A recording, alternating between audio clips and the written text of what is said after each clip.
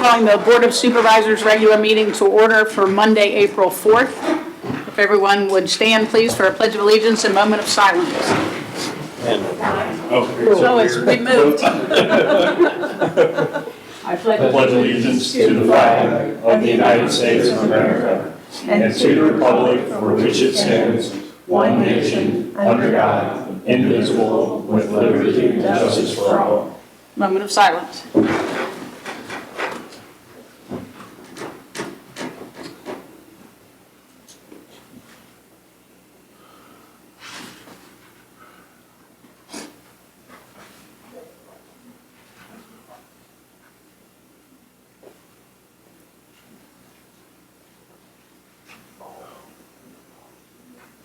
Thank you.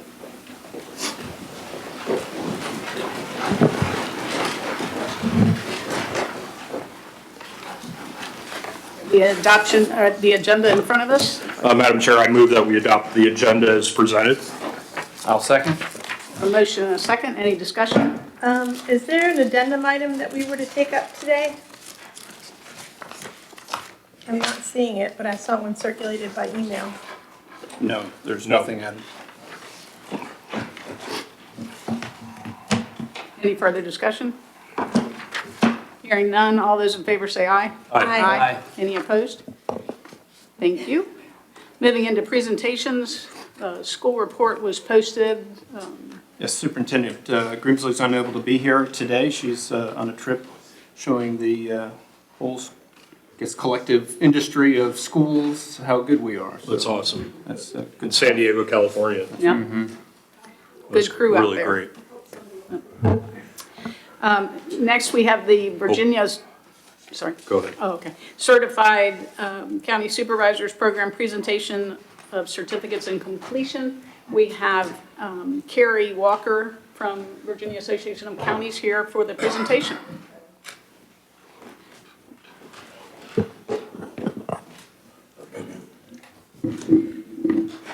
Good afternoon, Madam Chair, members of the board, Administrator Curry, county staff, and citizens. I'm Carrie Walker, Coordinator of Programs and Development from the Virginia Association of Counties. Thank you for the invitation to attend your meeting today and for the privilege to visit your beautiful county and present certificates of completion to Chair Donahue and Vice Chair Whitson for completing the VACO Virginia Certified Supervisors Program. The Virginia Certified Supervisors Program is a master levels leadership program that was designed in 2006 to provide training to enhance the leadership and decision-making skills of our county supervisors in Virginia. It's a 5-course program, and students complete 65 hours of classroom instruction and 35 hours of home study. Over the 15-year time span in the program, we've had more than 100 graduates, and the supervisors have represented more than 40 counties from across the Commonwealth. And now, on behalf of VACO, congratulations to our graduates in Rappahannock County. Chair Donahue and Vice Chair Whitson, we would like to thank each of you for your participation and your contributions to the success of the program. I would be honored if we could have our picture taken together in celebration while I present your certificates to you. Thank you. Thanks a lot, Carrie.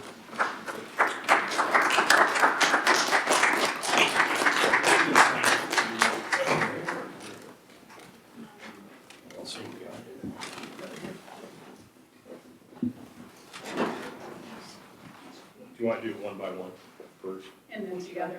Okay. Put this down here for a moment. Wow, those are nice. Very nice. Okay.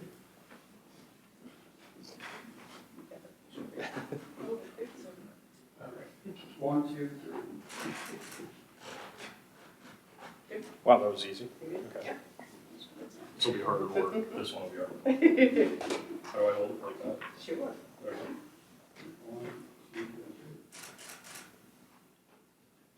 Great. Carrie, thanks a lot for coming out. So much. We really appreciate it. Thank you. Thanks. Thank you. Take the long way. Yeah. Thank you. Yeah. Give our best to Mike. Boxes are right back here. If you want to step in.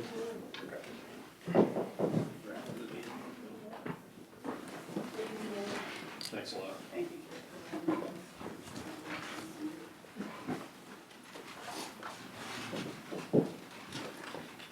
Next on the agenda, we have Vincent Day, a senior hydrologist with Cardno, C-A-R-D-N-O, and Bradley, last name? White, sorry, groundwater geologist with the Virginia Department of Environmental Quality, I think.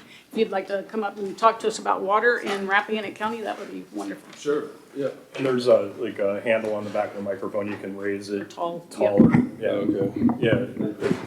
Oh, I see. Pull the trigger. There you go. Gotcha. Well, we were invited out here today to, I guess, initiate a discussion about monitoring groundwater resources in Rappahannock County. So I feel like my job today is to sort of just get the ball rolling.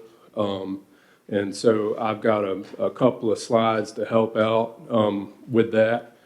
I figure it's probably best to start out with trying to get everybody on the same page, so to speak, in terms of conceptualizing a fractured rock groundwater flow system.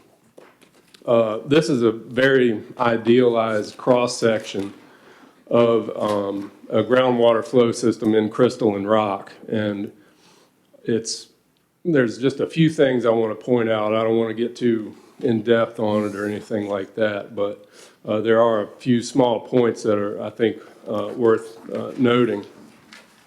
It's what I call a dual porosity type of system.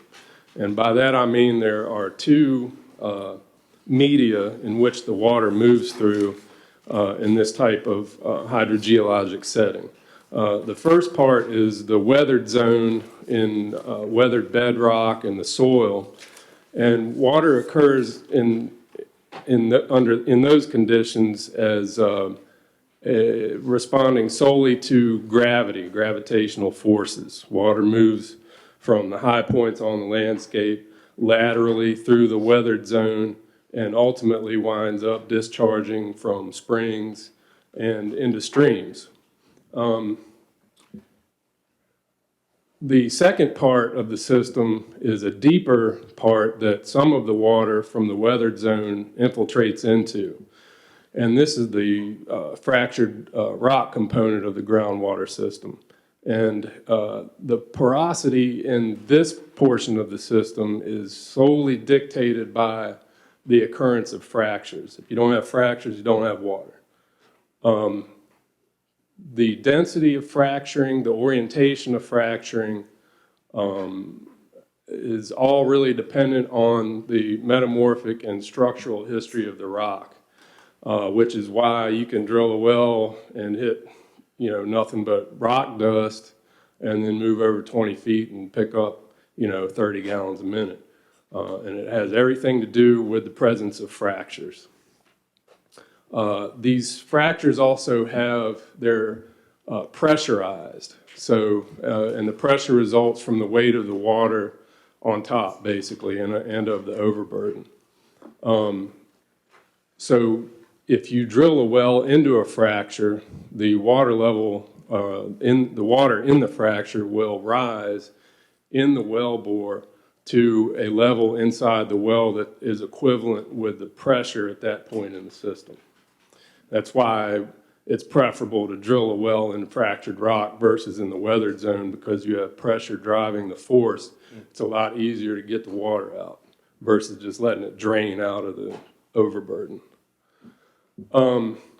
So it's a complex system. You never really know what you're going to get into. You could spend, a PhD working on one site and still never get it all figured out, just because you can't see. You don't, so you have to do your best at collecting relevant information and tell the story as best you can, basically.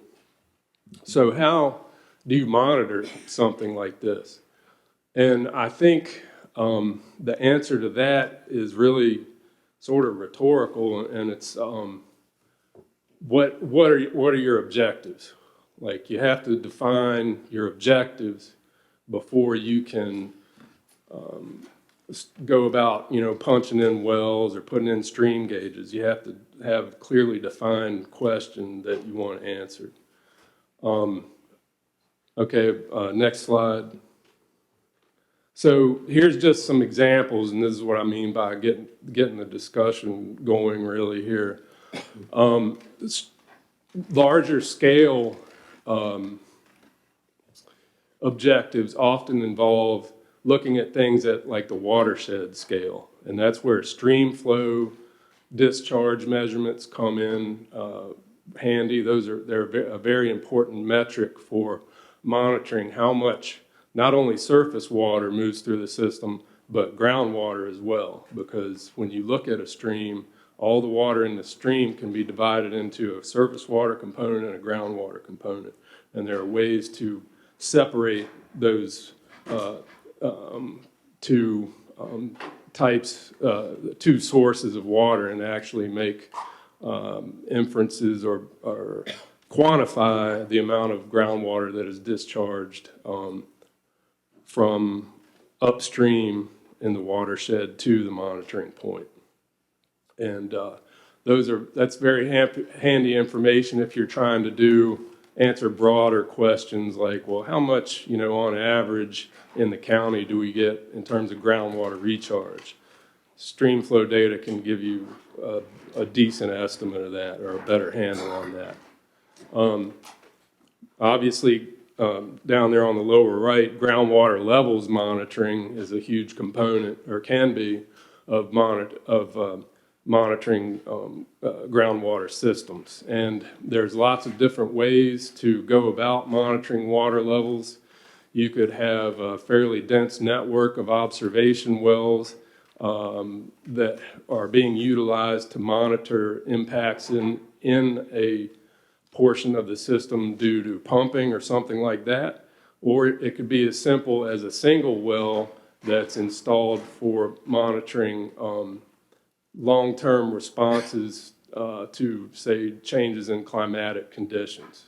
It just kind of depends on, what it is, what kind of information you're after.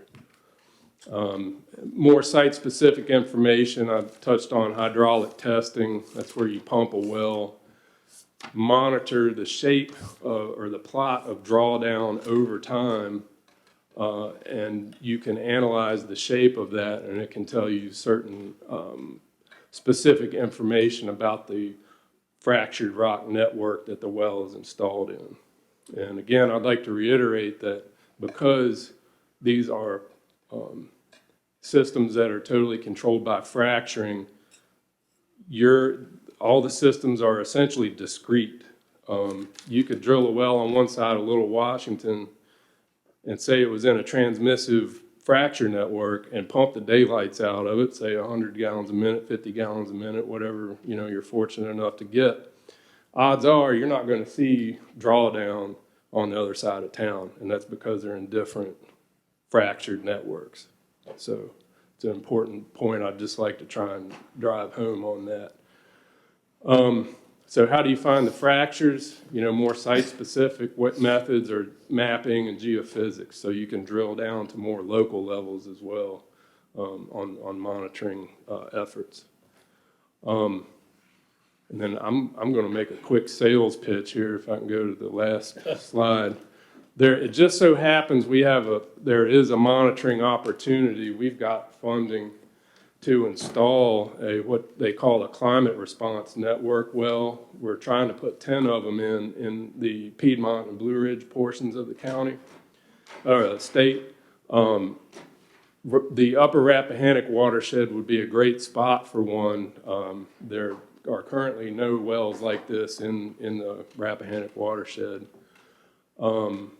And so I just wanted to put that out there. And the objective of it would be to drill through the overburden and into the first fracture zone that makes water, and then just monitor levels over the long term. And this is down here on the bottom right is an example of the type of data that are displayed in near real time on the web. And the bars represent by month maximum and minimum recorded water levels in that well for that period of record. So this well has a 60-year period of record. It's in Gordonsville. Now the red dots are the daily current water levels. So you can at a glance look at that and see relative to the range in water levels for that time of year what conditions are like, you know, in that particular area.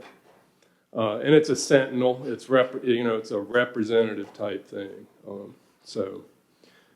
In aggregate for us, it gives us a lot of information about drought severity and everything else. But at a more local level, it's something that you can look at and say, well, things are low, but they're not as bad as they were back, you know, in 1980 or, you know, whenever, however long the well's been there.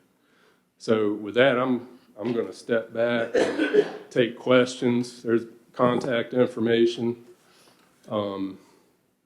And I don't know, Vincent, if you have anything that you'd like to add? Or? I think you said it all. I thought I saw myself coming in if you had any questions. I brought a few slides that might be helpful if it needs to. So my basic question, I think the objective would be clear, and I mean, I'll let my colleagues speak for themselves, but if we could take advantage of that well program, I think it's a great opportunity. And my colleague, Mr. Carney, sits on the Rappahannock River Basin Commission, and so we're represented there, and Oh, yeah. and we're the headwaters representatives there. Most of the people are northern neck types who talk about, you know, things that aren't relevant to Rappahannock County. So I think this all points in the right direction. My question is, once you gather baseline data from that type of site, then what do we do with that data set? Because we can't create water. So if we got to a point where there was a clear trend going in a not good direction, and Mr. Fletcher's spoken to this just based on his experience living here for decades, I just wonder, what do we do with the data, and how do we improve our overall groundwater situation? I think the data at that point has already served its purpose by letting you know that there might be a problem. And then from that point forward, you could start, you know, thinking about different management scenarios in terms of, you know, finding water and managing it. I think it's from the way I see it is. Step up to the mic, please. Yep. Yeah, from the way I see it is that this program that Brad is talking about, it looks at the holistic picture, and that the data that he's collecting here is meant for sort of the Western Piedmont, but you mix it into everything. Okay. And so site specifically for Rappahannock County, forgive me, but I don't see it really being that useful a tool for you to determine. It depends on, like he said, what's your question? Yeah, right. What's your question? Are our water levels going down? Well, they might be going down in this particular well, Right. but it may not be in your well. Would it be fair to say, if I might interrupt real quick, that it would give you a regional picture? Yes, in terms of impacts from climatic stressors, drought, or conversely for helping to answer questions about, well, what did this recent snowfall, what kind of effect might that have on local groundwater levels?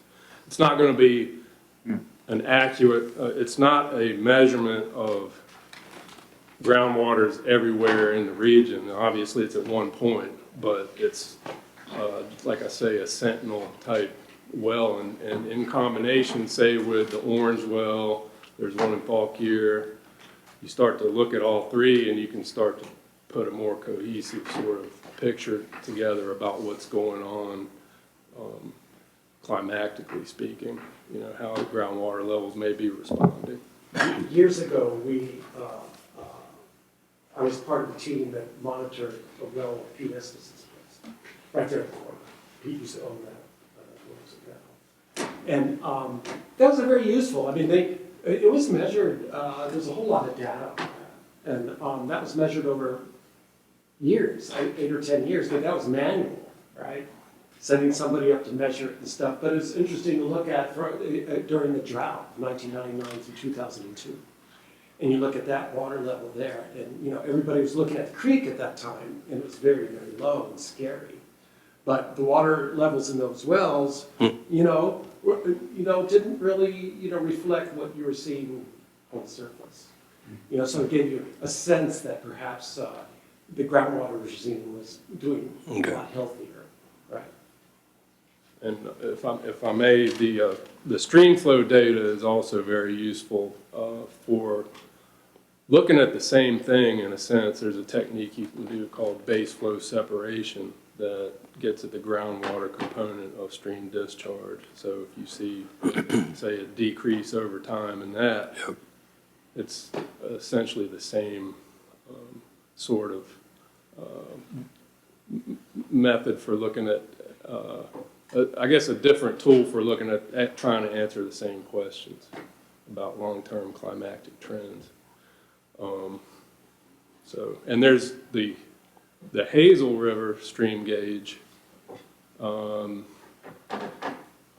believe monitors about, I think Rappahannock is, it's got about 2/3 of the county that it's, from water coming from 2/3 of the county passes through. Is that gauge at 522 there near Boston? I think so. Yeah. It's been forever since I've Yeah. seen it or been around it, but that's right. Yeah.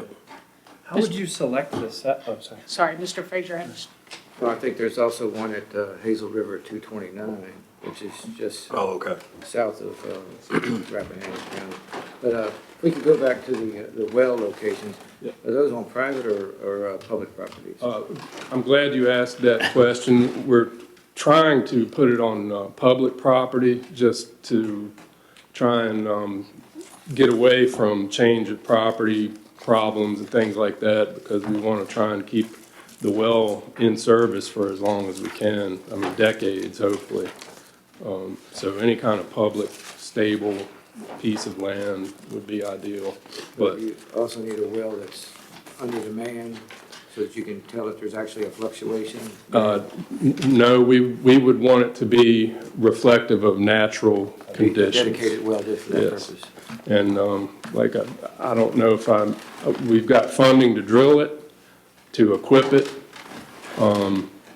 and site prep and cleanup.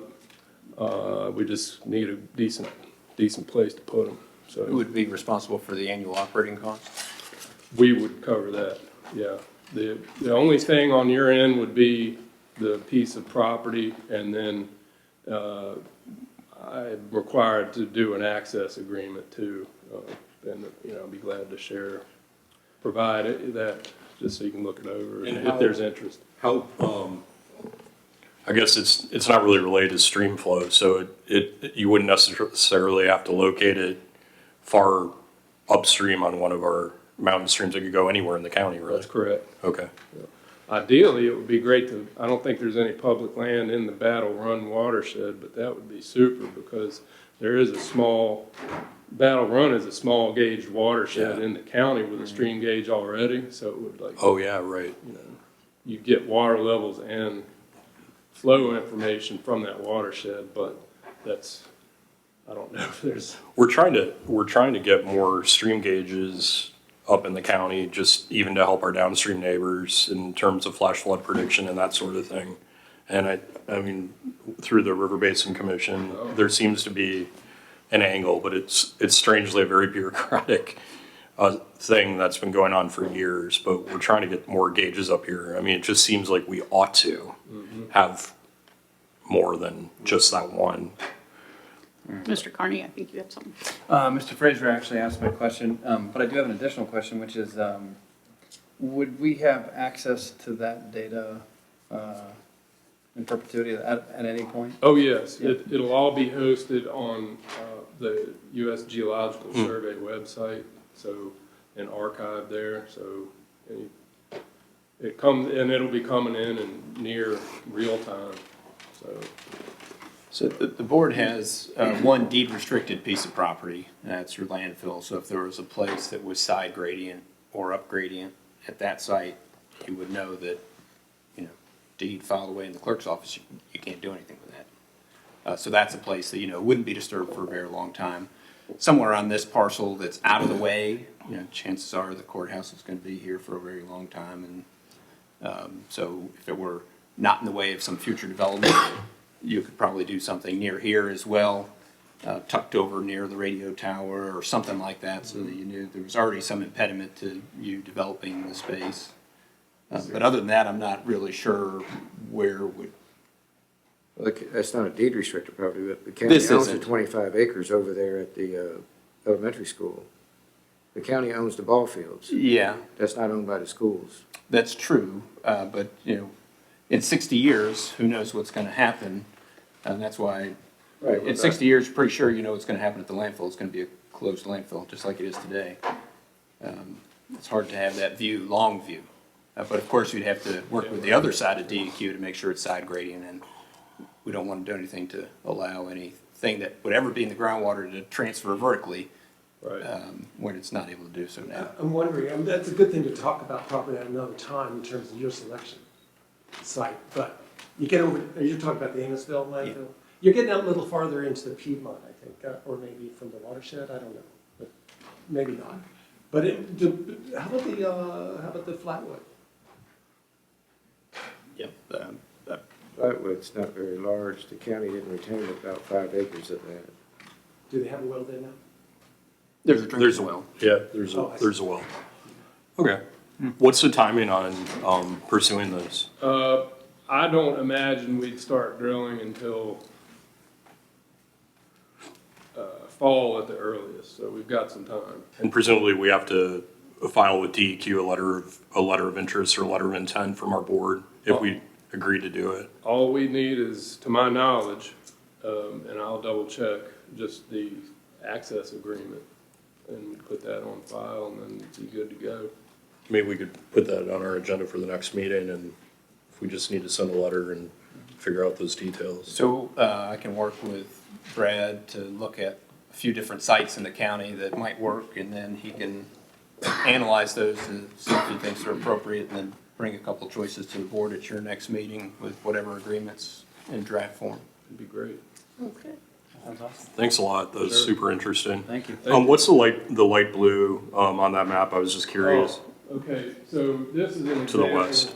of that's a geology layer Yeah. with a well layer superimposed on it. Uh-huh. And I just have very sparse, so short answer to your question, I believe that's charnockite, it's a type of rock. Uh-huh. But the different circles represent well yields, higher and lower well yields, and it's just an illustration to show you the types of things you can do with GIS information. Yeah. So, I was just, because everyone talks about Sperryville, that's why I was asking the question. Sperryville has a pretty difficult groundwater recharge situation, so I was just curious if that geologic layer might relate to Sperryville's struggles, because I think that's where Sperryville is. I would say that Sperryville's problem finding water in some places is more site-specific I see. than geologic. I see. Okay. You know, you have so many intense buildings or postage-sized lots stuck up against the hill there. I got it. On one side of the river, so I see. Okay. a lot of competition for Okay. not much quarry. We good? Yeah. Thank Thanks a you so lot. very much for being here. During public comment, we can speak to them and we can Which get is back next? to you. okay, Thank you. all right, thank you. Thank you.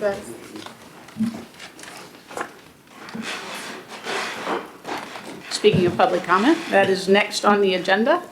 Anyone wishing to speak, if you'll please raise your hand, go up to the mic, give us your name and the district you're in, and we'd love to hear from you.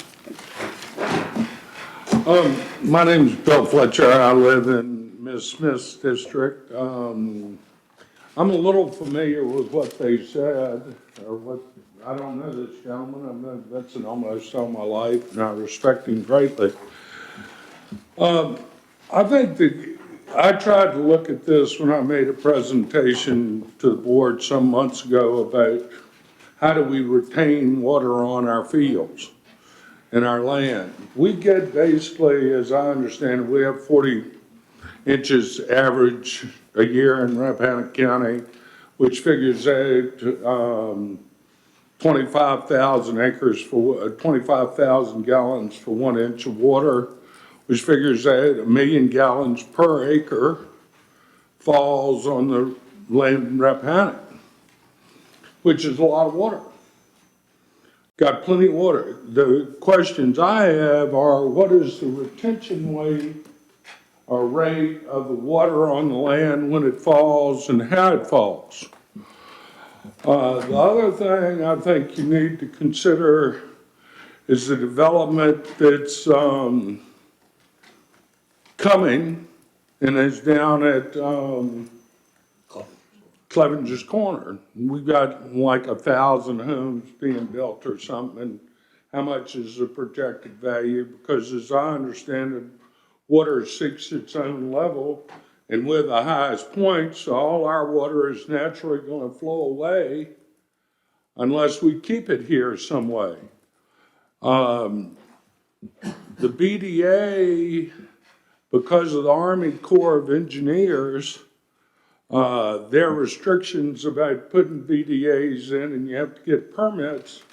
Unless the Board of Supervisors gets involved, you aren't probably going to get involved in that. The other problem you have in Rappahannock that not a lot of people understand, and I think it's a serious health concern, is the amount of heavy metals we have in our land that's come up before this board before, from the pollution and from the coal-fired plants in Kentucky and West Virginia. I think some expert testified on solar before the board 4 or 5 months ago. I understand what these gentlemen said, but I live near Sperryville on one of my farms and another one down 231, and I don't know why the reasons, but we've had artesian wells. A well that was artesian in 1990 is now, we've got to pump it 120 feet. Now that's a specific incident. I know it's probably, Vincent can probably explain it, but it's concerning to me. I've had 7 springs go dry on Turkey Mountain, which is probably one of the bigger mountains in the county. And I don't have enough water on my farm consistently to have 200 cows there regular full time. Well, that's a big change from the 70s and 80s in Rappahannock County. We used to be able to carry 250 cows with no problem. Now I'm having trouble carrying 125, and with cost of fencing and all, it's almost prohibitive to farm cattle land.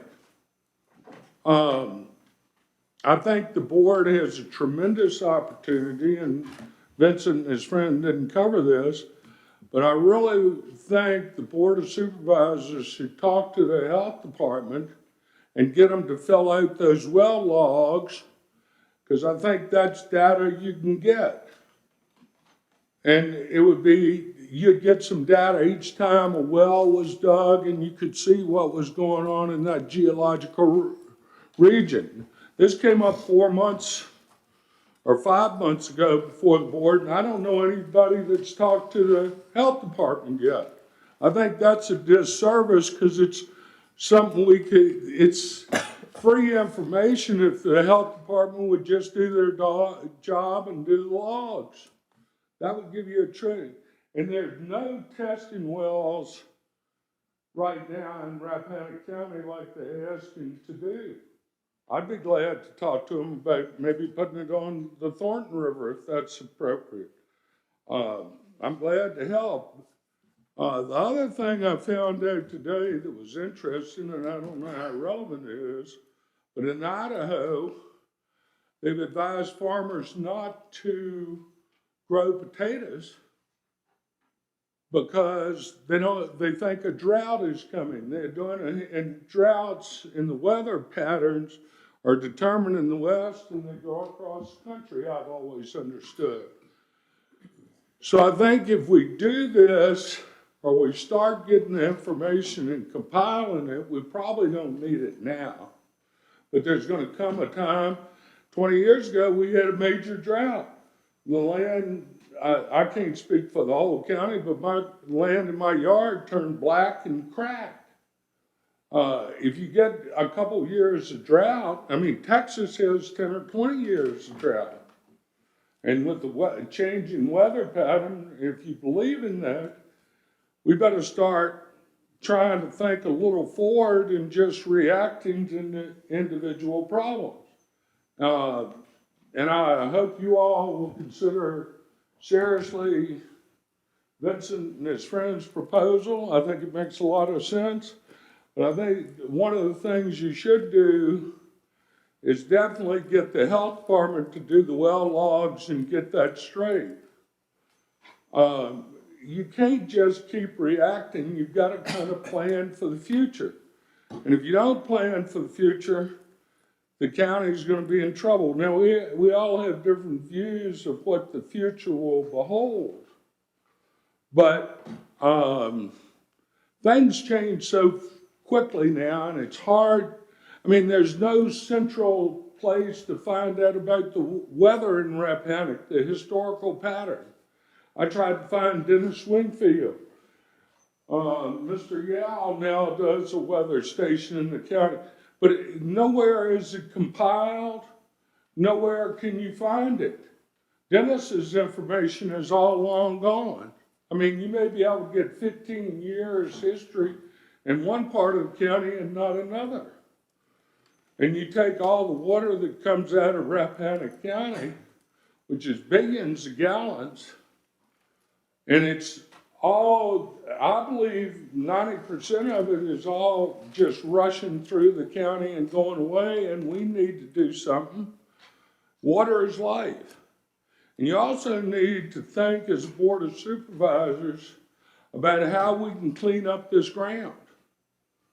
I think Rappahannock County right now, I'm not really a Democrat or a big environmentalist, but I think you've got an opportunity now to look towards the future and maybe get plans in place or assist farmers to clean up the land and then clean up the water. Water, I mean, the water we're drinking now is the same water the dinosaurs had, but it's a hell of a lot more polluted now. And it's real polluted in certain areas of Rappahannock. We still have some super fun sites in Rappahannock, whether you recognize them or not. And I think it's incumbent on us to think of a way to clean the water and the land for the citizens of Rappahannock. All we get out of this Board of Supervisors right now mainly is a tax bill. I'd like you all to do something for the future of the county and prepare us so we can go into the 22nd, 23rd century well prepared. Thank you. Thank you. Thank you. Sign none of their hand, sorry. Yes, sir.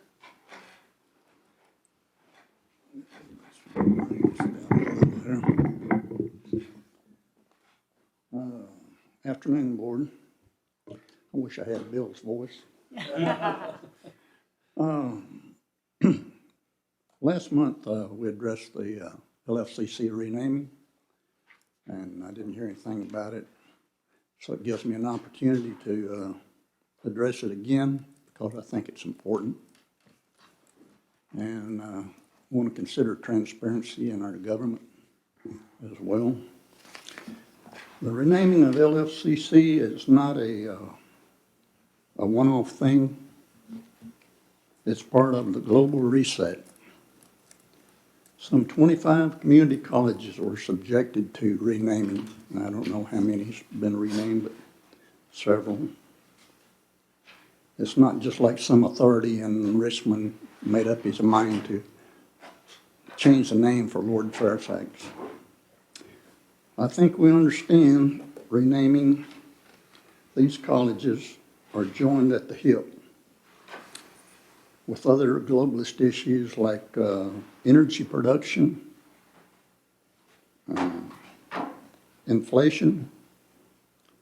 The Federal Reserve printed $30 trillion and sent it to foreign banks and domestic banks with no accountability. The pandemic was created to basically enable stealing of our elections. Both political parties have been big players in this. The Democrat Party playing a much bigger role. The Democrat Party is totally corrupt. I don't see how they can ever represent government to the people again. The Democrat Party should be torn out by the root, thrown on the trash pile. As we convene here today, Biden is renaming U.S. forts like Fort Benning, Georgia, Fort Hood, Texas, A.P. Hill. Some context on that. In 2015, the Pentagon declared it would not rename any military installations named after Confederate generals, saying the renaming occurred in the spirit of reconciliation, not division, and declined to comment, to make further comments in 2017.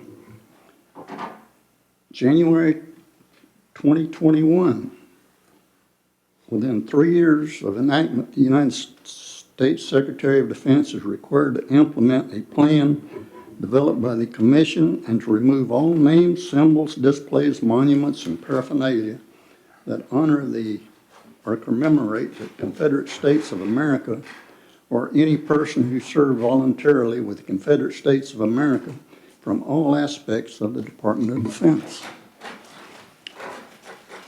I mean, this goes to our heritage and our culture.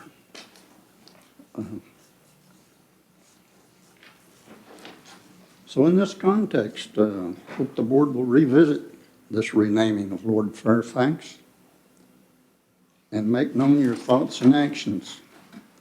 Maybe conclude each member's position on the issue so the public can understand what your feelings are. Maybe put it in a communique to the public. Transparency, very important to government, and we need to right a wrong. Thank you all. Thanks, Roy. Thank you. Thank you, Roy.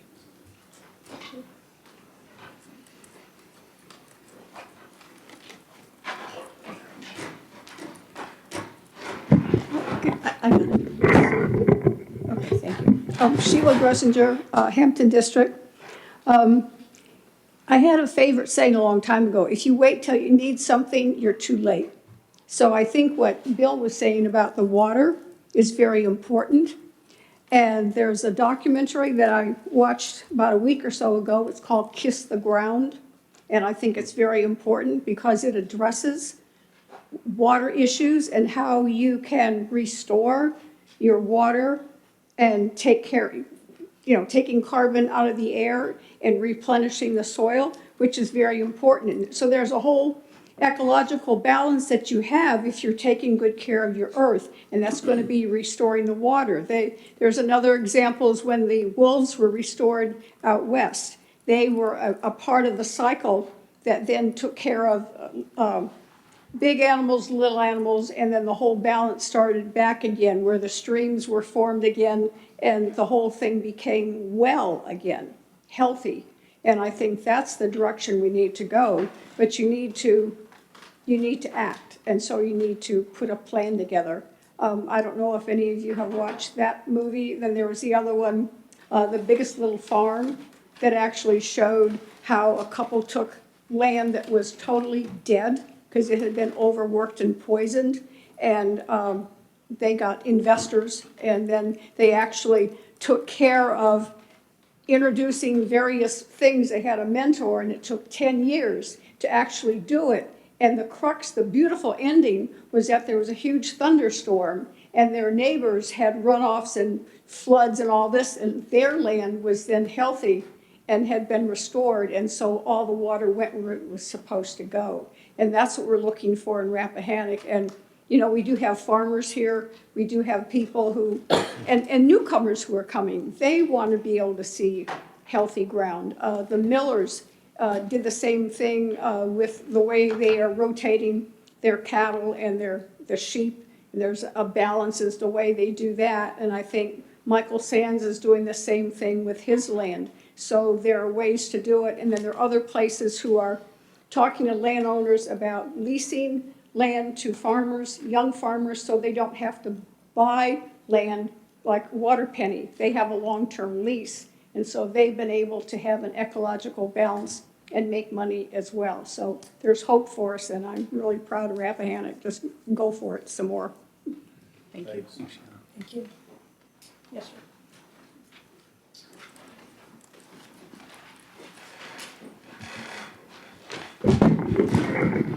Ron Makala from Jackson District, and I'm here today as the chairman of the BZA. At your last meeting, Mr. Fraser placed an item on your agenda in order to allow himself to express his personal feelings in regards to how the members of the BZA conduct business that they are duly appointed to carry out by the Circuit Court. I'm taking this opportunity to respond to his presentation. First off, You're you're wrong. That was for the board's response, not mine. Mr. Fraser. So Excuse- whatever you're going to say was wrong. Go ahead. Are you done? I said. Mr. Makla, go ahead. Thank you. On March 23rd, the March 23rd meeting, to my knowledge, was the first time Mr. Fraser had attended a meeting since I have been appointed to the board. In the middle of the public hearing on an agenda item, Mr. Fraser chose to stand and begin a lengthy criticism of how the board members were conducting their meeting.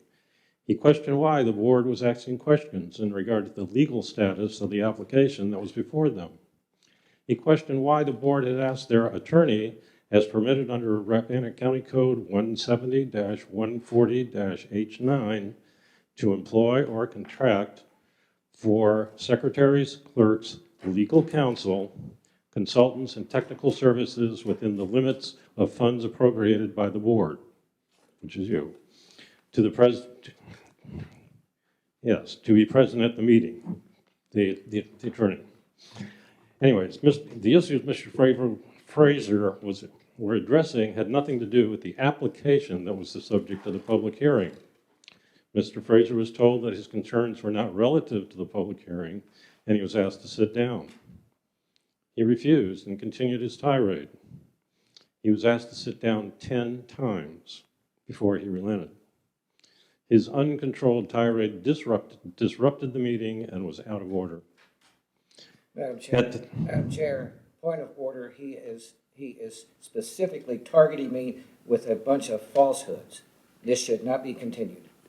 Thank you, Mr. Fraser. As far as I understand, you're supposed to address the entire board, not any particular board member. As long as you can do that, I'll let you continue. We will continue here. Let me find out where we are.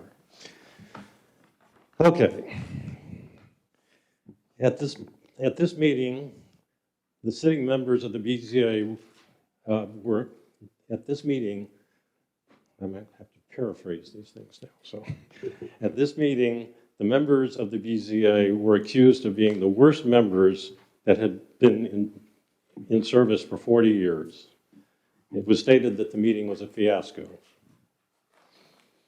Yes, a portion of the meeting was a fiasco, but it was during the time that an individual was giving inappropriate testimony on a public hearing. The 5 members of the BZA, the outbursts certainly were not appropriate or warranted. The 5 members of the BZA are appointed by the Circuit Court. We take our job very seriously. The members take the time to do their homework on every item that comes before us. We conduct our meetings according to the local and state codes. We make our decisions based on applicable codes, not who's making the application. We do not legislate. In regards to training, myself and Mr. Kuhn and Ms. Kuntz are both certified by the state program. Ms. Ritter and Mr. Tiggleman, they attempted to take the course this last time around, and because of problems with the course itself, they were unable to complete it. But they will be taking the course when it is presented in person at the next opportunity. And right here. Oh yeah, Ms. Pierce, I've lost my place. Oh, let's be on the next page. Yes, Ms. Pierce, who has served on the Planning Commission for a number of years and was the chairman, has also said that she's interested in taking the course. So probably by the end of this year, all 5 members will be certified. This will probably be the first time in the history of Rappahannock that this is the case.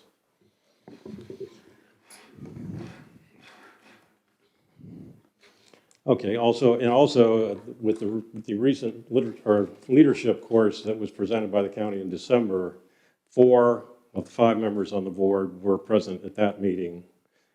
Ms. Coons couldn't be there because of business commitments, and she was out of the area. So we have taken every opportunity to certify and be educated in order to do our job well. The members of the BZA have stepped forward and volunteered to providing needed service to the community, and to be accused of not having their abilities true is not, paraphrasing again, and the board to question their abilities is truly distressing and disrespectful. Thank you.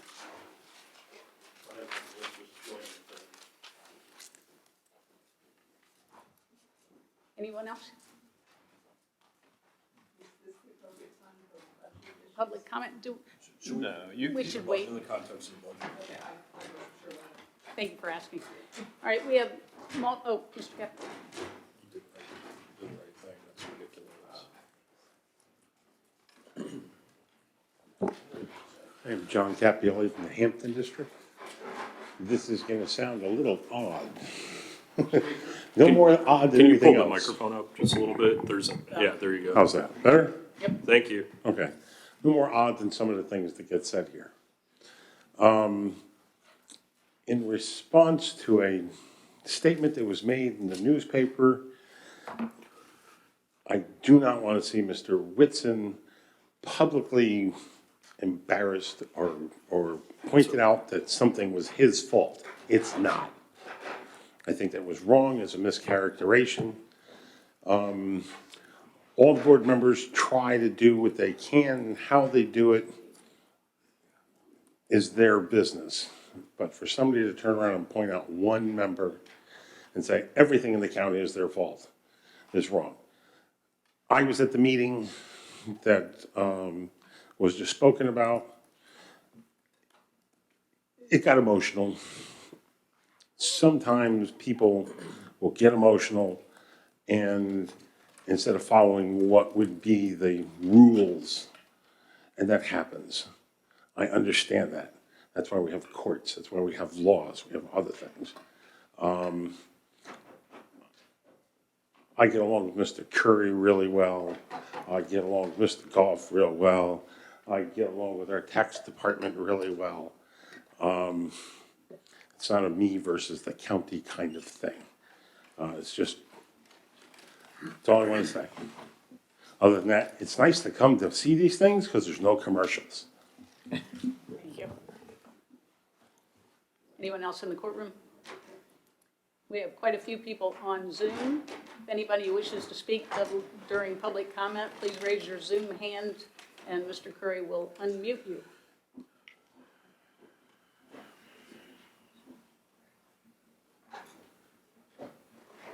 They're hearing everything okay. All right.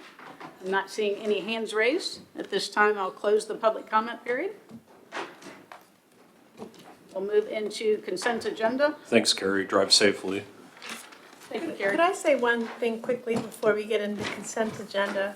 I noticed Mr. Price is joining us today on Zoom, and I just wanted to thank him. We've had several power outages in the Piedmont District.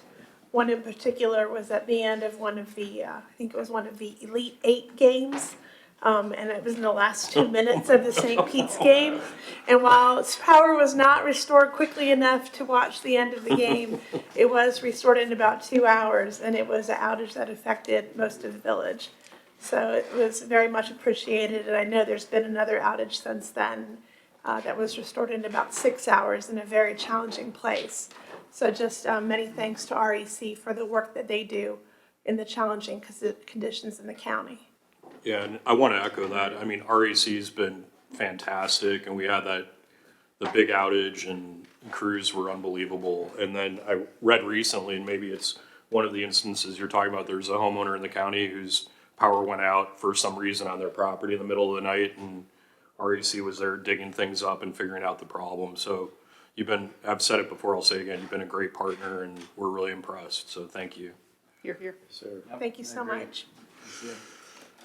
All right, can I have a motion on the consent agenda? I'll put forward a motion that we adopt the consent agenda.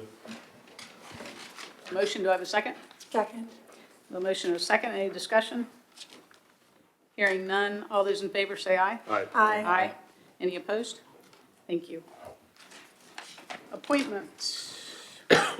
We have Board of Building Appeals. We have two. I believe after your last meeting, there was some press on this, and two people came forward and submitted applications for the local Board of Building Appeals, Mr. Atkins and Mr. Smith. You're all familiar with Mr. Atkins, works for the county and is a erosion control inspector. Mr. Smith is an architect who lives in the Piedmont district somewhere. He actually lives in the Stonewall. Oh, he does, sorry. And I can say that I'm familiar with Mr. Smith, and I think he would be a fantastic candidate for this position, this appointment. Is that a motion? I will make a motion to appoint Mr. Norman Smith. And that has an end of term of December 31, 2024. Is that implicit in your motion? Oh, I'm sorry, what was the term, sir? Expiring December 31, 2024. That's to keep the different appointees separated by year when possible. Keep it staggered as possible. That's the word I was looking for. I'll second that. We have a motion and a second. Any further discussion? Hearing none, all those in favor say aye. Aye. Aye. Any Aye. opposed? Thank you. No new appointment on the ag. Not seeing any for the Agricultural Districts Advisory Committee. There will be, I think, 3 of those coming up here in the next few months. All right, we'll move into old business budget work session, decision on budget and tax rate, public hearing notices. I think there's a few things that the board might want to touch on while having this item open. We go to the end of the discussion, and then you can work your way back. Before the end of today, I will need direction from the board as to what your public notices, public hearing notices that we place in the paper for both the tax rate and the budget should state. There are 2 draft notices attached to this agenda that are consistent with the budget that's attached to this agenda, and the changes between the county administrator's proposed budget and the version here are highlighted, as I noted to the board previously. There are a lot of questions that are still open, I think, relative to the budget, and those can be managed between now and in the time of adoption. Okay. The critical point is, what budget are you going to share with the public and ask for them to provide you feedback?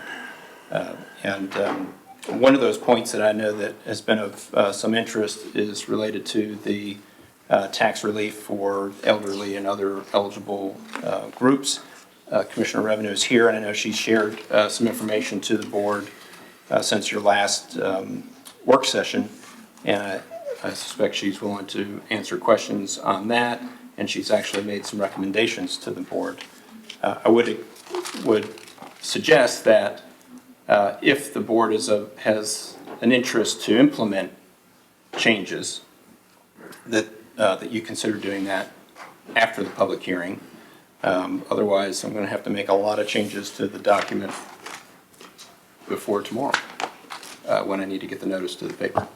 So if you could just repeat that, so what action might we take in response to the Revenue Commissioner's presentation? One of the biggest issues with her recommendation is that it's difficult to put a dollar value on the impact. So of the relief side. So you can change the rules of who is eligible for relief, but you don't know who will apply. And you don't know income necessarily. Right. So you don't know who's eligible to apply. Yep. So of the universe of people who are eligible, only a subset actually do. And that's a personal decision. So it's hard to know what the dollar impact to your budget would be. Now, the board could move forward and take actions knowing that if for some reason the changes caused a drastic reduction in revenue, you have a fund balance and you could absorb that. You would get that feedback loop in a year, and then you'd be positioned to make whatever changes or tweaks next year to increase revenue into some other area to cover for that. But it's not something you can really handle. Now, there are some other recommendations that she made that may make predictable changes, some predictable changes now, but I'll leave that to Ms. Graham.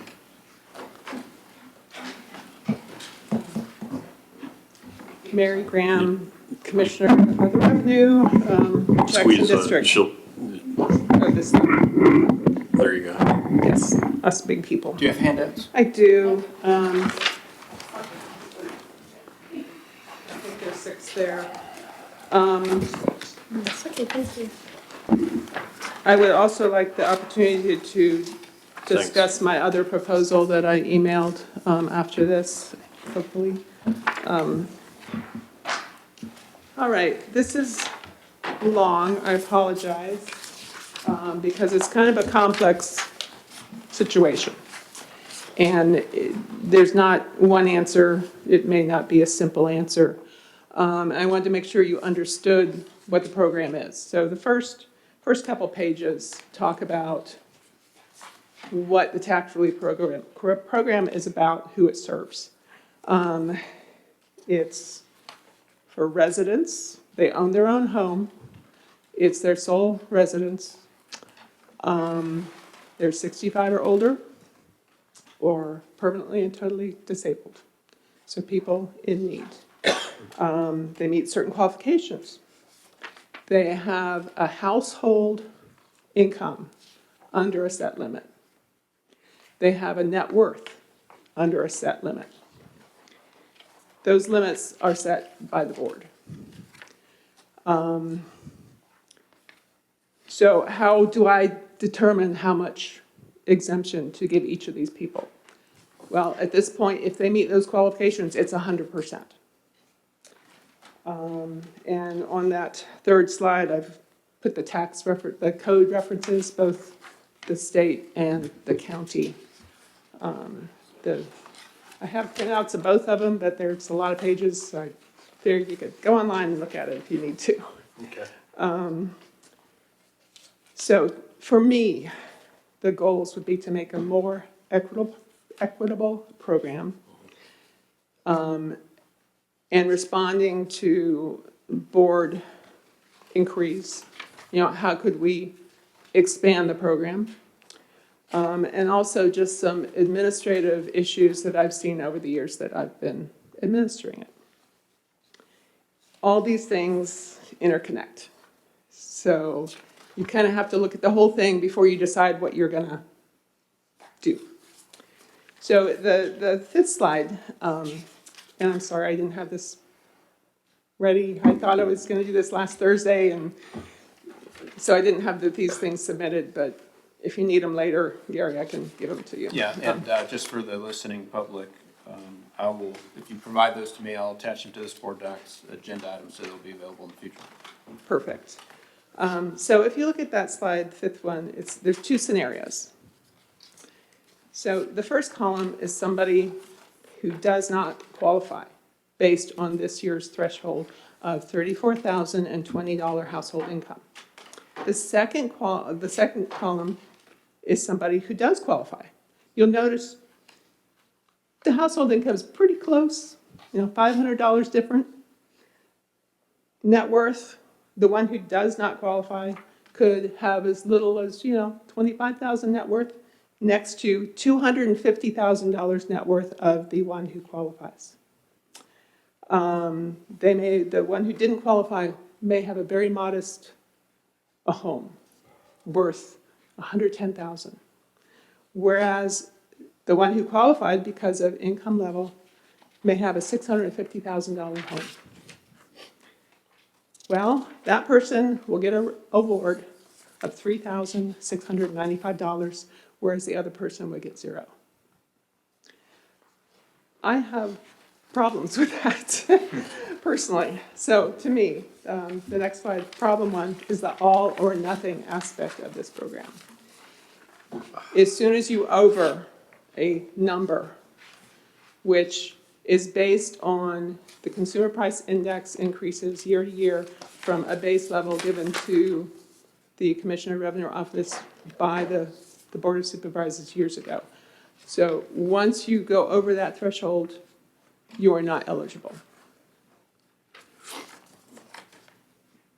One of the things I sent to you last week was a compilation of looking at 25 different jurisdictions, 25 different counties, and different approaches. And several of them have a stepped or a matrix level to deal with that problem. So last year, the relief given ranged from $540 to about $4,850. Wow. Whereas, that person who didn't qualify, who may have been fairly close, got zero. So that's a big difference. So problem two,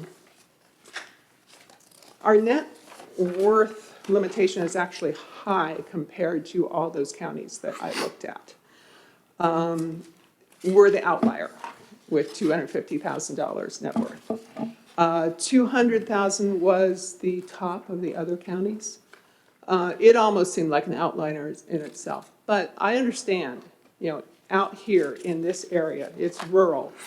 People have more land in general. Your average parcel has more acres.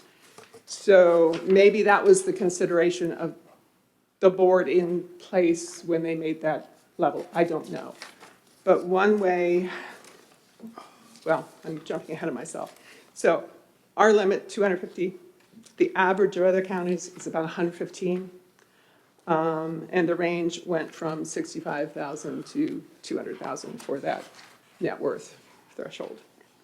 So a more equitable program would set a maximum relief based on an average tax bill, based on the average home with, and what I based my figure on was parcels 20 acres and less with homes valued at $1 million or less. And the average tax bill of that whole group was about $2,300.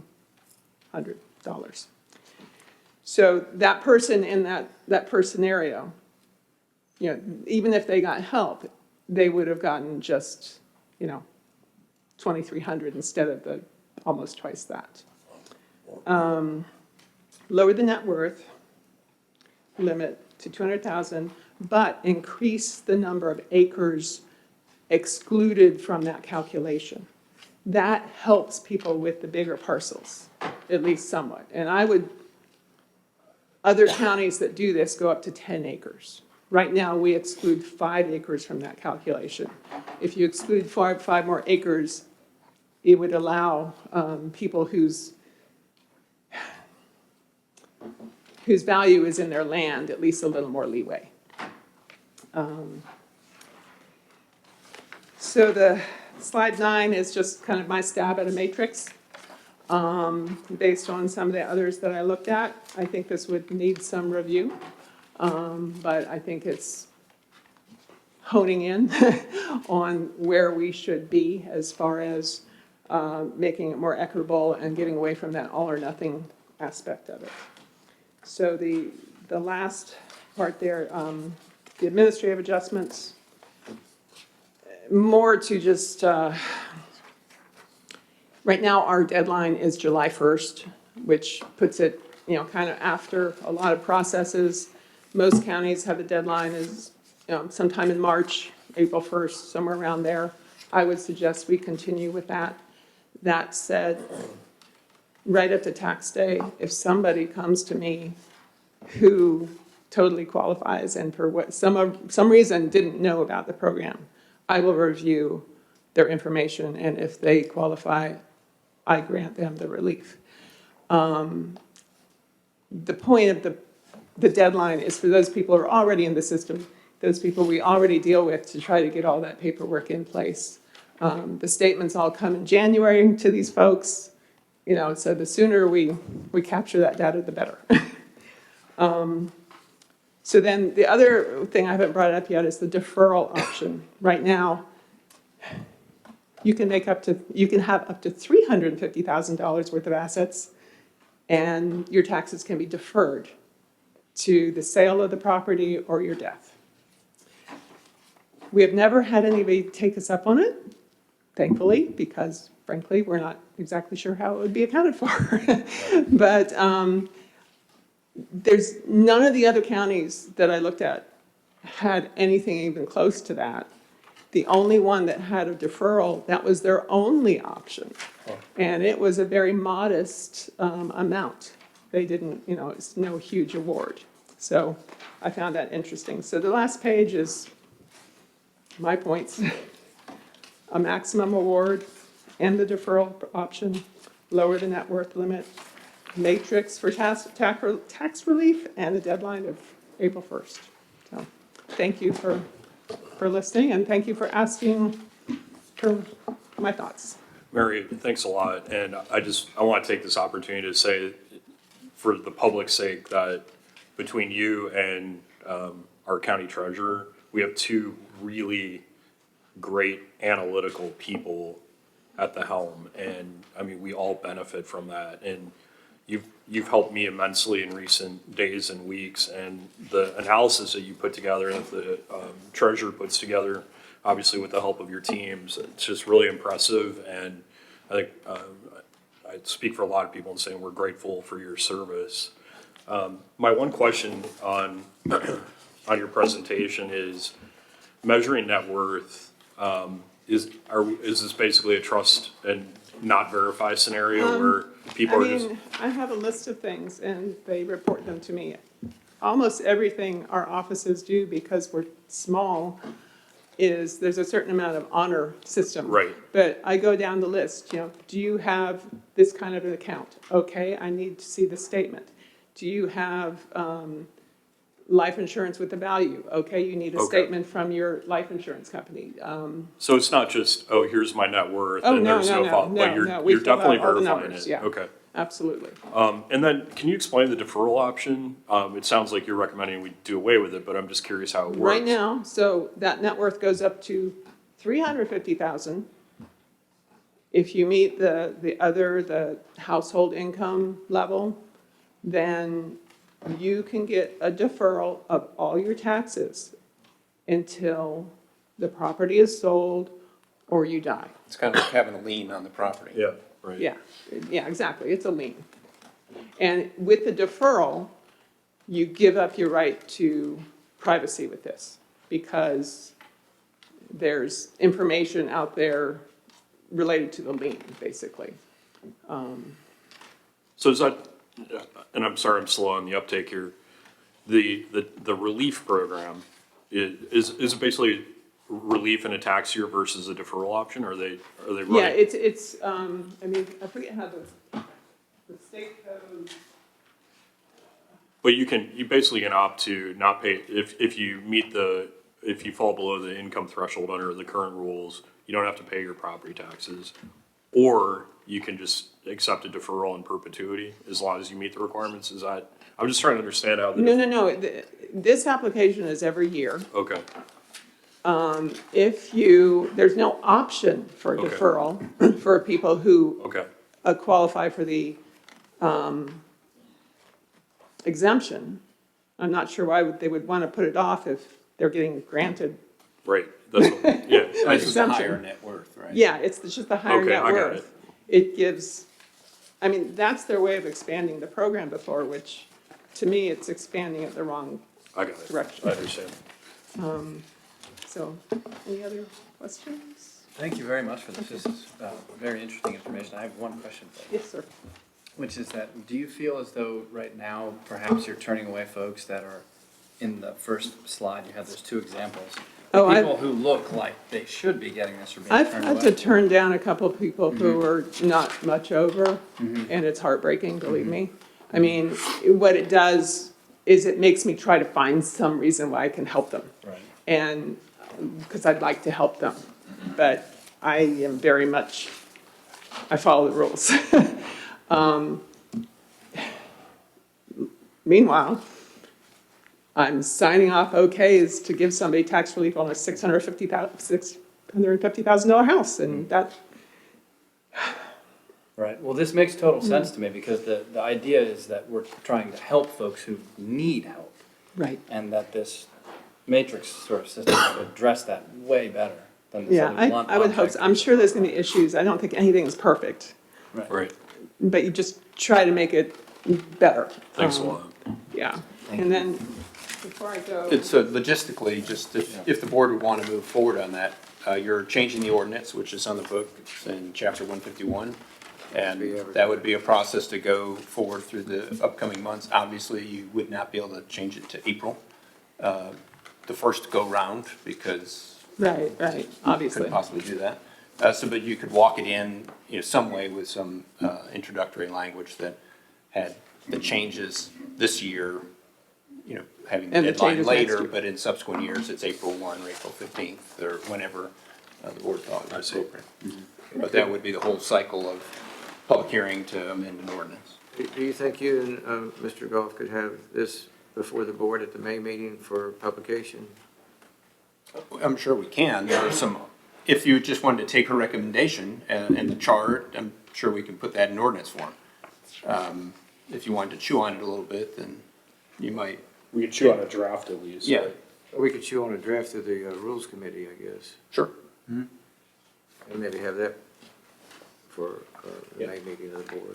The net worth limit's still pretty high compared to the average, right? Your proposed reduction. Yeah, it is.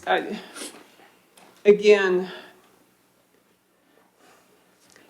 I don't want to pretend I have an idea why this board at the time set that high limit.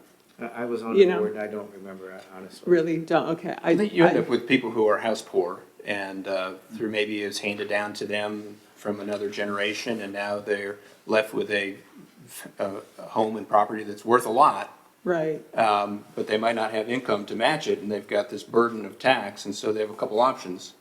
They can sell it or break off chunks. And, the board certainly has been through land use and other, not wanting people to break off chunks of their property just to Right. be able to keep their. so I didn't want to do too drastic a difference when I'm not exactly sure of the final ramifications, When you calculate the net worth, do you take out the house and 5 acres to do Yes, that? it is excluded already, yep. Already. Yep, and, yeah, my proposal would have the acres go up to 10. Now, I'm not proposing that we give tax relief on 10, still keep it at the 5, but you're allowed to exclude things from the calculations that you base the tax relief on. The gate that you have to go through. Right, If exactly. it's a 10-acre lot, the other 5 acres aren't worth very much. Well, I mean, you got a house lot and then you have additional acres. Sure. Yeah, and the assessed values follows that. And the Right. way this ordinance is set up is several tests. So you Right. pass through these gates, can you keep passing through these gates? And if you get through the end, then you're good. right. So you have to keep passing these the various tests. Or one of the tests, I guess. Mary, about how many people take advantage of the system as it's currently set up? Last and year, use it every we, year? we had about, I think it's 79, my memory's not, I 74 told us, I elderly was and trying 5 to remember. disabled.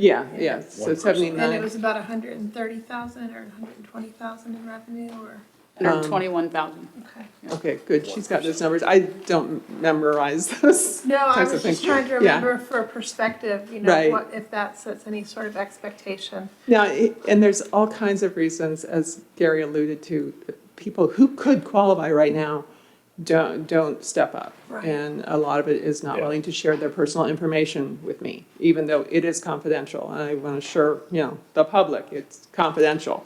Like all these figures that I'm putting before people are aggregate. They don't identify anyone. And other folks just don't trust the government. Right. They don't believe that they're going to get something for free. And they can't believe that. And I've heard that from from several sources. And, you know, no matter what I say, I can't convince them otherwise. Well, and some people believe that they can pay and they want to pay. Right, Because they want to exactly. support their government. Exactly. So you never know what scenario Right, that you're going exactly. to encounter. My only concern with lowering it from 250 to 200 would be that we might not know if there's someone that's currently qualifying that perhaps that would negatively impact them and they may no longer qualify. I did an analysis, I looked at people in, the few people that were over.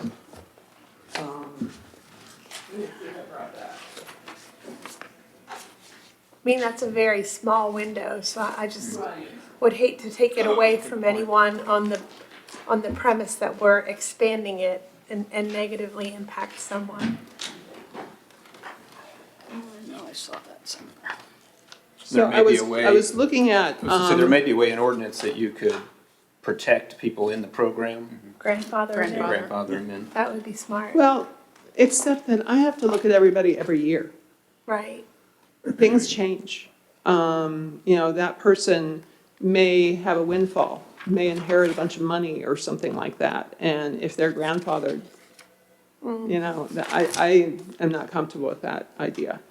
I'd rather look at, so there were a total of 7 people over 200,000.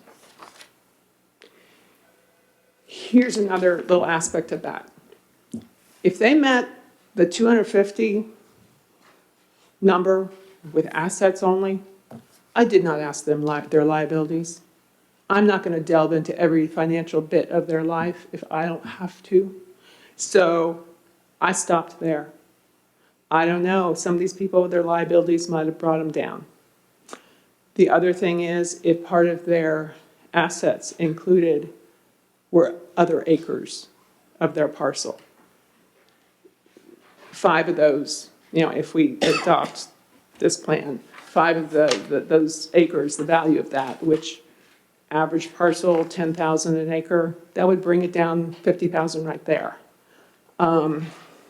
There's, some of these people may qualify with this, and I can look into it specifically if you would like to know. That would be my only concern. I would hate to start cutting people out of a program that they currently qualify for.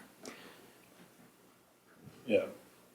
It sounds like it's maybe a small number, but still your point's well taken. Yeah. Maybe a grandfather provision. Right, And if there's not some way to do that, and just as long as the grandfathering acknowledges that there may be other changes that, Right, it sets their limit in perpetuity at the 250 rather than 200.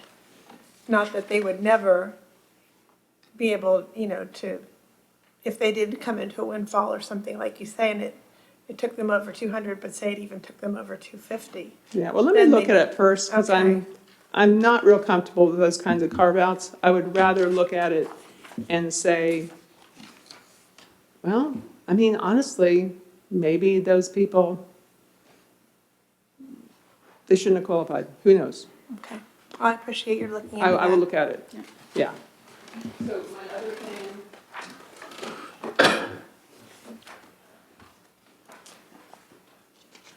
This is what I mentioned, it's about the late filing penalty for personal property. Carrie, is this another ordinance change?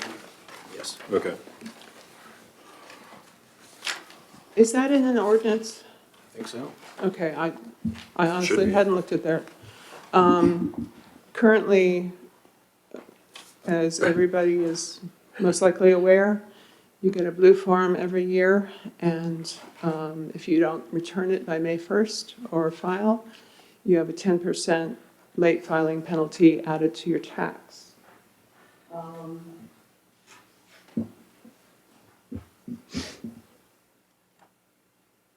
So I've been tracking the numbers of late filings since 2015. And it's consistent. Every year it's about 20% of the vehicle by vehicle, and about between 16 and 17% by value of vehicles every year. The revenue from that derived, it's about $46,000 is what Debbie Nick let me know. So that's pretty consistent. My personal feelings, I feel like it's a regressive tax. A lot of people get the penalty because they don't understand, or they thought they did the right thing because that's how they did it in the state they came from, or even the county in Virginia they came from. And there's confusion. They'll look at my form, which I try to make very clear that it's due, and they'll say, do I need to do anything with this? These are all common reaction, 20% common. Yeah. And it's also takes a huge amount of manpower this time of year. Basically, February, March, April, May, it's really the focus of my staff. And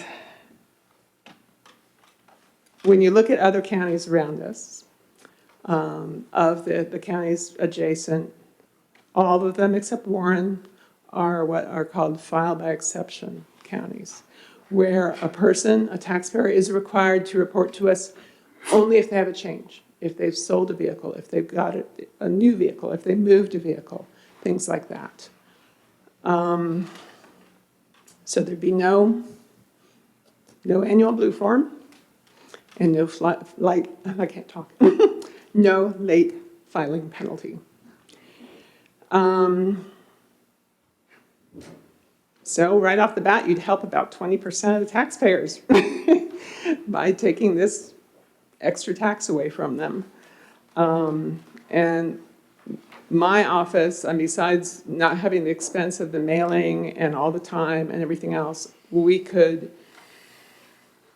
do a better job at other things we're tasked to, meals and lodging. We have never had the time or manpower to look into sales and use tax. What's the word?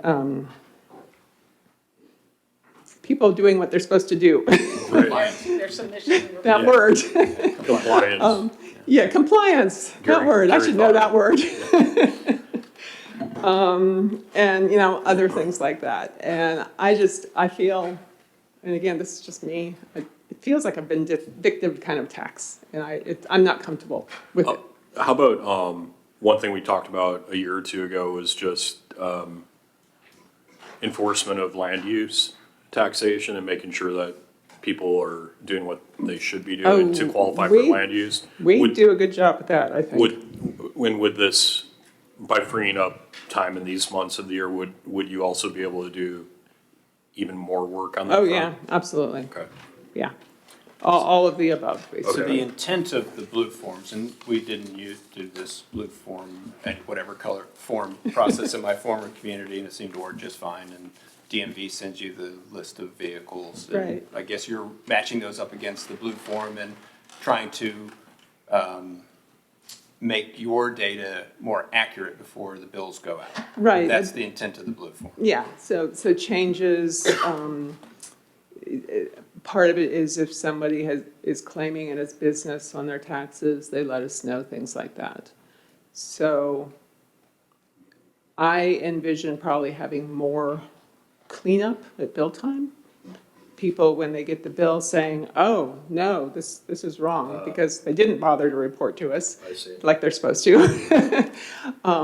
But I feel like that kind of cleanup will be a more even stream of work instead of this 3-month solid kind of thing.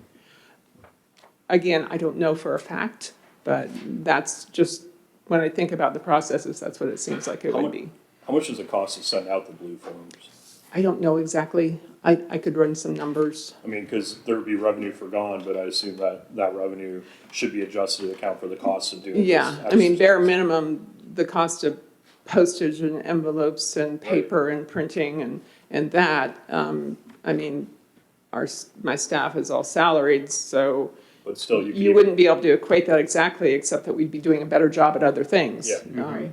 So, So this is one that you will assuredly lose revenue, and you should have a plan for how you're going to backfill that revenue. Based on Ms. Graham saying that her look back is that it's about the same every year.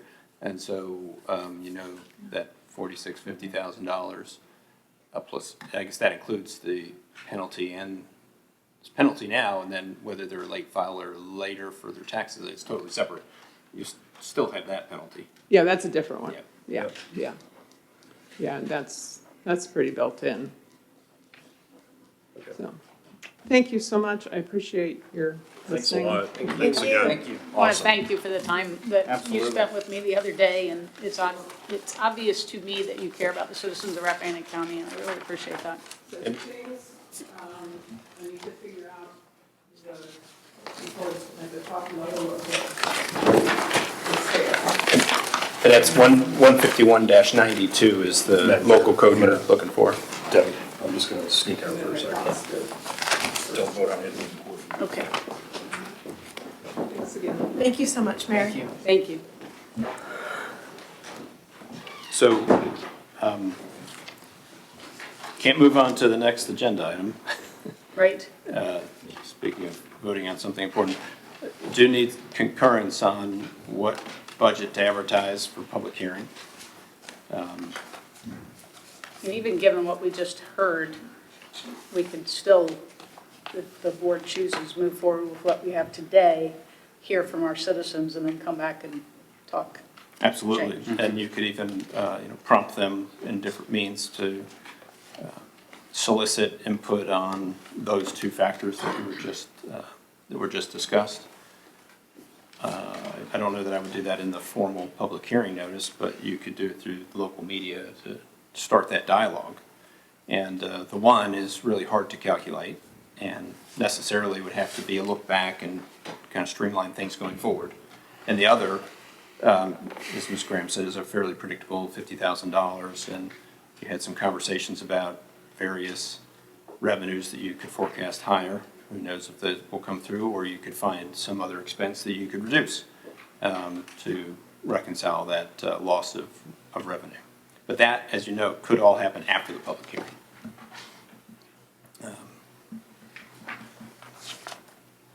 If the board is of a mind to move forward with what's attached to board docs, I would just need a motion to authorize me to advertise those hearings, possibly when Mr. Whitson comes back. We're stalling for time. Make a motion that we advertise the proposed budget that's been advertised on board docs. A motion, do I have a second? I'll second. A motion and a second, discussion? I really do appreciate the time and effort that staff and the Commissioner of Revenue and the Treasurer put in to craft this budget, but I just can't support it with the additional revenue on personal property that we still show in the budget this year. So, and I just say that for the record. Certainly advertising, it's one thing, supporting the budget as a whole is another. And I do understand that we have to have something as a basis for conversation. Mr. Whitson, we have a motion and a second with regards to presenting the budget, allowing Mr. Curry to notice it as it is today. Ms. Smith just spoke that she can't support it with the personal property taxes presented. Ms. Smith, is that correct? I'm not talking about advertising. Certainly we have to have something to advertise. But the budget as a whole, I do feel like we have additional revenue that we should realize and or recognize as a possibility, and we discussed that in our last work session. I brought up those numbers, and I do think that there's cuts we can make on the expenditure side, and we should be dialing into those numbers. Important to say that with the tax rate public hearing, after that is noticed, then you couldn't adopt a tax rate higher, but you could adopt tax rates lower. That's correct. So personal property, for example, would be advertised at 325 plus the fire levy. And so you could adopt at some number less than 325, bringing in less personal property revenue, which would have been offset, could be offset by some other revenue source that the board felt was appropriate. Is the motion for the budget or also for the tax rates? I heard both, but Mr. Frazier can clarify. Right, for both that's advertised on Docs.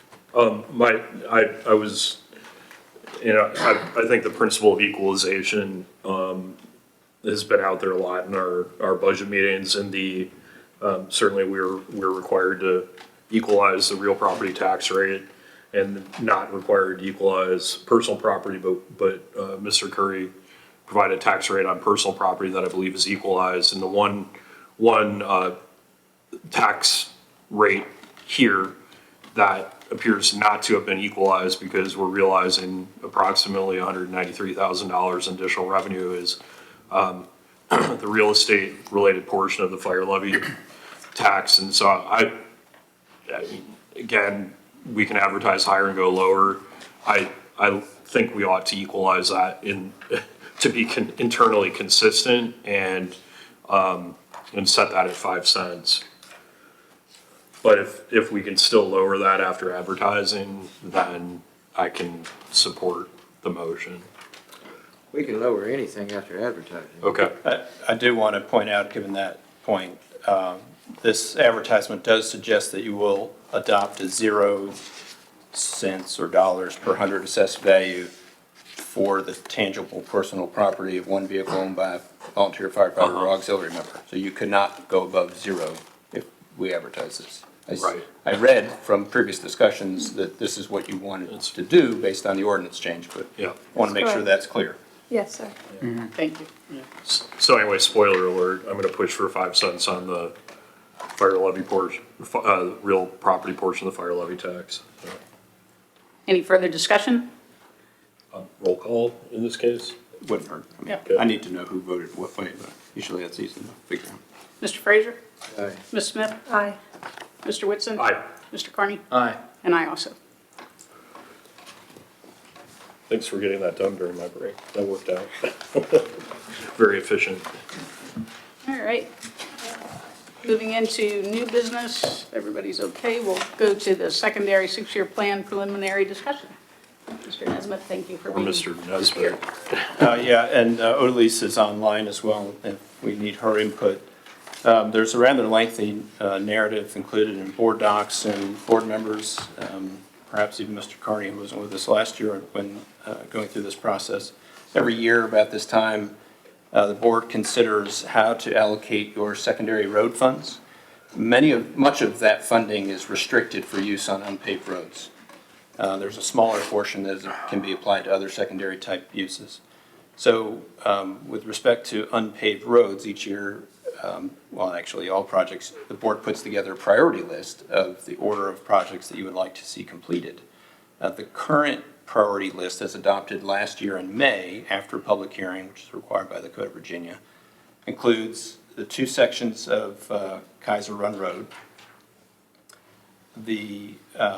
In between those 2 sections, the Holly Springs Road turn lane that the board adopted later after an amended document. Horton Hollow Road, which is extending from the Lizzie Mills side, the hard surface, pretty much the maximum length that you can do to meet the requirements, the width requirements of the road, and then Pullins Bluff Road. So after all those, after funds are allocated to those projects, the projected revenues that will be available to the county to allocate through the end of the 6-year period will leave about $766,000 on the tail end of the 6-year secondary plan. And so that means the board is in a position where you could add a project to the end of that priority list, and it would likely get done in 5 or 6 years when that funding tranche comes forward. I met with VDOT to discuss the various secondary roads in the county that might be eligible and that haven't come up in the last couple of years and were determined not to be appropriate. And over the last few years, there's several roads have come up and the citizens have spoken, basically told you they don't want their gravel roads hard surface. And there are some downsides. Speeds tend to increase when that happens and they lose some of the rural appeal. So the one road that seems most reasonable to add is Turkey Ridge Road, starting at the Culpeper line. Culpeper just finished their section of O'Bannon's Mill, which is the lead up to Turkey Ridge on that end. There are 2 sections of Turkey Ridge Road that the board could tackle heading down to the bridge at the turn, and that's about the end of improvements that the board can make. There are some other roads that appear to meet geometric and traffic volume requirements that are Swindler Hollow Road, Sycamore Ridge Road, and a couple sections that get Brown Hollow. Those have not really been vetted too much in the public, but they were referenced last year during public hearing in the ad, and you could see if the public has any interest. One of the things that has come up a few times over the last few years is how do you better inform the public that you're considering something like this? And there's been talk we should make a sign. And so we have placed an order for a series of these step-in signs that could be placed along these roads so that in addition to the public hearing notice, anybody driving along this gravel road would see this obnoxious yellow and black sign and pay attention and say, I better make a call. Get a great response, I thought we were banning Gary. temporary signs. We don't have to follow our zoning ordinance. But, so, Don't do as I do, do as I say. yeah. Well, so the intent is to drive interest. After the public hearing notice ran the last few years in the newspaper, we did hear from a number of people saying, whoa, Yep. don't pave my road. Shouldn't say questions, just say, are you bummed out about that? Call county administration. Yeah. VDOT can do, I think, $600,000 or $700,000 of work in a project. So the 766 is about one project's worth to add to the end of the list. And the draft public hearing notice, which is pretty standard language and a lot of it's prescribed out of state code, lists here what the current list is, and then some roads that the board might consider adding to that list in yellow. And what I really need from the board is whether these roads are okay to include on the list, other roads you would like included on the list, or no roads. Well, I can say that Turkey Ridge is in Stonewall Hawthorne, and I have talked to many, many folks who cite health and safety concerns. They're frustrated with the road. They're very thankful for VDOT having come and re-gravelled it a month ago, I think. But I've talked to a lot of folks that would love to see that road improved. There's a section of Turkey Ridge in the middle, and I just received a pretty extensive report from VDOT where they did an exhaustive review of the road to see which sections would be appropriate for this program, and then the other sections, what maybe could be done. But the middle part between the bridge and I think where the last project ended on the other end aren't really eligible for this program. And so there's still going to be some concerns, and we have to continue to work with VDOT on maintenance in those areas. Where can we make spot improvements for safety and different things? You might be able to use safety funds or some other sources. So it'd be from the bridge toward Castleton? Towards O'Bannon That way, Mill. not the other way? Yeah. Oh, no, it would be towards O'Bannon's Mill. Yeah. That's the one that could be improved? Correct. I see. Gotcha. Well, that would be an improvement. The tracking chart that is attached is something that I've been putting together over the last few years as information has come in and as you've had this conversation. The current list of roads included on the bottom. And then on top, Turkey Ridge, I've highlighted green as the road sections that are probably easiest to do and have the most public support, I would guess. The middle section that are white, Swindler Hollow, Sycamore Ridge, and the two Get Brown are also, nobody has said don't do these, but I think is more likely that somebody might say that. And then the lower section of roads that are gray have, over the past years, been suggested that it would not be appropriate. And you have a representative here from North Pose Road who would strongly iterate that to you if you gave them a chance. The process is notice this public hearing, place these signs, and then at your May meeting, you would have that public hearing and you would hear from the public. So the signs are only going on the roads that are up for That was a question I had for the board. A few years ago, Battle Run Road was on the list and came off the list because people saw the notice and said, hey, wait, we don't want our road on there. After some previous groups had added. So that would argue that perhaps you should put signs on more. Kaiser Run is going to be worked on very soon, so I would not recommend signing that road because it's almost too late to take it off. Right. But so it would be kind of anything in the queue, but not everything on it because frankly. Horton we don't Hollow, need Poland's signs Bluff, everywhere. you adopted the resolutions earlier today authorizing the rural rustic program. And then any of those in the yellow that you would add on to the tail end, we would try to put signs up there. Okay. May I ask a question, Mr. Nesbitt? Okay. He's here. So we already talked about this before the meeting, but just for the record, Long Mountain Road, kind of perennial problems, and recently it was really in bad shape after grading, but without material being added. And my question there, we had requested that you all do a traffic count on it. I guess it's the section, primarily the section from Rock Mills going up to Ridgeview, which to me seems to be the most problematic area because it's pretty hilly. So my question is, the results of that traffic count, does it put us in a position where that could be added here so the public would at least be on notice that it's under consideration for hard surfacing? And then my second question, if the answer to that is it cannot be, either because of traffic count or some other variable, what other options do we have? Because I think you probably recognize as much as I do, because you're always taking the calls. It's never in good shape, and it's just an ongoing battle. And so I'm wondering what we can do about it. Well, thank you. That initial section of Long Mountain Road, we did review it recently. Odalise visited a couple weeks ago, and it is less than the what we need to get a 16 to 18 foot. Typically, 18 foot is really what we want to try to get, and we can live with short sections of 16 feet.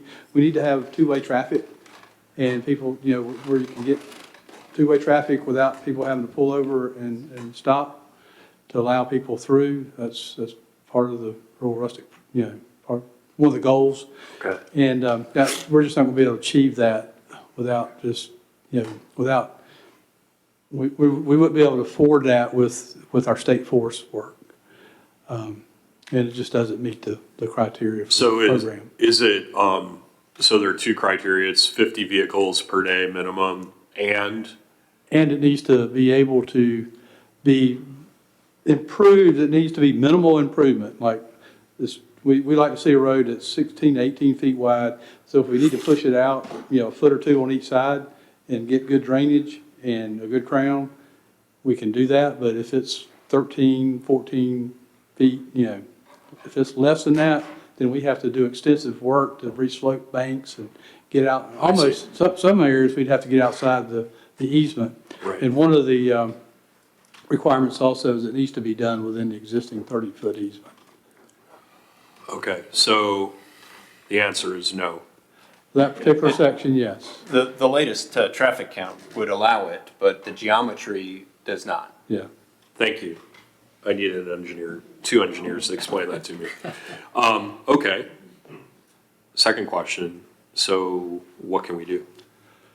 Well, we would, maintenance paving sounds good, but we have to be careful where we do that. I'd like to do an analysis of how much we've been spending on that road from a maintenance perspective. I'd be really interested in that to analysis. see how that compares, and if because when you pave a road, if it's not safe, and you still have these curves and you have narrow widths, you can create unconsequented safety problems. People, speeds tend to increase, and so we have to be very careful where we do that. So I know you know our county really well, but and I'm just wondering if you're familiar with, and Mr. Curry was the one who brought this to my attention. So past my house in Harris Hall, you go up to the apex of Harris Hollow where it's gravel, and then it goes to pavement, then it goes to gravel, then it goes to pavement. I've always wondered, what was the logic behind that? Mr. Curry explained to me that that was maintenance-related paving, and I assume that stemmed from some analysis like you're describing, which is what are our maintenance costs, and Yeah, would paving save money in the long run? in years past, where we have locations that are just, constant problems where they have to, go back and do work, Yeah. very, very frequently, more than normal, then, that is something they've done in the past. One of the benefits to the secondary road program and these, adding all these rural rustic sections is that each year you're cutting down the gravel lane miles that the grader has to go maintain after a problem, right? And so, once Kaiser Run Road is done, then the grader doesn't have to go up that road. And once Poland's Bluff is done, the grader really doesn't have to go up that road. And they can focus more on Long Mountain or wherever else after. That's correct. Yeah. With Kaiser Run, I think you have the road is actually lower now than parts of the stream. But in those places are where it's been maintenance paved and why there's two sections. Yeah. All right, so you're gonna look at you're gonna do some maintenance cost-related analysis on that stretch, and then I guess we'll talk later.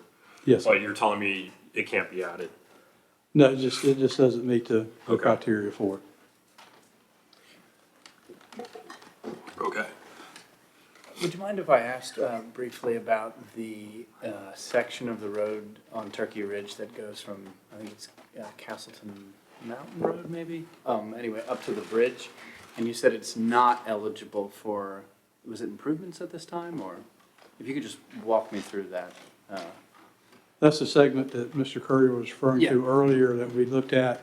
And it's just, it's like 12 feet in a lot of areas, and the location of the stream next to it and the high banks, and there's a lot of rock in that area, large trees. It's just not a good candidate for. So the big picture is the board could work with VDOT through secondary road program to enhance any section of road up to current standards. You might have to buy right away. You might have to have a very expensive project. You could go in and look perhaps for revenue sharing funds and spend millions of dollars to make that 12-foot wide road into, something better. But for the rural rustic program, there are very specific requirements where if you're basically gonna pave in place this road, you're gonna do a little bit of fixing, but you're just gonna put a hard surface on a gravel road. That's much more restricted. Gotcha. And you can use these funds for that. And is the hard surfacing actually paving in this case in these rural rustic roads, or is It's, we use surface treatment, a double layer of surface treatment.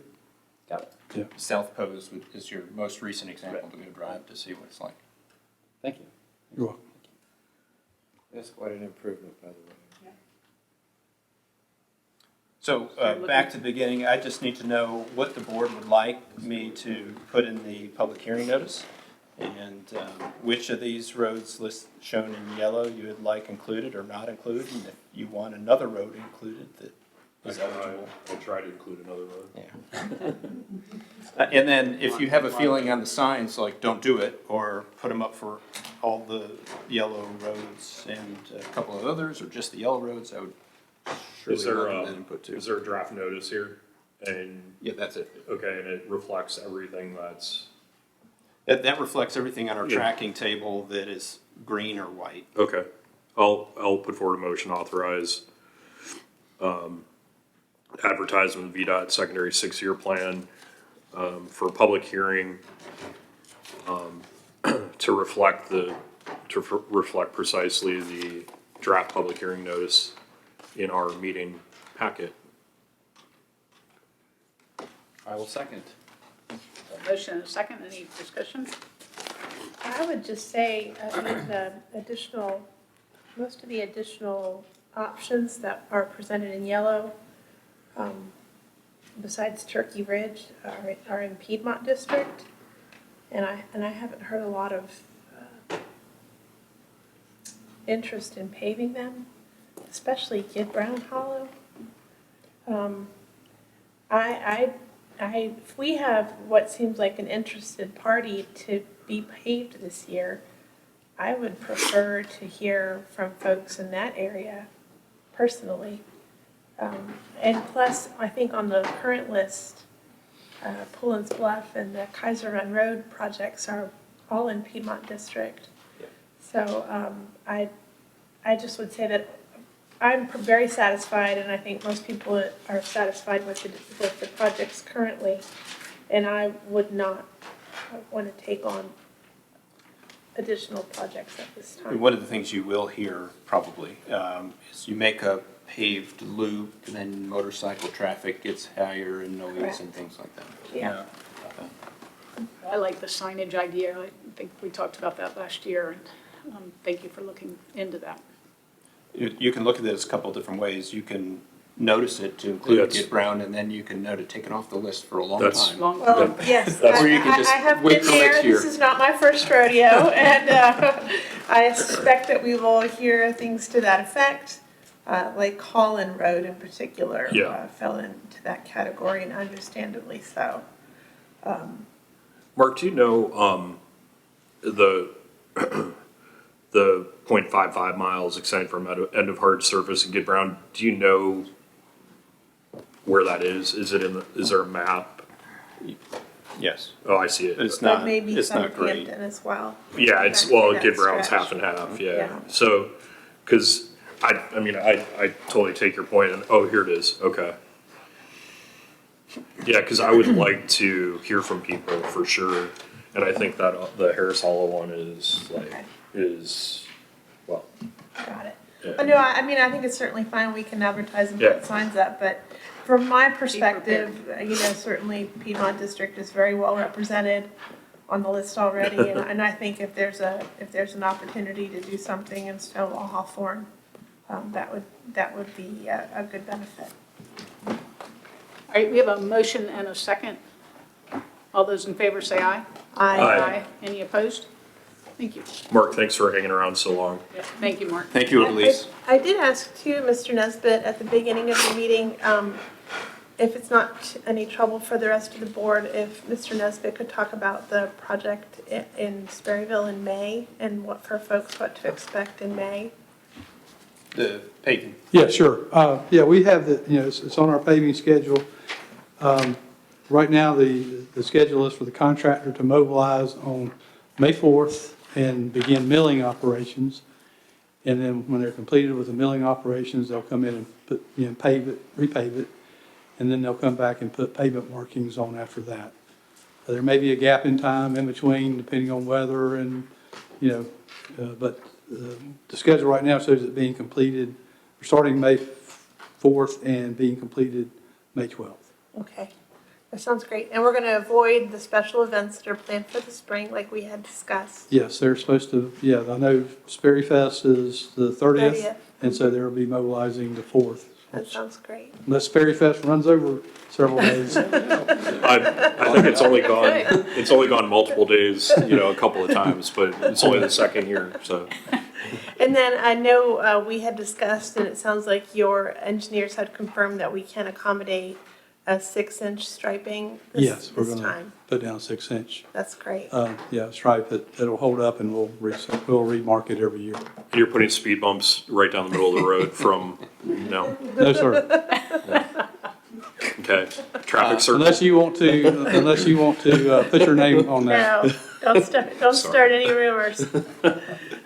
The TAP GEA project through OIPI is underway, and that consultant will be in the area this week to inspect the Flint Hill and the Sperryville area to get an idea of some of these multimodal vehicles plus pedestrians. How do we keep them both moving safely? So that's moving ahead.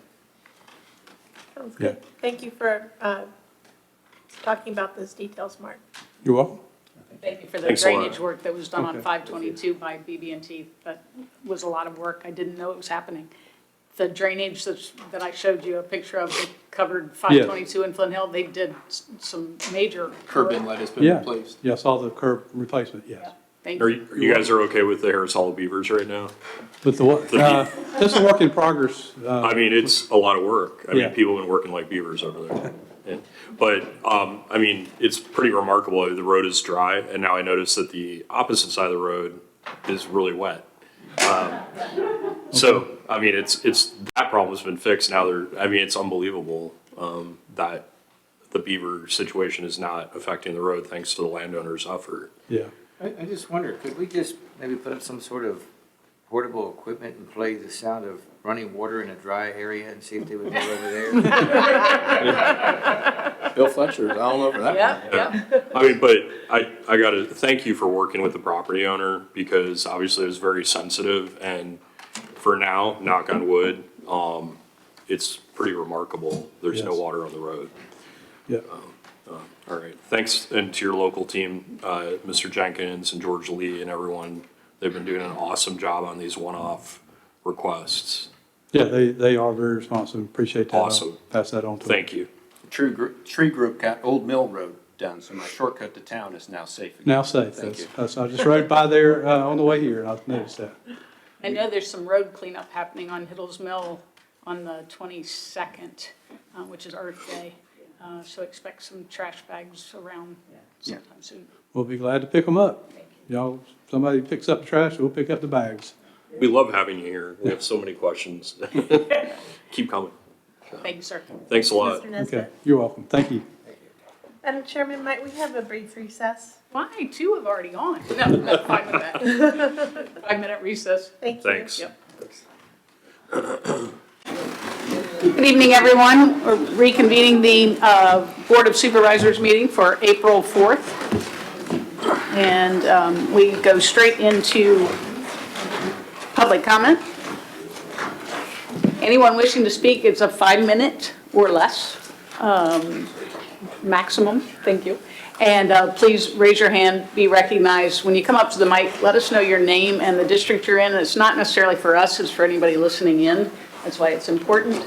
And we'll recognize you and look forward to hearing what you have to say this evening.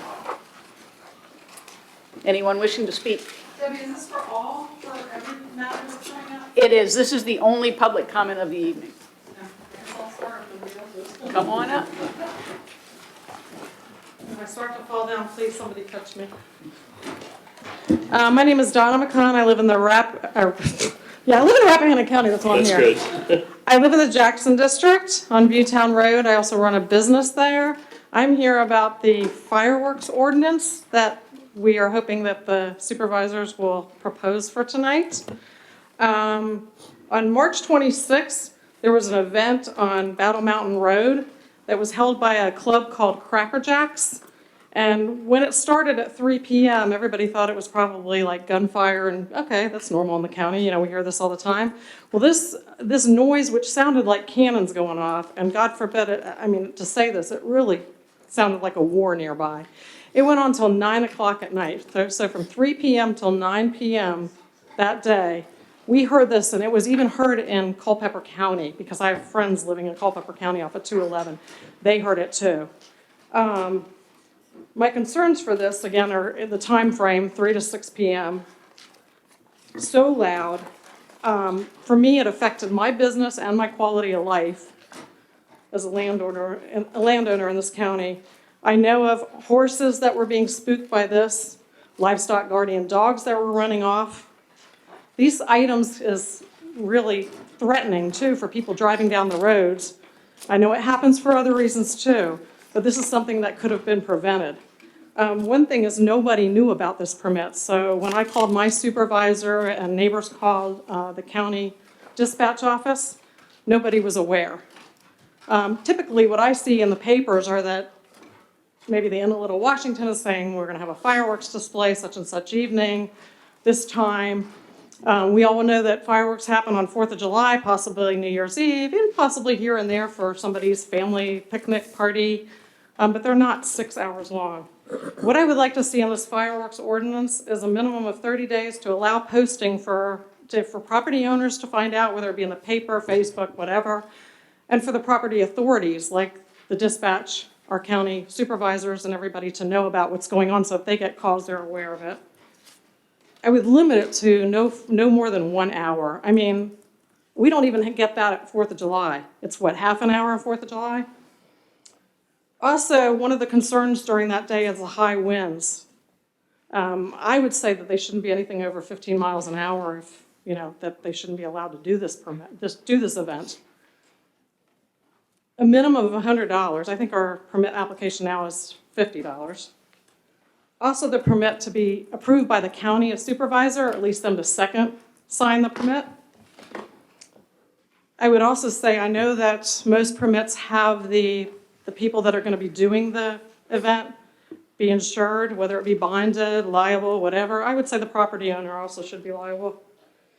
A minimum clearance also. I'm not sure about the footage. I didn't have enough time to really look in about what the footage should be. At least 100 feet from any structures, maybe even more. And that would be more for somebody more professional in the fire world to figure out that one. And also for either the police or somebody on the fire side to be at the permit. Again, we're talking about fireworks that are illegal for most people. You have to be a pyrotechnician to be able to shoot these fireworks off. It's not just the kind that you buy in the stand on 4th of July events.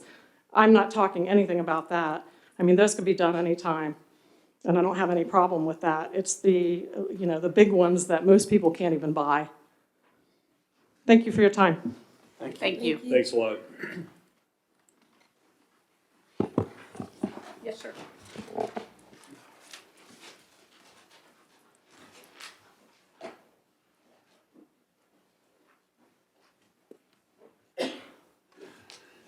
Good evening. My name is Noel Putnam. I live in Huntley in the Wakefield district. I want to speak on behalf of the boundary adjustment to allow the Rush River Commons project to move forward. You, the board, have stated you want something in return. Carving out land on which the government buildings sit would seem an admirable exchange. With the inn taking over yet another property within the town, the Commons might well provide other business opportunities.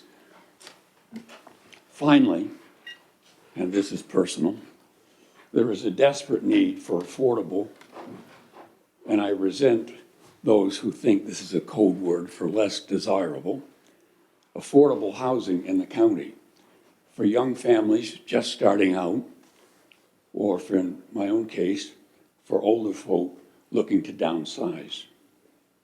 Why this board is not falling on its knees, collective knees, in thanks for this gift, both to the town and the county, is simply beyond my understanding. I hope you will grasp this with both hands for the future of the county, for the future of the citizens in the county. Thank you very much. Thank you, Noel. Thanks.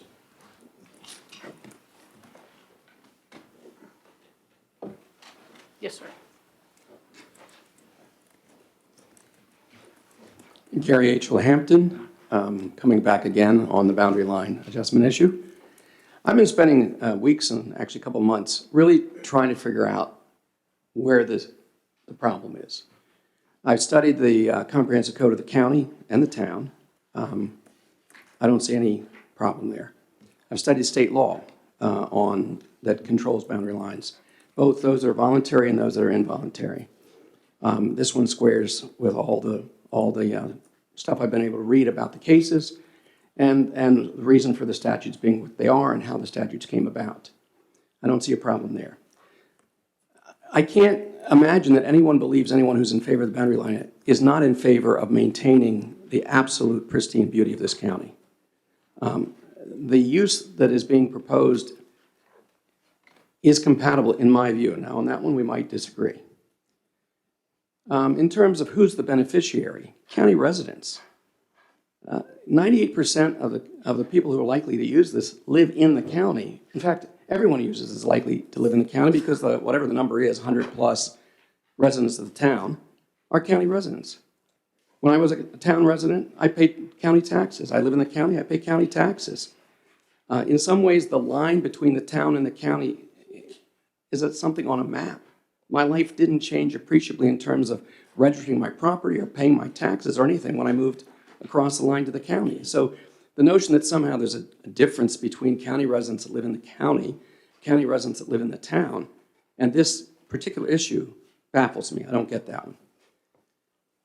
I've read some things and some statements attributed to folks sitting at the table. I don't always believe everything I read. I've talked to many of you. There's a legitimate concern about what's going to end up on that property if the county essentially agrees that the town gets authority over what gets built there. I get that.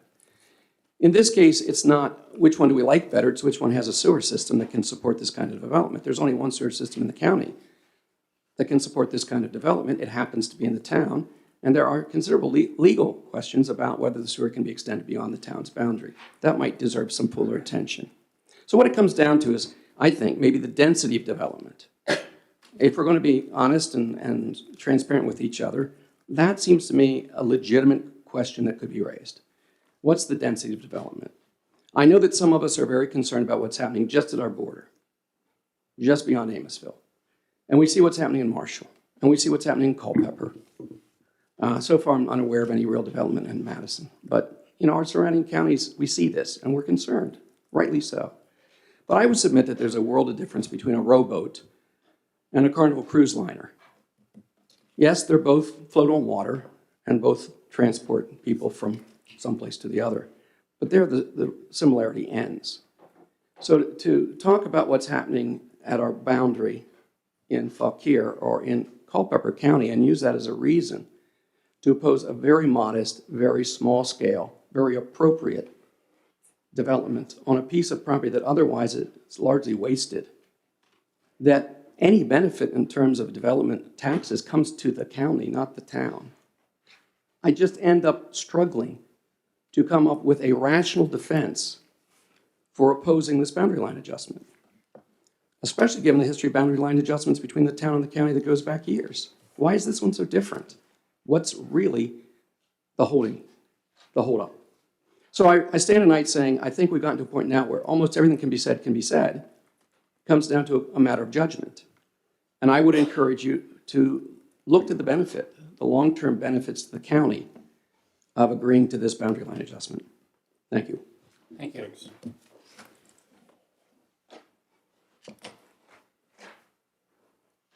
Anyone else in the courtroom? Yes.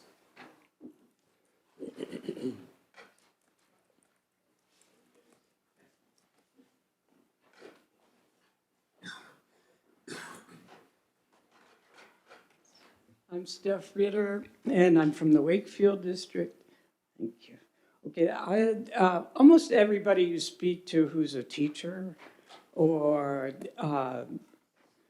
somebody who works for the sheriff's department or has a child who's between 40 and 20 years old will say there is not enough affordable housing in the county. We're losing teachers because we don't have housing available for them. We're losing young people because we don't have affordable housing for them. Now, when the county makes a deal, and the deal is we want 25-acre zoning so that we can have our open space, our agriculture, and our beautiful views. In exchange for that, we said, we will have development around the villages. Washington is a village. It's a village with a sewer. So it's the obvious place to put development. And this is a modest development. If you're worried about what the housing will look like, you can trust the town, the Architectural Review Board, to ensure that the buildings will not be ugly, that they will fit into the aesthetic of the town. Our principle 4 in the comprehensive plan says, encourage residential development in designated growth areas and recognize the importance of affordable housing. You have both things here, and it's a gift. How can you turn that down? I just find it totally irrational. And I hope you will provide this for the young people in this county, for the old people in this county, and for the survival of the village. Thank you. Thanks.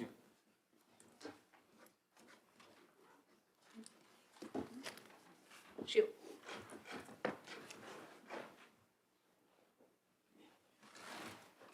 Sheila Gressinger, Hampton District.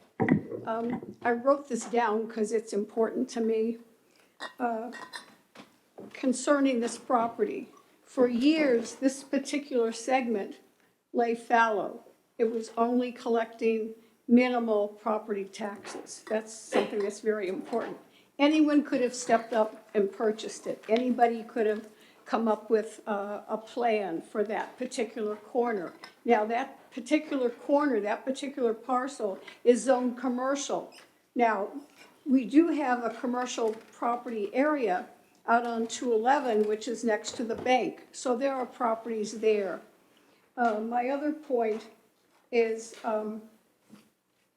as far as constituents expressing concern, where were constituents when we were talking about the comprehensive plan? We had tons of meetings, we had tons of public hearings, when all of this could have been up for discussion. They could have looked at various pages, and specifically, I've referred to these with you guys before and wrote it in the paper. On page 91, consider the planning goals, principles, and policies of the town of Washington, and where feasible, undertake joint or coordinated action with the town government and independent county authorities. And then on page 96, it then addresses the housing. While holding to the principle that residential development at higher density should be kept in the villages, some opportunities for higher density, perhaps age-related, seems appropriate for these areas. So that's in our comprehensive plan. The other thing, I went out today and I took a picture. I like visuals. So that corner is all greenery, okay? Greenery. Now, if somebody else had come, they might have decided, since it's commercial, this is what they could have put on that corner or planned. The other thing, here's another one. I'm not detracting from a car repair shop or anything, but a commercial development isn't exactly the prettiest thing for that corner. Now, what the Rush River Commons has designated that that's going to be a green space, and I think that's very important. Then one of my last comments is listening to constituents can be a cautionary tale. Just recently, this county listened to neighbors for the cell tower, and the neighbors wanted a pale blue cell tower. So everyone conceded, and the ugly cell tower got up, and they found out, oh my goodness, this is highly inappropriate for our view shed, which everyone wanted to protect. So then the county had to turn around and spend thousands of dollars to get the stupid thing painted the dark green, which was the original proposal, which if people had used some common sense, they might have acquiesced to that specifically and said, so sorry to the neighbors. This is not going to work. In fact, what somebody actually put on, I think, might have been on RapNet, this was something that a high school kid could have done with a graphic. In other words, a graphic with the trees with that pale blue thing, and then people would have had it visual before it got put up, so we wouldn't have had thousands of dollars. And my final, had to write it down. Hopefully, okay, we've had a lot of coverage in the newspaper. I think Carolyn Anstey put a very beautiful description of all the things that the planners put into this. It wasn't just some whimsy as, gee, I think I want to come in and build something and voila, okay? This has been studied environmentally, and so it's not some kind of play plan. It's a really in-depth thing that's going to be a benefit, and everyone can use it. And so I hope that this goes through. Thank you. Thank you. Thank you. Yes, sir.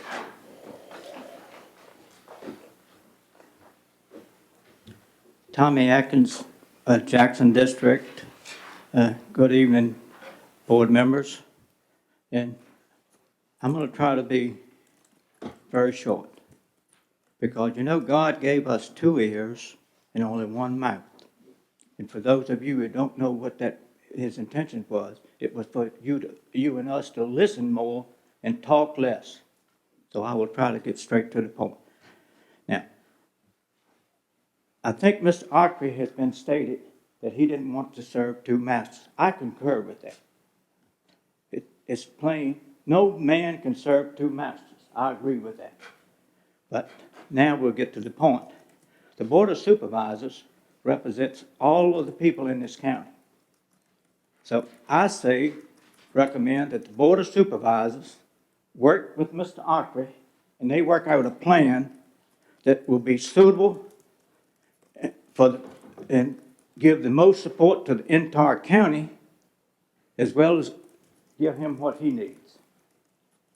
And as far as some of these comments have been made here tonight about the town, my wife and I have owned property on Main Street for over 40 years. We've not received anything from the town council. Quite frankly, I probably shouldn't say this, I should sit down, but I'm going to say it anyway. They seem to serve themselves. They don't really serve the people of the town. Thank you. Thanks, Tommy. Thank you. Thank you, Tommy. Yes, sir.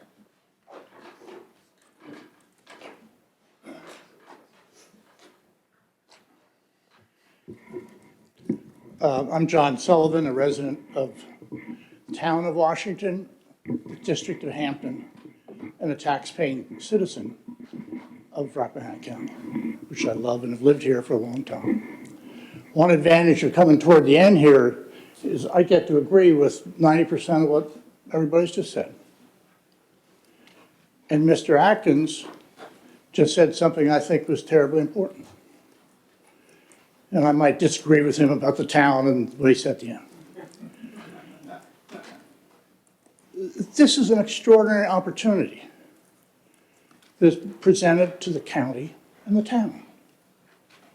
And for reasons I guess I do understand but frustrate me, there has been this sort of immediate backlash. Oh, the town wants to do something. The town's going to steal this property. The town can't deal with the town this, the town that.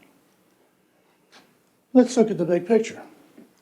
We're talking about 3 acres in a county with 171,000 acres, if I'm correct, Gary. That's what I read in the 3 acres out of 171,000. Hardly anybody in this room knew whether that acreage was in the county or the town before 6 months ago. They didn't know, they didn't care. So this guy Ockrey comes along, and transparency is a friend of mine. We're friends, we're neighbors.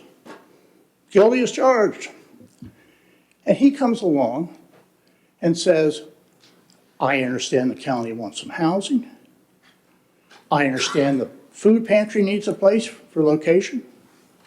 I understand there might be a need for facilities for different nonprofits. And I'm going to help make that happen. And I have no profit incentive. And I'm going to do it in a nice way. And I'm not asking for anything. Except I'd like to have 3 of my 8 acres in the town. For a whole bunch of reasons which you've read about, but to me make sort of common sense. Extending the town boundary out to 211 is like extending it to a river or something. It's not a natural God-given boundary, but it's an obvious boundary. And he's come along and said, you know what? I'll put up space for common meetings. You know, if you want to move the library here, I don't control that. I'll give you the land and help with the library. If you want some more housing, which some people have asked for, we could do more housing. He's not saying it's got to be this, got to be that, got to be this, got to be that. And we've gotten in this peculiar situation where from day one on this, it's and now I'm going back to Mr. Atkins, if I understood him correctly. how about people get in a room tonight? I think may be the first time. I think this may be the first time where there's actually been a discussion on this proposal. The Ocrate's had a chance to talk about it since it first came up in October. So instead of thinking of why, no, how about, well, the county's got some interest. You guys spent a lot of time talking about you need space for meetings. Maybe this guy creates space for you. Maybe he wouldn't, I don't know. Maybe there's something else that the county might benefit from. Why make it a scratch? Who gets this? What's in it for me? I love that. What do we get out of this? Well, maybe we all get something out of it. And isn't it about time, wouldn't it just be nice if people just kind of sat down and talked about it and got rid of the bullshit, if you pardon the expression? And I think you got a great opportunity. Now I'm going to make one last point, and this might sound out of character. One of my good friends here said that he was against any housing whatsoever on that property. No deal, no housing, no deal. I want you all to think about that. Does the Board of Supervisors want to be on record as saying to the owner of a property in or next to the town, don't change the boundary line, no housing whatsoever? I'm not a big proponent of the housing, but think of what you're doing if you go that direction. And I would tend to suggest that people say no affordable housing, spare us for the rest of whatever, of talking about the need for affordable housing. Because if you come out and flat out say no housing on that property, not even one little house, you know, let's not spend a lot of time in the future saying the county needs affordable housing, workforce housing, we're going to put it in the county, we're going to do this or that. So I think it would be an odd position for you all to be in, and how many buildings are on that property or not, I'm not even into that. I'm not arguing for housing there, I'm just arguing against being careful about saying no housing. Anyway, thanks, appreciate it. Thank you. Thanks. Thank you. Good comments. Any other hands in the courtroom? This is your only opportunity this evening for any of the conversations ahead of us, so. Donna, if Karen's going to speak, she. I missed whatever was being said, so I don't know if I can speak or not. Did you want to speak? Well, I don't know. Come on out. This is. I had an emergency, one of the kids stepped on a nail. Oh dear. Whatever was This said. is public comment period, so you can come up. I don't know. Ron, whatever was said, you didn't say it, so you have an opportunity to Okay, speak. so, I guess the first thing I should ask is, Name and district. oh, Sharon Proper, what is that? Out Piedmont. towards Piedmont district. Spurrierville, Piedmont. I got you. Yes, I so got you. anyway, so the meeting is about what now? So I can make sure I'm on the right key. It's about the housing thing? It's about the over here? boundary line Boundary adjustment in line. part, Okay, the boundary line? fireworks, what else? Broadband. Broadband, just three small Okay, things. that- all right, so, Just jump in. I just caught the tail end of, the previous mayor there, John Sullivan, so I don't know what exactly was what. But, I know you were talking about the boundary adjustment, so I don't know, I missed whatever was said before that, so I'm kind of coming in the middle here. But, I was wondering, did anybody, as far as the boundary adjustment, I know that certain years that whole area is underwater. So I guess they already know that because they're putting in different drains and everything. But I was concerned about my son's pond, where it's kind of like a lake over there. When they cut the road through to put 211 in, they took out part of the lake that was there. And I know that when water gets up over there, washes all down through there, goes straight into his pond, it's rising the the bottom of his pond or lake or whatever's there. It's a pretty good size, probably lake. But I was concerned about that, and I was also, I don't know, I mean, I'm sure he's gonna put the buildings that he was talking about on some kind of stilts or something so that the water just washed through. I know they were talking about a drainage area in there. And you were saying about the boundary adjustment. Personally, I was thinking that just down at Clevenger's Corner right now, they're putting in a great big huge facility. And I know that the first part of the project has already been okayed. So I was kind of wondering, I thought they were going to get started with that and then see about what's going on after that to see, make sure that the town can afford to hook up with more of that, because certain years it's very dry in drought conditions. So I was concerned about the town not maybe having enough water for themselves, and then if you have the hookups there, then it's going to be even more challenging to try to get water that's not available because of the water tables. When it's really dry, the tables are really low. I've seen quite a few droughts, and it's not pleasant. I'd rather have lots of rain than drought. But anyway, so I was just thinking that since this first part is already okayed, I still don't think that the townhouses were part of the comprehensive plan, but that's already been okayed, so whatever. Because the original comprehensive plan said no townhouses because of the historic district. But I think somebody said that it was probably okay. So, but as far as boundary adjustment, I would say at this point that with so-called affordable housing just up the road, if we could just do the first part of that and kind of fill it out to see if, I know that Culpeper put piles of houses on top of all the hay fields because I need hay for my critters, and they took out a whole bunch of hay fields and they sat there for a long time before anybody. But this is different. I know it's people that need homes and whatever here. And affordable, I said before, it was like 700 to maybe 900. That's affordable for this county, you know, with the people that are here. So I don't know.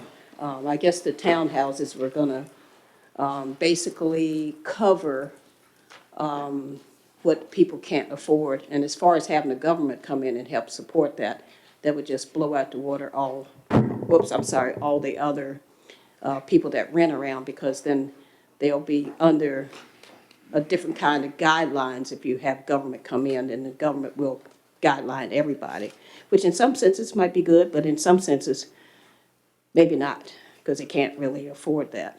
But so like I said, I don't know what was said earlier, but I just know that the first part was okay and everybody was okay with that, and they said they would make a little lane to go up, like in case they do need something else. And as far as the library, I personally like the library where it is, because I think that they've also been, somebody gave them like $1 million, so if they need more room, you can hopefully expand a little bit. If you have $1 million, you can expand a little bit out on the original building. But I always like it up on that hill there. It's always really nice, but that's some of my opinion. And as far as like the water, I think it would be an awesome project to have somebody in elementary school as a science project go and test the waters now, and then as they go through school, always go in as their science project to test the waters to make sure the waters are, you know, crystal and clear and whatever with the extra sewage and everything there. Because there's a big swimming hole down there, and the park is right there, and a lot of kids go down to that park and get in that water right there at Rush River by the park.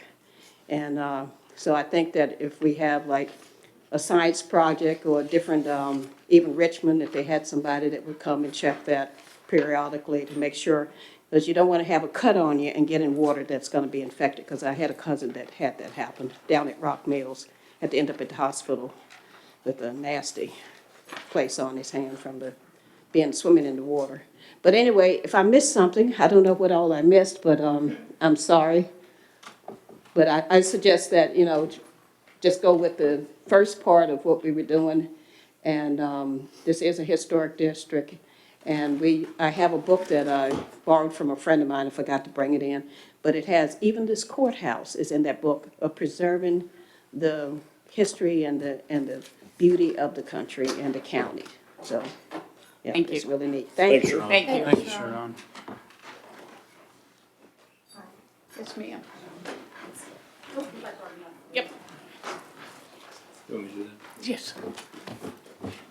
Hi, my name's Karen Hunt. You- I live at 554. Karen, could you adjust the microphone just so we can hear you? Sorry. No, no problem. Didn't think I was tall. My name is Karen Hunt. I live at 554 Viewtown Road in Amosville, and I'm in Jackson District.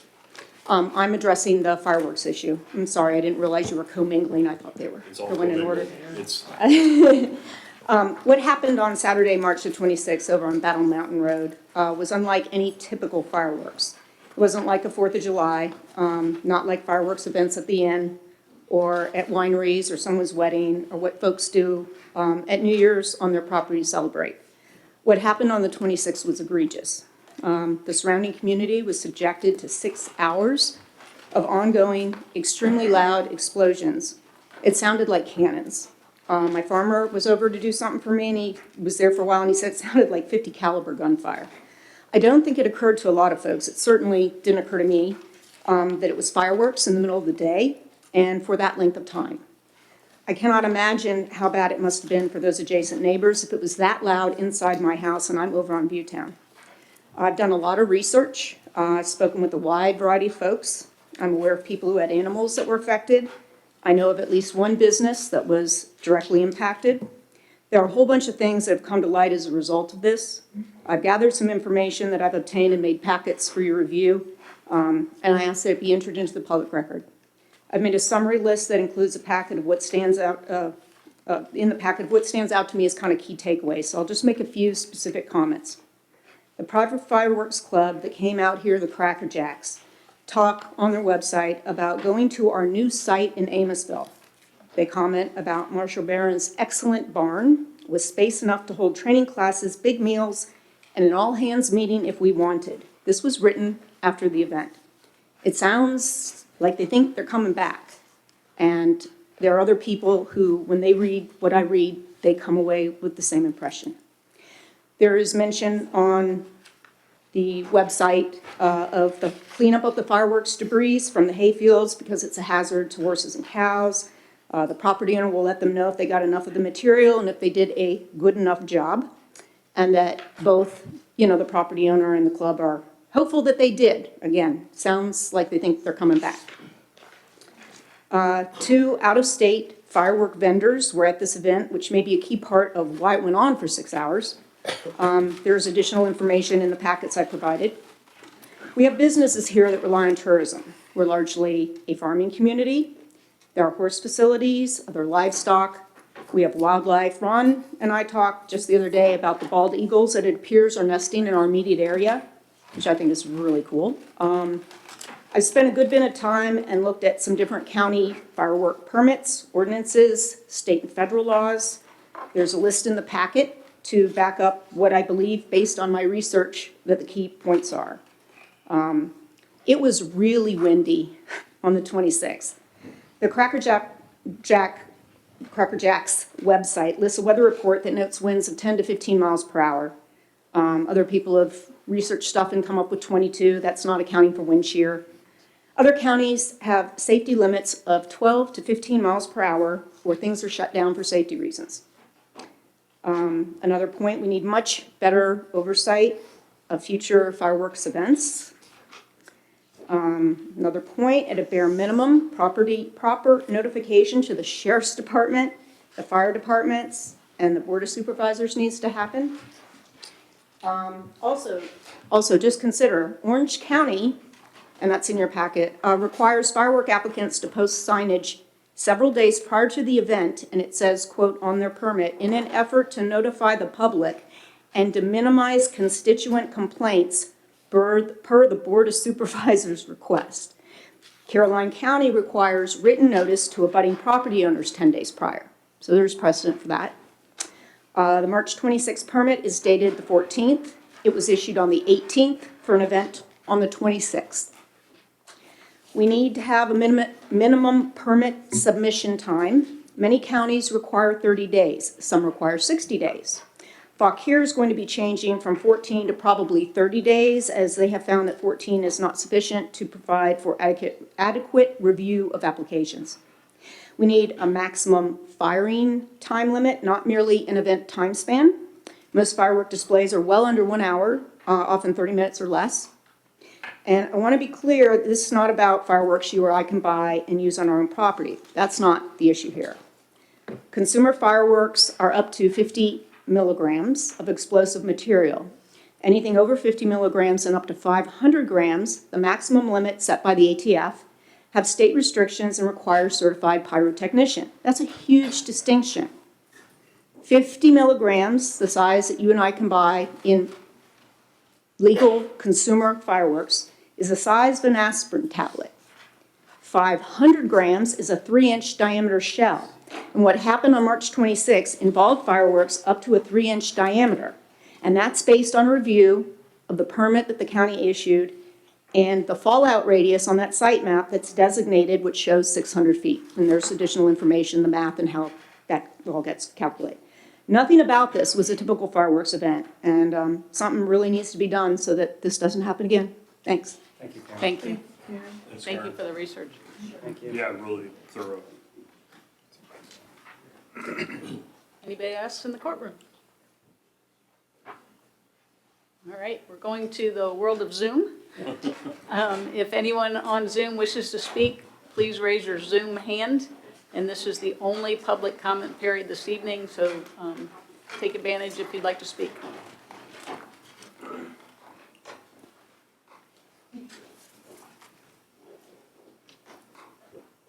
Not seeing any hands, I will close the public comment period. Well, no hot topics tonight. It was None. And let's see, we're going into the first old business, which is the town boundary line change request. We have the landowner and his team. The drawings, and as far as I'm concerned, if board members want to get up and look at the drawings, this is a great opportunity for us to see everything that's available.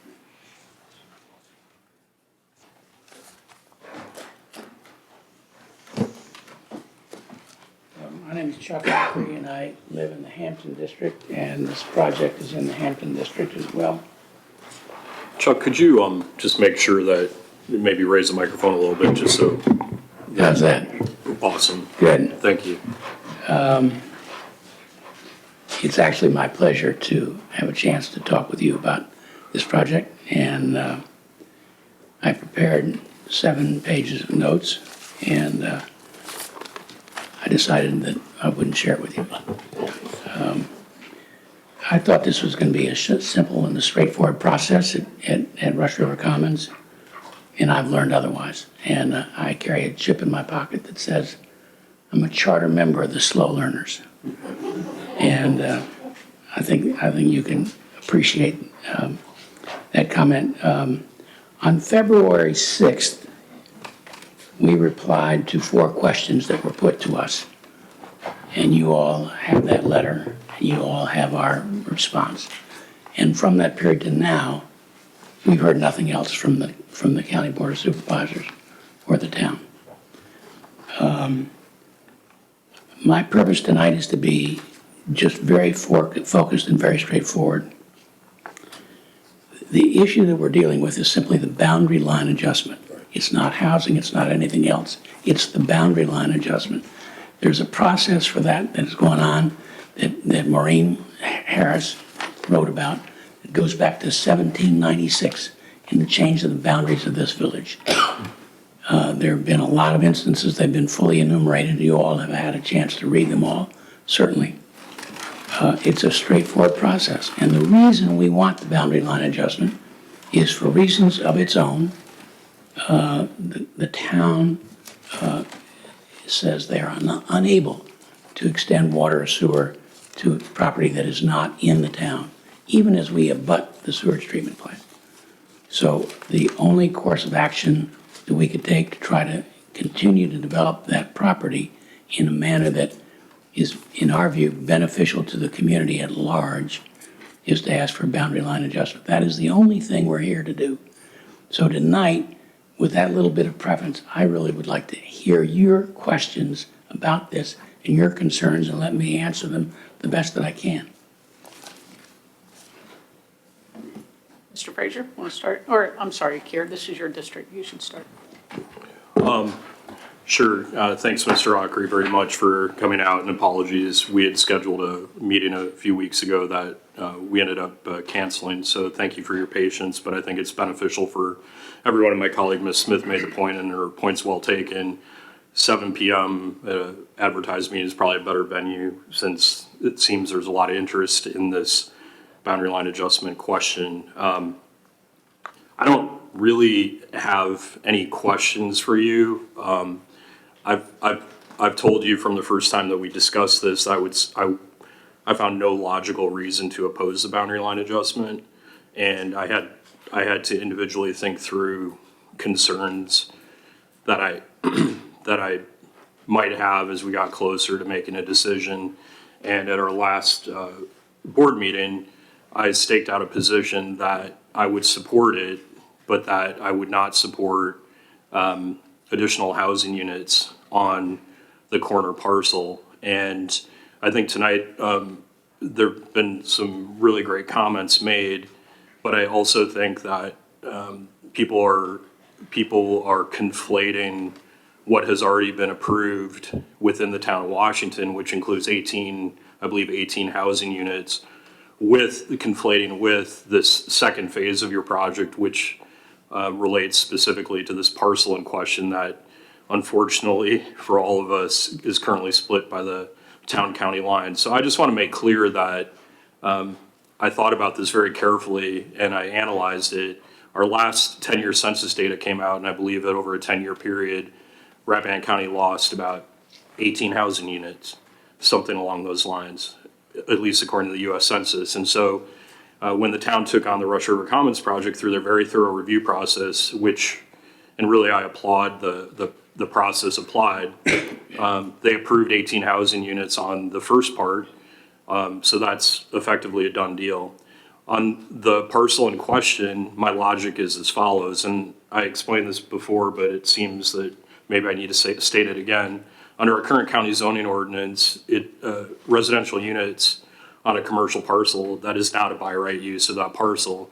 By agreeing to the boundary line adjustment, at least in my mind, we are effectively handing over zoning control of that property to the town of Washington. And so my logic there is that in handing over zoning control of that parcel, we should not depart from whatever restrictions are currently on it within the county zoning ordinance. And the one that jumped out at me is that residential dwelling units on a commercial property, at least from a county perspective, is not a by right use of that property. And so to protect the interests of citizens outside of the town, in particular, the broader county population, as Mr. Atkins spoke about, I'm not willing to allow this boundary line adjustment to effectively result in a superseding of the restrictions that our county zoning ordinance currently has in place on your parcel. I also say at the last meeting that by all means you have property rights, and I don't want to stand in the way of your right to do what you want with your property.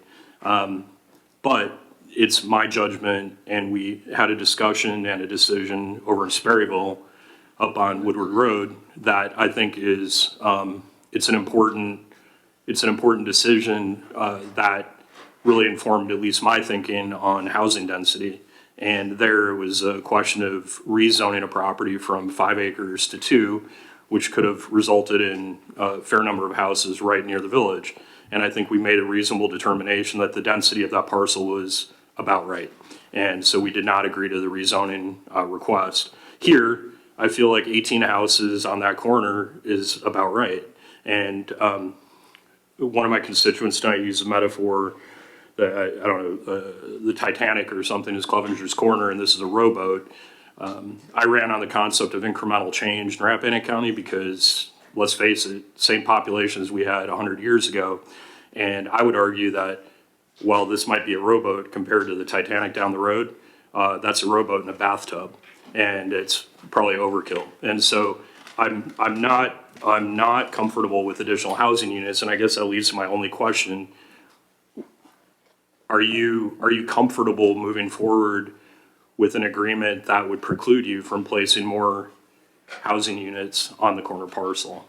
So my response is, that's not an issue here. What's at issue here is the boundary line adjustment. Right, but there's gonna be an agreement. No, so we didn't have the right to make the housing in the piece in the town either. We had to apply for an SUP and a PUD in order to get the housing units, and then it went through a rigorous planning process. What you're saying to me is, you don't like the planning process for the town, you want it to be in the county. Yeah, what I'm saying is that the town did a quite thorough job with it. They did a very thorough job. Yeah, I agree. And we were cooperative completely and made adjustments according to their recommendation, which were totally appropriate. Yep. Okay. So, I mean, that's my position. I'll support the boundary line adjustment, but I'm not comfortable with greater So help. this is a piece of information that came to me a few weeks ago from the head of the planning commission in the town, Caroline Anstey. And she said, I just want you to know that what I'm hearing is that there people are concerned the amount of population in that corner of the town. I said, perfect. We don't have to have housing there. The reason housing is on that map there simply is it's one, they asked us for the concept. That's a concept. It's not the plan of action. That's a concept. The second thing, at every public hearing where everybody in the county was allowed to come to, people kept saying, can't you do more housing? So we just threw it up there. We don't have any idea if we're gonna have any units, if they're gonna be whatever we have. There's no plan to have a concentrated high-density counting development that I think those are the phrases that you used and you've been quoted as using. That's not what we're doing. We're here for the boundary line adjustment. I'm happy to tell you about everything we think ought to go on there, but that's off the point. The point is, we're applying for a boundary line adjustment. There's a long history of these going back to, as I say, 1796 in the development of the village, and including the last one that's come through here, I believe that Supervisor Frazier has voted in favor of when he was newly on the board. And, I mean, what's the deal? So the rest of you must have some questions. I'm happy to answer them. Mr. Frazier? Mr. Ackery, by being on the board as long as I have, I don't have the benefit of knowing Thomas Jefferson or George Washington, but I did vote on that boundary adjustment. And the history of the boundary adjustments that was written up, not one of those included a lot that could be They were all, highly developed. the ones in the last 30 years were for 4 acres or less. But they were not, they weren't slated for high development, they were slated for. Right, I'm not looking for correcting high some- development either. Well, that looks a little, but I want to get this off my chest. I don't think you're a developer. That's correct, I'm not. Because you just made a crazy statement for a developer. You said that the town planning commission asked concessions of you and you thought that they were highly appropriate. Right. Never heard that out of a developer before. What's that, pardon me? I've never heard that kind of language out of a developer before. Well, you're correct, I'm not a developer. So, just thought I'd put that out there. Okay. Now, sooner or later, the second shoe may drop. I'm sorry. I also don't speak very well into microphones. I don't like them as a rule. But this was a boundary adjustment that was, I think, at least initially, it was brought forward by you, the property owner, and we've had some communication with the town. But let's just say that some commercial development was put there. The county would derive the sales tax, they would derive the meals tax, or lodging, whatever is built there. And to have the town in control of that, there would be a financial loss to the county. Well, that's a speculative idea. Well, sure it is. Yeah. But, if you have some data, I'm happy to look at it. I don't have any, I'm just saying. Because it doesn't exist. It doesn't exist, Right. correct. But what does exist is the fact that I think that the county has some concerns about what could go there, whether So it's high density. I'm sorry to interrupt, I'm saying, but I just That's want to make fine. sure I understand. Your issue is you think that the county would be disadvantaged by a boundary line adjustment? If there's any commercial development there, that's one. Well, would you like me to tell you what kind of development we think is going to go on there? Well, you said you weren't gonna do that because it was a boundary line adjustment. No, we can't do it unless we have a boundary line adjustment. I understand that, but I. Would you like me to explain what our concept is? Well, I've seen your proposal a couple times, and I've read about it a little bit, but the thing is, after watching the fiasco at the post office, I'm not sure that the town should be in charge of a project of this size. I mean, Well, we've got you county- might know that the Rush River Commons project paid for the design and implementation of the landscaping that's going on at the post office, because there was none planned for. Right, there's no lights there. We've got people that can't make it to their cars if it gets dark. I'm just talking about the beauty of the place, Well, that, I appreciate that. landscaping, so. But I'm just talking about constituents' concerns. I've got constituents that actually have a Washington address. Right. So they have concerns if they have to come to And this post office. what are in the those dark. concerns? I'm sorry. It's dark. Hmm? It's dark. There was no provision. Oh, no, I I'm don't talking about understand the that. boundary line adjustment. I know, we're gonna go back and forth with this. You're also not a developer. I've conceded that. I'm what? You're not a developer. Correct. So I've conceded that point. But I do have concerns about commercial development there, and I do have concerns about, the town and their processing. Yes, sir, I do. You asked my colleague that, and I do have that, and I will state that, I do have concerns about that. Okay, I'm just trying to understand them. Okay, well. And so I think I understand from you that your principal concern is that the county will be diminished economically by this move. That's a possibility. That I don't have empirical data to. Right, prove. okay. Thank you. You've done this before, right? You've done some of this kind of stuff before, like grilling supervisors or elected officials. No, I'm just looking for your questions. Yeah, okay. This is gonna be a lot of fun, I think. If nothing else, this will be a lot of fun. That's right. I may have questions later or comments. Ms. Smith? Before I start, Mr. Ockery, I'll just make a deal with you that if you don't interrupt me, I won't interrupt you. Perfect. Thank you. I wanted to talk a little bit about affordable housing, which has been brought up tonight, and the history of affordable housing in the town of Washington for at least the last decade that I've heard. A lot of people remember that at one point there was affordable housing planned for the schoolhouse just down the road. And that was purchased out from under People Inc., basically by private parties. And the neighbors protested. They called it tenement housing and subsidized housing. And they basically made the organization that was proposing to build it feel very unwelcome. And that was a shame. It's People Inc., and they're a very good organization. And then shortly, a couple of years after that, I guess, when there were discussions about what to do with Avon Hall, when now Mayor Catlin was very involved in that process. I think that was the first time I heard a lot about re-envisioning that area of the town, and the first time I heard the terms workforce housing for parts of that property. And I think we all know that that was not to be, and that in fact some nonprofits that had done work on that private property were then not able to do their projects any longer.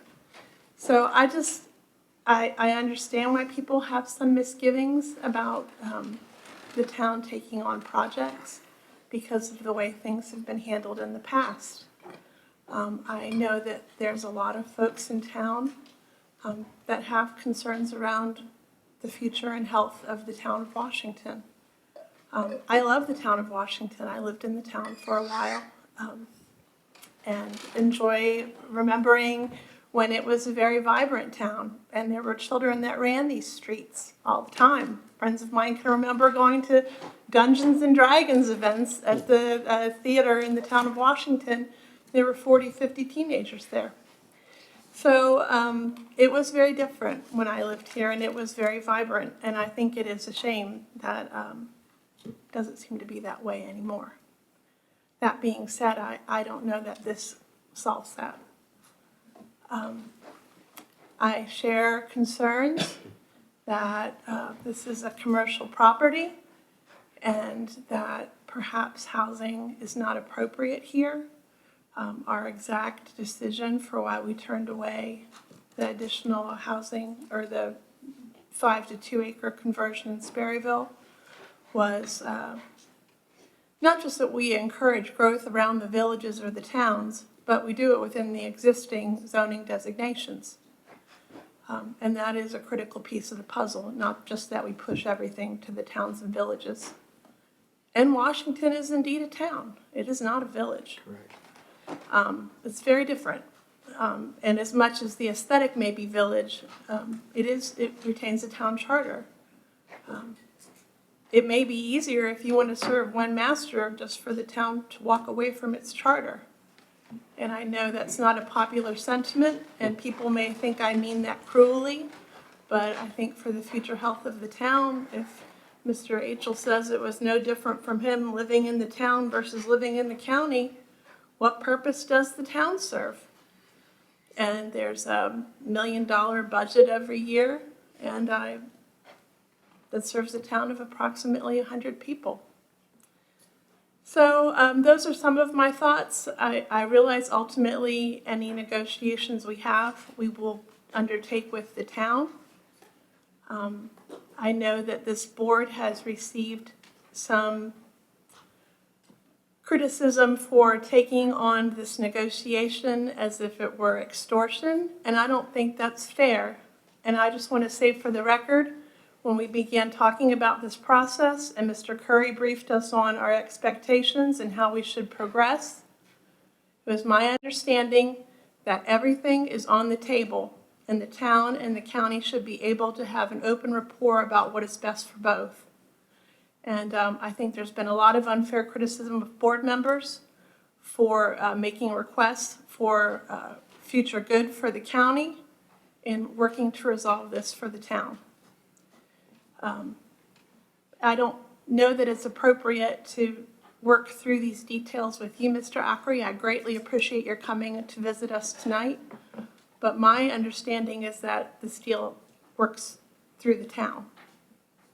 And I would just say thank you to my peers for recognizing the wisdom and deferring this conversation to this evening, when many, many people who are interested in this topic were able to attend. We would never have been able to fit all of you in that library meeting space a few weeks ago. Thank you very much, Thank you. Mr. Ackery. I appreciate your comments. Thank you. Thank you. Mr. Carney? Mr. Ackery, thank you for coming tonight and speaking with us. I can say that, as you're probably aware, our county is very resistant to change. And that folks move here, if they're not, currently from here and love it, for the status quo. So change is fearful. And I can say that in my discussions with my constituents, folks are concerned just about what would happen if we do it. I can overwhelmingly say, though, that in all the conversations that I've had, people generally are for it. But that they might not understand why there's a development happening in Rappahannock when that's why they love this place, that's why they moved here. So I think that these kinds of conversations are needed, but can be difficult for a community that thrives on not having, quote unquote, these things. There's scar tissue there, I think. And it's really not necessarily about a boundary line adjustment that's happened and probably will happen, and not this specific one, but towns and counties do this for various reasons all the time. But I think a fluid conversation about how the community benefits from something like this is incredibly productive. And I thank you for coming tonight and having this conversation. Thank you. Okay. Thank you for coming. Thank you for bringing your crew in case there's questions. I know we had a conversation the other day and. Can you talk to the microphone? Sorry. Okay. We had a conversation the other day and I look at this project as something that I think people just have fear of the unknown. And when they look at a board plan like that, can envision driving into a road that normally they could see trees and everything else, and all of a sudden you're driving into a town and seeing this large building to your left instead of the greenery and that kind of thing. So taking away that type of view, I think has people concerned. I, for one, like our dark skies park. So adding housing on phase 2 concerns me as to how we're going to be able to control that. Even with the down lighting, people drive home to their house and have outdoor events that they're going to have lights on in their yard and stuff like that. So that is a concern of mine. Making sure it fits with the architecture. We've got a building committee working right now on what's going to come to the county campus. And part of my question is there some duplication of effort here that maybe isn't necessary? We need a meeting space. You've got on your map a meeting space, your design. Is there an opportunity, if we take this at the 50,000 foot level and say, how do we make this campus a total campus, not county, parcel 1, parcel 2, Avon Hall? You have designers, you have architects, you have people that could look at that as a complete picture and come up with something that makes sense for the county and the citizens and our employees for many, many years to come.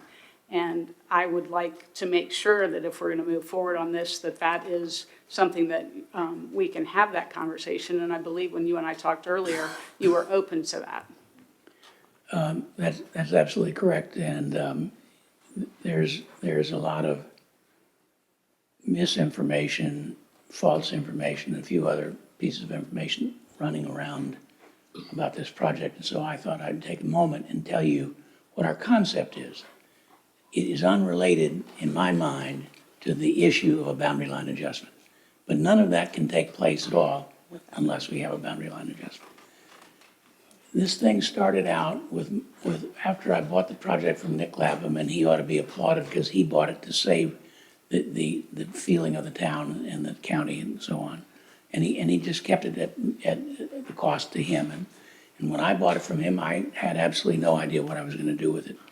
And I spent over a year on what I call a listening tour, going around and talking to all kinds of people in the county about what they would like to see in this location. The one principal piece that we came up with was an idea of having a community center and attached to it a commercial kitchen. So that my experience is that when you have events and food together, people get along much better. And in that, my idea is you could have a board of supervisors meeting in there, you could have a theatrical procession in there, you could have a community meeting in there, you could have all kinds of things. And there's a real easy way to figure out how that works. Next to that, we had the idea of some small, possibly even workforce, what is it you call it? Just co-working spaces. In a building like that because there are people around who like to work here. And the last piece at the top on the right is again, it's undefined. We don't know what the demand will be for any of these. It turns out that in the first phase for the what we call the office space, that's basically fully spoken 400 letters of intent and by government agencies. And others. And then we have a food pantry, which is going to get built based on their ability to raise their $550,000, which they tell me they have that committed, and the balance of that work will be undertaken by some charitably minded people. Let's just put it that way. The housing is there in that picture only because people asked us, can you do more housing? If the community doesn't want more housing, it's not a deal breaker. It hasn't, and we're not committed to that. What we are committed to is the idea of the big community building, the big green space. You can see there's a little amphitheater there. It's my vision, the idea that people would have picnics, maybe picnic tables, or you could have productions, outdoor productions with kids on an amphitheater stage, whatever. That's what we have in mind for that place. There's not a lot of commercial use that we have in mind that would be revenue generating from a tax point of view. It's a community project, and we are as keen as everybody here at this table about, having it be blocked off from 211 and continuing to have the green feel that you get when you come into town. In fact, I did a survey of the people on our team who are working to make this happen and said, tell me what's at the corner of Warren Avenue and 211. And not a single one knew that there was a conifer there that's about 20 feet tall, right smack on the corner. So it's interesting what our eyes do to us in terms of how we think about stuff. But if you go back and look at it tomorrow, there's a big pine tree right there on the corner that's probably 20 feet tall. And, my idea is we want to save something like that. And we've marked every tree on the property that has a certain caliber and a certain kind of quality to it. So, we're doing what you'd expect us to do. And because we want this to be a great project for the county and the town and all of the people involved. For months and months and months, I've struggled with trying to understand what the real issue is. And I finally concluded that, just as Mr. Carney said, there are people in this community who want absolutely nothing to change. I get it. I completely get it. It's a beautiful place. But the fact is, we're in the 21st century. And I don't think that we can be in the 21st century without making some concessions to where that is. So that includes broadband, includes all kinds of things. And I think this is a positive step in the right direction. It allows some people to live there in an affordable, great, brand-new property, that sort of stuff that doesn't exist otherwise. There are lots of farms that have houses that they rent for $300 or $400 a year, but most of them, we wouldn't want to have a relative of ours in that space, that sort of stuff. That's a generalization, but we all know that that's true. And we're just trying to do something that's a good project and plan for the community. And it's done within the confines of the comprehensive plan, and it's been approved and that sort of stuff, and we're just trying to finish it out on the other side of it. Otherwise, it just have that field up there, so. Yes, Mr. Kirk. In the letter that was sent by the board, request number 3 was confirmation of whether or not the property owner would be willing to be bound by the terms of any agreement the board and the town of Washington might reach, and the response was yes. Thank you. So that speaks to the earlier conversation of if the town and the county, council and board of supervisors, and the property owner can come to a common mind on the vision for the parcel, that can be bound into the legal instrument and move it forward, and everybody's happy because nobody's fearful of what might happen. Right. They'll have some understanding and concept of what must happen in the confines of a legally adopted agreement. And so if there's an avenue to allow the board and the town and the property owner to work together to shape the vision based on what you've shown and massage it to a point where there's mutual agreement, then I think that seems to be the path forward. Right, and so that the history of phase 1 is we worked extensively with the town's planning commission. But there were the back and forth of that was arduous. and we got along well with them. We did it and we worked in that. And why would you think we'd do it otherwise? I don't think anybody, we're not. Well, you're suggesting it as though. No, what he's saying is we're not going to decouple the request for a boundary line adjustment from the underlying agreement, which is why I asked you if you'd be comfortable with an agreement to which you've agreed to be bound. Well, I'm going to ask, this is John Foote from Walsh Colucci, who's been our advisor on this land use all along, and I'm going to ask him. Mr. Foote, come up to. Excuse me? Mr. Foote would need to come to the mic if he's going to speak. This is, of course, assuming he's going to ask a question that I know the answer to. So, yes? So I was just going to say, I don't have any idea what the history or the legality or anything else is of having a boundary line adjustment that has other conditions which are unrelated to it? Yes, the answer is you can do that, and it's frequently done. What I've advised Chuck, and I don't know if Art and I have talked about this specifically, but if you burden it down to a large extent, then it changes form from a simple boundary line adjustment into one that has to go to the Commission of Local Government, be reviewed by a 3-judge court as opposed to a 1-judge court to a simple agreement. But nothing I've heard so far suggests to me that an agreement can't be reached, which is likely to be involved with a single judge, an agreement between the parties, less than gone to the judge. Do you feel like you got what you So, said? yeah, so it seems to me that if there's some level of specificity the Board of Supervisors might want to be involved in relative to what goes on the I'm corner. certainly happy to have the discussion. I obviously wouldn't agree to something that we don't know what it is. And then the town, through We do their that all the time. PUD, might. We do that all the time. Well, that's, I'm sorry. The Sorry to hear town, that. through their PUD process, would, and ARB, would very likely have much more Oh, absolutely. precise input on Absolutely. how things are done. I suspect the board And the, would be at a higher and level. the county board of supervisors and all the citizens of the county are invited to public hearings to go through all of that. Make all of their comments known. And they must go through a public hearing. Right, both bodies. So my question to the board then is, how would you envision working to identify a master plan that might be acceptable to a majority of the board and a majority of the town council?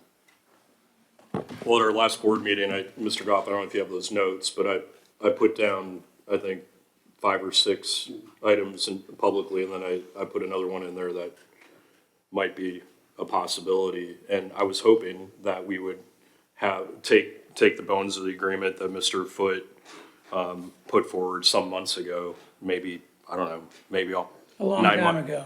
I'm aware, yeah. But I was hoping that we start with that and drop into that agreement what we all would like to see in that agreement. And I appreciate Ms. Smith defending our board, because we're not looking to extort anything from anyone. We just want to reach a reasonable agreement that's in the interest of the county as a whole. And that's our job. And I've already said that I think the town Planning Commission ARB did a super job with your Rush River Commons project. But that's not in doubt. That's not in question. So how do we just move on from this? And I've told you my one big item, and Mr. Ockery, I respectfully disagree that we're here to talk about a boundary line adjustment, but we can't talk about an agreement, because the two are closely intertwined. I mean, we're not going to reach a boundary line adjustment decision without an agreement underpinning the adjustment. Well, you have to have that discussion with the town. You all have to. Right, have but it. you, as Mr. Curry well pointed out, in this letter, or in your response to our request, you said you would agree to be bound by the agreement. So I respectfully limited my question to only one question, which was, are you okay with no houses on that parcel? Because that's the big hook for me. And Yeah, I'm okay with that. okay, that was the only No question. one's ever asked that before. Right, and that's why I wanted to ask it, because, again, I've said to you from the beginning that there's no. And I told you the reason it was there was simply because of citizen input. Right. Voters, Did the town government ask for more houses? the citizens of the town, who came to the public hearings. Okay, but in any event, Mr. Goff recorded sort of what I'd like to see in agreement. I'm sure my colleagues have other specifics they'd like to see in agreement. And I just thought that this was an opportunity for me to ask you Great. that question. Yeah. And so if you're okay with it, that's I'm okay good with news, it. so, And, I'll just leave it at that. Thank you. okay. So what's the step? How do we take this forward? We need a document. I think so. I think Mr. Foote and I have to come up with a preliminary draft of an agreement that would have those items in it, but I think staff was kind of waiting for what happened tonight to find out if there were any other things that needed to be in it, so that I can call up Mr. Foote and say, hey, this is what we kind of envision as a way to reach an agreement. And then you guys can talk to the town. We can copy the town. When we circulated a proposed draft to both jurisdictions, there was one condition in there that we'll talk about involving the ancient easements. But there's also a section, Art, you may remember, that says, quote, other terms, that's left blank. which suggested somehow we thought there might be other terms. And so Art and I will work together to come up with a draft with the town.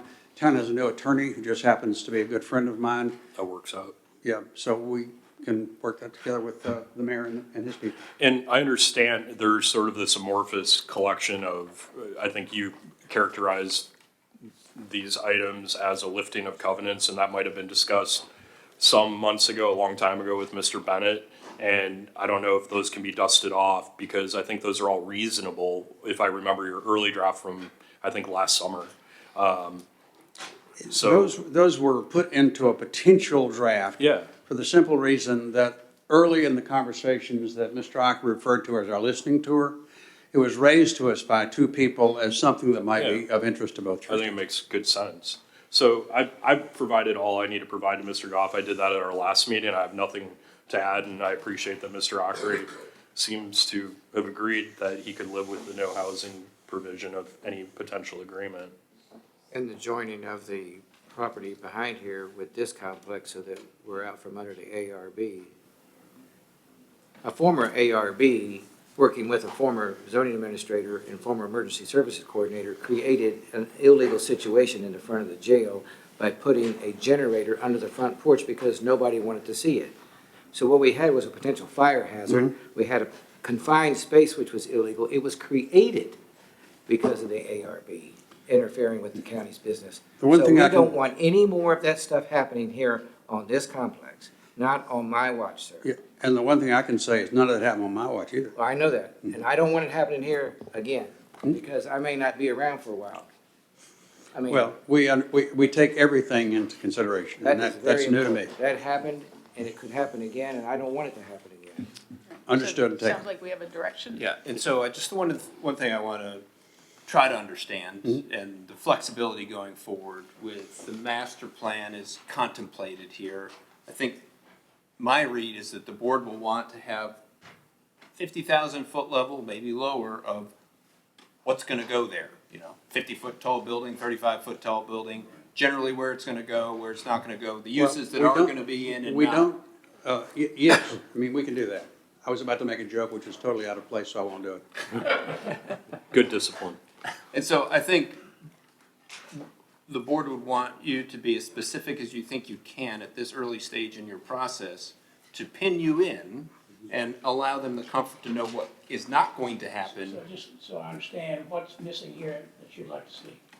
Nothing, if that's what you're Will that saying, work? signed, sealed, delivered, we're doing that, I think the board would say, thank you very much. But if that's too specific for you to say, I'm definitely doing that, depending on where you were in your architectural process. So without our ability to do anything, we haven't hired on an architect to do anything other than the sketches so far. It's the same architectural firm that's done phase one.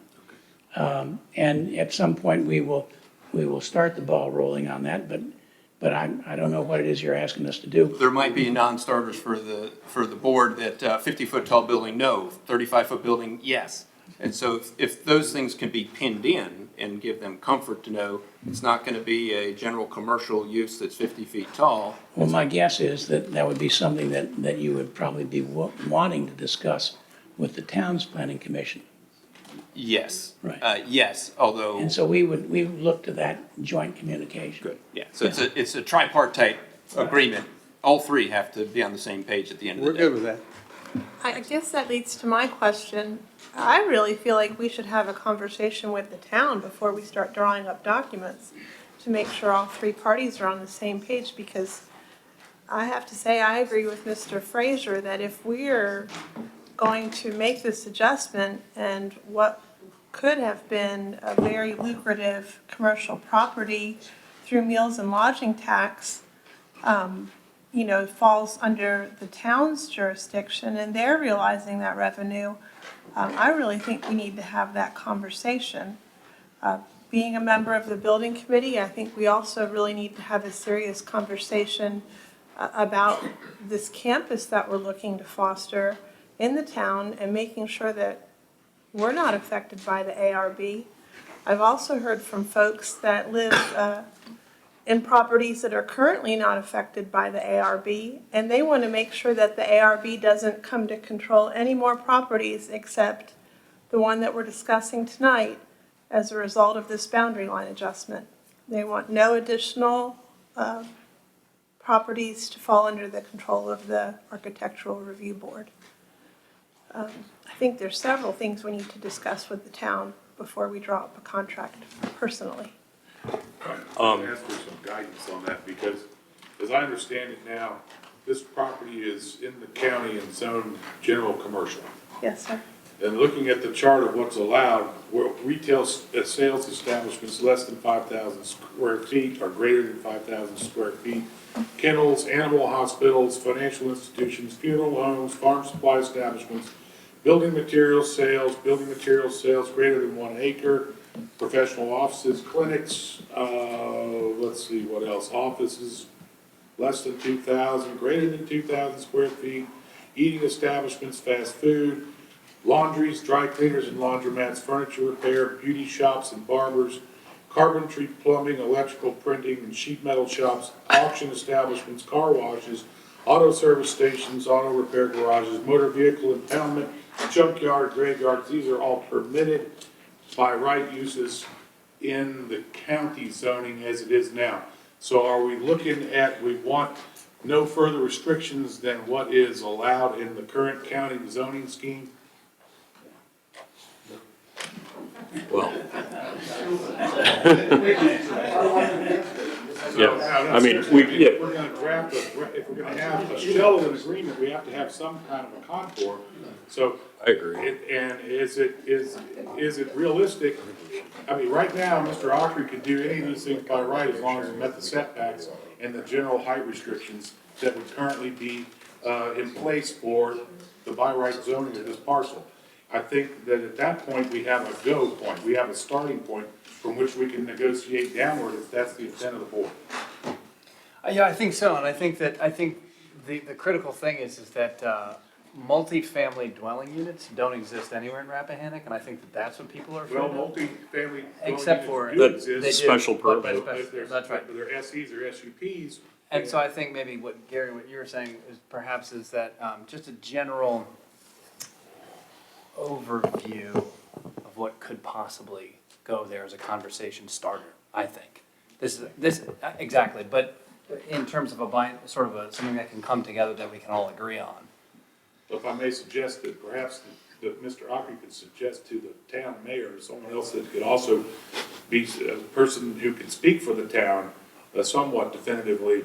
This is the list of things that we plan to put on, and this is the maximum height and the maximum setbacks that we propose to do. And these are the uses which we propose to put this parcel to, which I understand is public meeting space, appropriate parking for that, appropriate vegetative shielding and greenway from view of 211 and Warren Avenue, and waterworks and an amphitheater for public use, as well as ancillary small office space facilities that would service whatever public meeting space that is envisioned, and what is the square footage of the public meeting space. Once we have that kind of an inventory list, I think it'd be relatively easy for Mr. Foote and I to craft an agreement that would have enough specificity that a judge could accept, provided, of course, you're planning to intervene in the suit to approve this. Right, so, thank you. My experience in building some houses and some things like that over the years is that whatever you put down in the regulations, you find that you're a foot short at some point and you need to go back. I just want it to be flexible enough that it can accommodate the intent. This is because we're talking about what is our intent?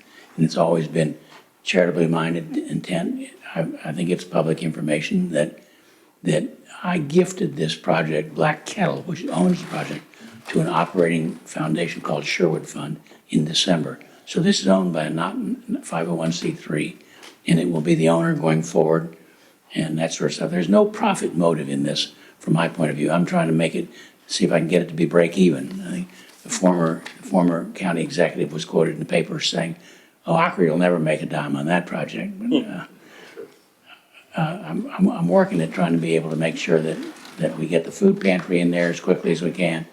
We get the housing built for people like Null to be able to get a place to move out of Huntley and down here. And we would love to have somebody who wants to step forward and do a little pantry or restaurant or cafe at the front end of that Warren Avenue building, but no one has come forth yet. We've talked to a number of people. So we're working at it. We're trying to make it work. That's our concept. It's a concept. We all know what concept means. We're happy to affirm ourselves to that concept. And if going forward we find that we need to make this adjustment or that adjustment, we need to have the ability to do so with the collective group. Thank you. Thank you. Thank you.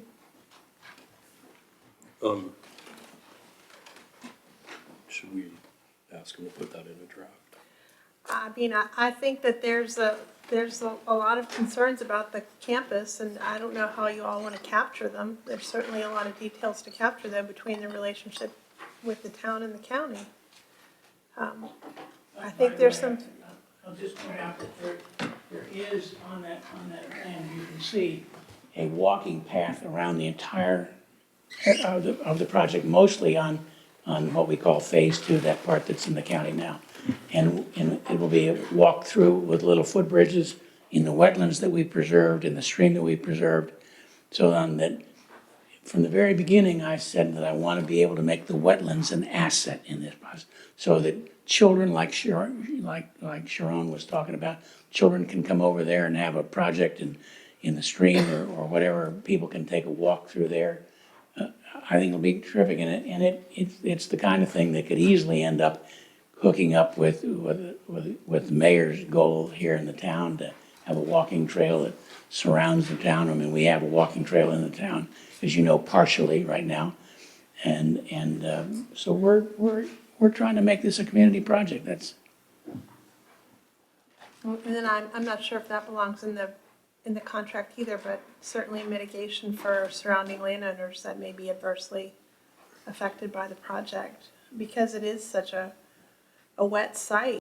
I know that there have historically been issues at Jeremy's property, and anecdotally, it has a long history of being a flooded site. And so, what would be the impact on surrounding properties?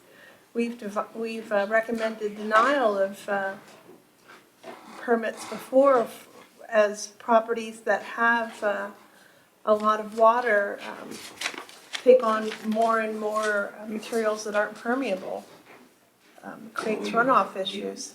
And Ms. Smith, Steve Plesk, I'm project manager and I'm an engineer. I'm sorry, I did make a deal that if I didn't interrupt you, you wouldn't interrupt me. So I would say that we have just, refused permits for reasons like that in the past. And it's certainly something that we would want to make sure we had resolved for folks in the neighboring properties at the outside of the project. Yes, sir. Thank you. So we've thoroughly studied the site, and as one lady pointed out, yes, there is a floodplain in this area. It's not a FEMA-regulated floodplain because the drainage area is too small, but there is a substantial amount of water coming through the site. There's a culvert coming, the water tends to go from north to south through the site. There's a small culvert under Warren Avenue that's slightly undersized. And then there's a larger culvert that goes under 211, also undersized, existingly undersized. But we've already done a hydraulic model for the whole floodplain and for how it impacts the site, and we've used that to design phase 1. We've set the grading and the finished floor elevations for all the buildings in phase 1 to be above the 100-year floodplain that we've computed. Mr. Ockley from day 1 has told me, make this site as environmentally friendly as possible, and we are executing that. We've respected all the wetlands. We have already applied for and secured our permit from the Corps of Engineers for phase 1. That's done. We expect to have the same level of quality and scrutiny in phase 2. As far as stormwater management, we are regulated by the state. DEQ reviews and approves our stormwater management plans. I was literally on the phone with DEQ earlier this week going through our concept and design for our stormwater management facilities. All the water, all the impervious on our site goes through stormwater management facilities, best management practice facilities, And we're regulated on the amount of water we can discharge and the quality of the water. We will not increase the water going downstream. In fact, if anything, we control it better than the current conditions, the way the regulations are written. So we are not going to make it worse for the downstream owners. We're not going to impact water quality negatively. And we are regulated by the state, and the town also reviews our plans. That's all in process for phase one. Same level of detail, same level of scrutiny, same high environmental standards we've done in phase two. Mr. Ockery correctly stated, we've surveyed the property. We know where all the good trees are. We know their size, location, all computed with coordinates. We're very sensitive to dark skies. Dark skies requirements were required by the town for phase one. We wouldn't expect anything less for phase two. So for the record, that's a 10-year storm to meet the state requirements, and you've used probably the energy balance equation. Would you be willing to design for a higher frequency storm, 50-year storm or something? We meet all the current DEQ standards. Our plans will go. I know what the DEQ standards are, and it rains harder than that a lot. So are you willing to design for It doesn't rain harder. I would take issue with that. What we're finding with global warming is the frequency of storms, of larger storms, occurs more frequently.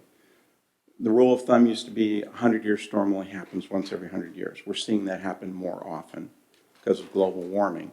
But the impact from the engineering standpoint is you look at the amount of impervious. Where do you take that impervious? All of the water is going to go to underground vaults, similar to how the post office was constructed. We just don't take the water and dump it into the stream. I understand how it works, but you're doing that for a 10-year storm. Are you willing to do it for a higher return interval storm? Why would you're asking us to go above the DEQ regulations? For what purpose? You don't have to. I'm just asking if you're willing to. There are downstream impacts. Predictably, it rains more intense than a 10-year storm. I mean, that's just how statistics work. So I'm just asking the question. 10-year design storm for that is what the current state standards are, and we think those are applicable. We do consider other conditions. For example, the 100-year storm is what we use to set our building finished floors. There's also regulations that say you should put your finished first floors above the 100-year flood elevation. We're going to do that. Those are slabs. Those are slabs. We are still designing our foundations for the buildings. They'll be filled. We're going to have to fill the site. The site is low. We're going to have some retaining walls, and we'll be filling the site to get to those finished floor elevations. You mentioned dark sky compliant. Yes, sir. You're actually working on it yourself? That was a requirement of the town approval for phase one. All our lights have to meet town dark sky requirements. So you are talking about putting up exterior lighting?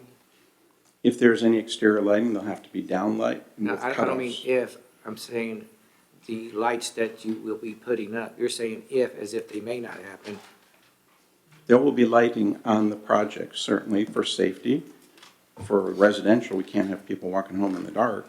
So Right, there will be but some exterior lights for safety and then the parking areas, but there'll be down lights with cutoffs. This that may not meet- be the proper place to say this, but it's just a question, I guess. I'm just wondering why you would have to be dark sky compliant, but the inn in the town isn't.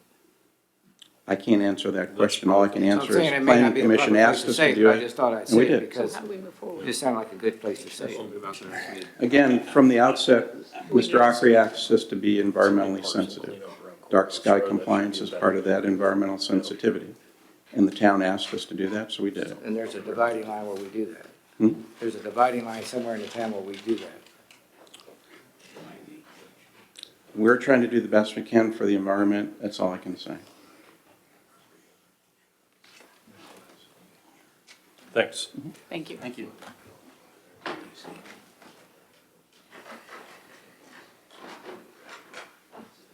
I just had a question for him.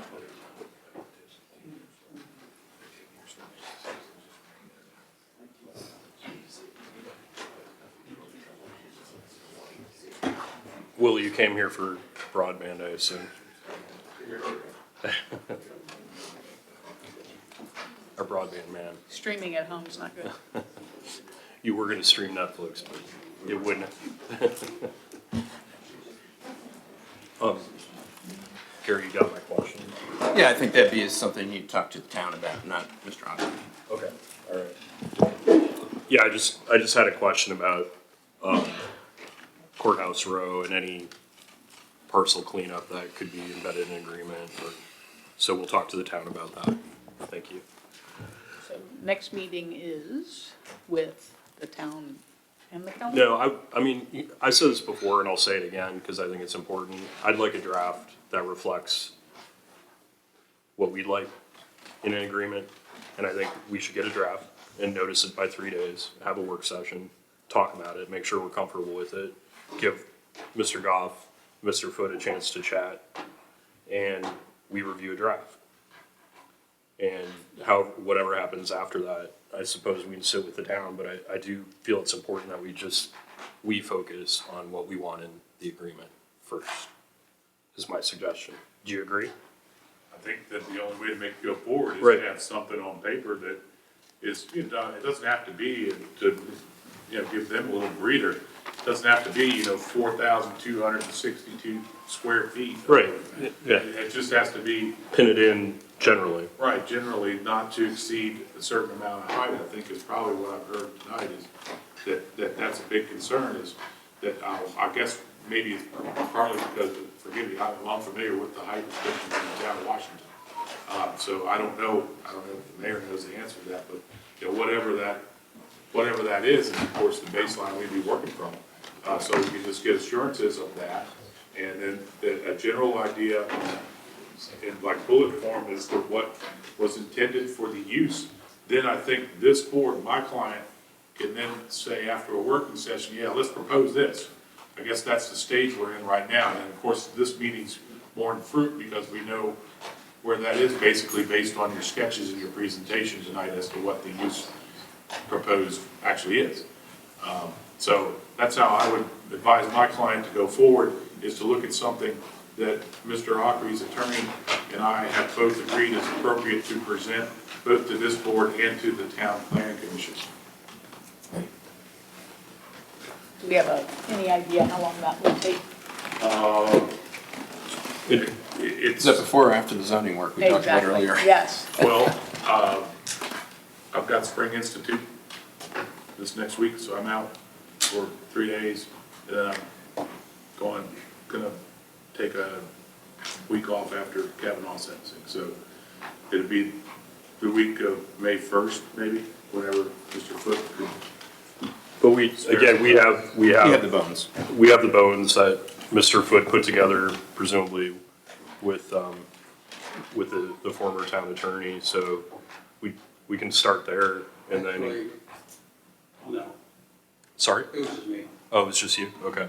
So, yeah, but that agreement I think is a great starting point, and we embed in that agreement what I mentioned last time and what my colleagues have mentioned tonight, to the extent possible, that we can identify specific. And I would hope that all the members of my client, all the individual members, have had their say tonight as to what they may want in this agreement, because if you don't tell me, I don't know to put it in. Yeah, and like I said, I'm not going beyond what I said. You told me what you said, and then everybody seemed to agree to that last time, but I just want to make sure that we're speaking with, I think Ms. Smith raised a question of possible revenue sharing for any meals and lodging tax revenue collected on the part that's in the county. So if you want to add something specific, we could at least put that in there and let the town decide whether they could agree to that. And then that's why I asked about any kind of parcel deed restriction cleanup and what Mr. Foote characterized previously as lifting of covenants. And frankly, I don't have a handle on those details. So we lifting of what covenants? The deed Mainly on the old church restrictions building over here. Old church and. The deed restriction of the old Methodist church in the town hall. It's already in the draft agreement. Here in the draft. Okay. Yeah.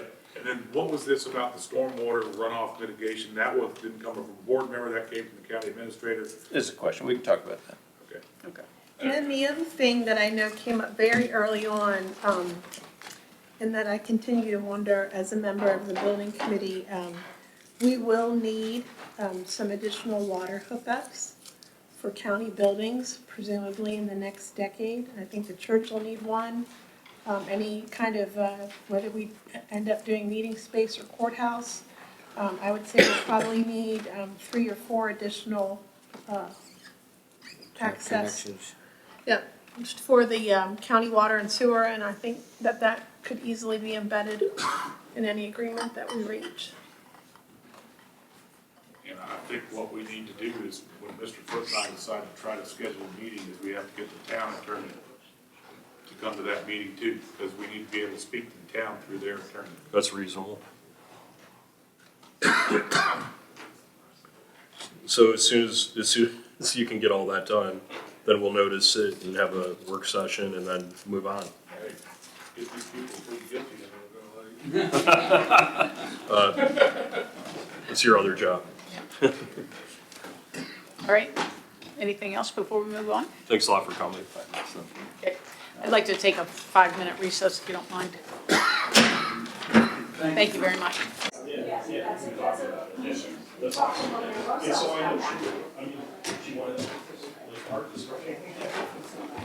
Thank you, everyone. Hold on. Please hold. Ready? Okay. Thank you, everyone. Next under old business, we have the Regional Valley Broadband Project. Is this a part of your cover? As you're aware, Ms. Pandek is online. I've included a lengthy narrative in your agenda packet. Before you get started, you should convene the Broadband Authority. I'd like to convene the Rappahannock County Broadband Authority for a joint meeting with the Board of Supervisors. Where are they? Oh, wait, never mind. Should we stand up and sit down? Excellent. Let's not forget to adjourn that meeting when you're starting Yes, this sir. conversation. Thank you. As I noted, there's a rather lengthy narrative provided within board docs, and the very general perspective is that Chantel participated in the reverse auction for RDOF to low bid of the opportunity to provide broadband services in a certain portion of the county, the southern area. And in doing so, they offered to the federal government to provide wireless broadband using several towers of undesignated height in that area. The Board of Supervisors and the Broadband Authority agreed to participate in a regional VATI application with the Northern Shenandoah Valley Regional Commission that would bring fiber to the home to unserved buildings in the county. That project application included the structures in the RDOF area that was won by Chantel. And so it would provide fiber to the home rather than wireless services. I think someone just went downstairs. So with that basis, Chantel has subsequently read the room across the state and have decided through their various investor calls and indicated that they are exiting the wireless market and focusing on fiber as well, although I think they may still have a blended program in some of their other areas. They have approached the 4 counties who are part of the Regional VATI application, which are Rockingham, Frederick, Fauquier, and Rappahannock County, within which they have 1 census blocks. And they've asked those counties if each would be willing to support them in their waiver process with the FCC.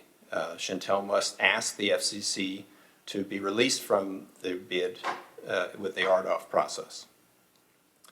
When the VATI grant was awarded, it was awarded at a somewhat lesser value than the $97 million that was originally requested, I believe 95-point-something million, and that difference represented the RDOF area.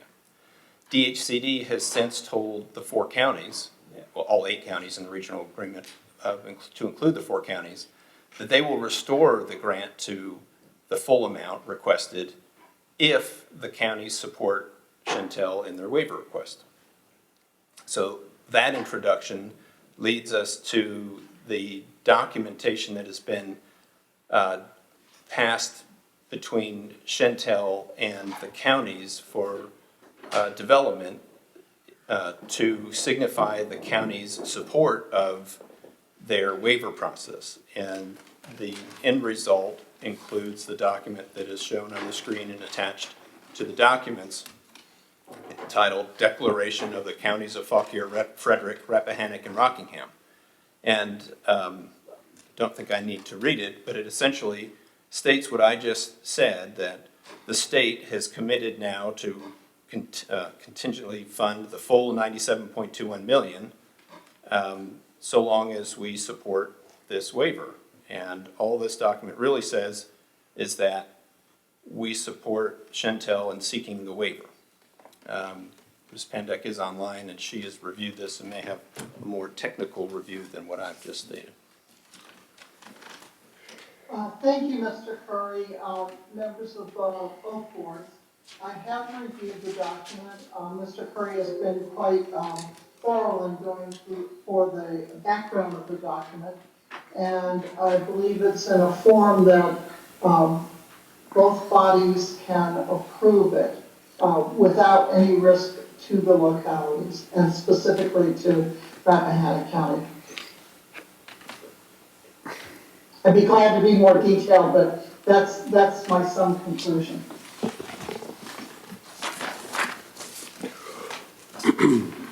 The only thing I'll add is that DHCD has not told the counties that Shentel must be successful in seeking their waiver for the funding to be returned. DHCD has told the counties that if we support Shentel with a declaration such as this, that they will resupply the funding. And so this step and this step alone is what we've been told by DHCD is necessary to restore the funding back to what was originally requested, the $97.21 million, and which will cover the unserved locations in the southern part of the county. So Shentel wants out, as you said, part of their corporate strategy here, right? Right, and they've asked us if we will support them in their efforts with the FCC. Can I interject a question? Yes, sir. We're saying that Department of Housing and Community Development will restore the approximately $2 million for the RDOF areas of these 4 counties. Correct. $2 million for the 4 counties. Correct. For their RDOF area. For the RDOF area. The other counties did not have RDOF areas with Shentel.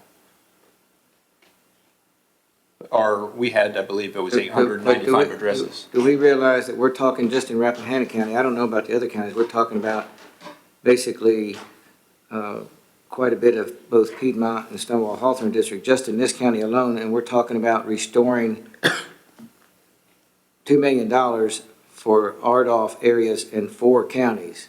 895 addresses, I believe it is, in Rappahannock County. In Rappahannock alone. Yep. So these numbers that All Points have put out have never made any sense to me, and this is even further proof of it. I just want to get that out there so that y'all are actually, looking at it. It's not just 895 passings, it's 895 passings where they have no backbone currently. So they have to figure out a backbone and build out the system too. That's even more. Because it's the 231 corridor where they have no REC lines. Right.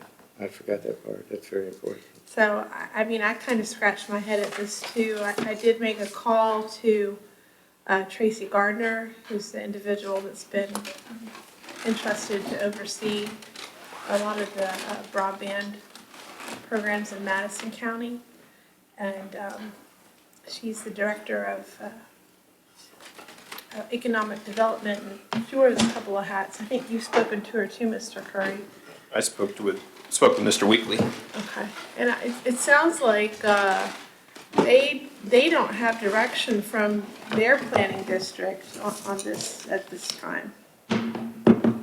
I suggested to Mr. Weekly that he might want to open dialogue with Shentel and DHCD so that they could avail themselves of the same opportunities you have the opportunity to provide fiber to the home to these addressed points instead of wireless coming from several towers. hopefully they do that for the benefit of their citizens.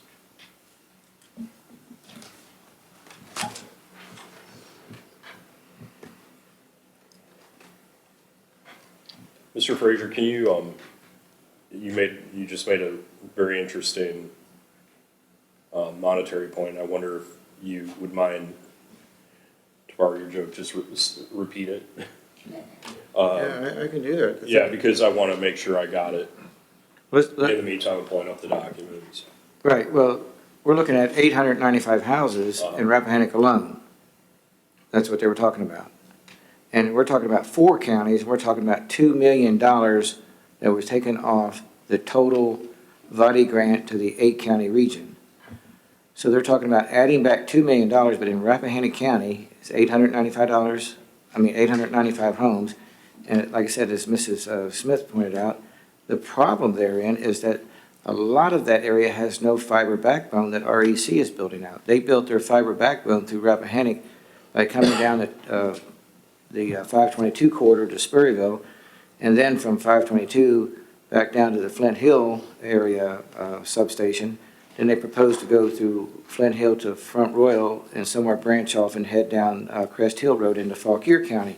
There's no fiber backbone for all points to use in that area. And we're talking about Rappahannock alone. If you were to simply divide the, I was going to get ready to do that, but if you take just the 895 residences that average something like, let's just say a typical Comcast installation, if it's already running down the road, would be $4,000 or $5,000 a piece. Let's just say 4,000. So understand this is only about 30% of the total cost, right? It's the state's share. Yep. I understand that, but there's no way that his numbers work. Closer to because 60. if you were just talking $4,000 per home on 895, you're talking $3.5 million right there alone. And he doesn't have the fiber backbone here. So none of Mr.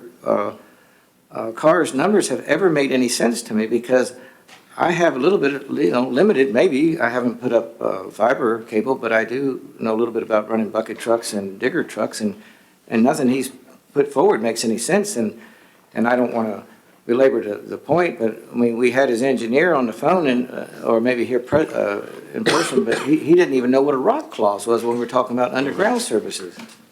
So what is, thank you, separate from the fact that Chantel wants out, then the separate question, Mr. Curry, maybe you can remind us what, under a pending agreement with All Points Broadband, what would they be required to do in that area?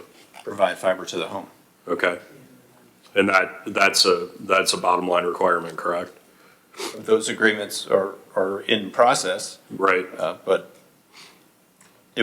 as originally applied for, would it provide fiber to the home for all unserved addresses? That basically in Rappahannock County is everybody except people who have or are able to get Comcast without a special construction charge. You see, we still don't have any maps, and we don't know exactly what that means, but yet in this draft VADI agreement between the Department of Housing and Community Development and the regional authority, if you look at the first page under project, paragraph 3, the grantee will commence and carry out in partnership with VADI co-applicant, hereinafter referred to as company, a broadband construction project designed to provide access to broadband services to, and then it says insert number of serviceable units in the list project locations. Unless that date gets moved back from May 5th, either they have this number and they've never provided it to this board, or those numbers don't exist, and I don't know how in the world we'd ever enforce what they're going to install. Well, we know that when All Points presented to you, they did include the number of addressable structures in that presentation. So yes, and those numbers do exist. And those Why haven't they given it to us? Well, they did in the presentation. It was 2,200 or something like that. But he just gives us a number, just a number, overall number. You can't, first off, you can't make those people make connections to the service, but we don't know exactly what roads they're going down. You just show a big map with a bunch of dots on it, and it doesn't actually coincide with roads. I agree. All those things are very important to the agreement that you will ultimately approve. But I've been saying that since August. don't disagree, and I think Ms. Pandek shares my interest to make sure the agreements that are presented to the board are in a form that can give you confidence that the project will happen. She's just put her hand up. So our task, our specific task here is to dispense with this agreement to Chantel seeking a waiver. It's not an agreement, it's just a declaration. It's a declaration that says that we would support their seeking a waiver, correct? There's not much we can do about that if they want out. Yeah, And right. there's really not a whole lot we can do at this point if Mr. Carr of All Points says that they're gonna build it, but we don't know what that means. So, to my point earlier, we're always making decisions and we don't have all the information. Ms. Pandek has her hand up if you all were. Go ahead, Ms. Pandek. Madam Chair, yes, thank you. I think, and Mr. Curry has made this a little clear, let me make it more clear.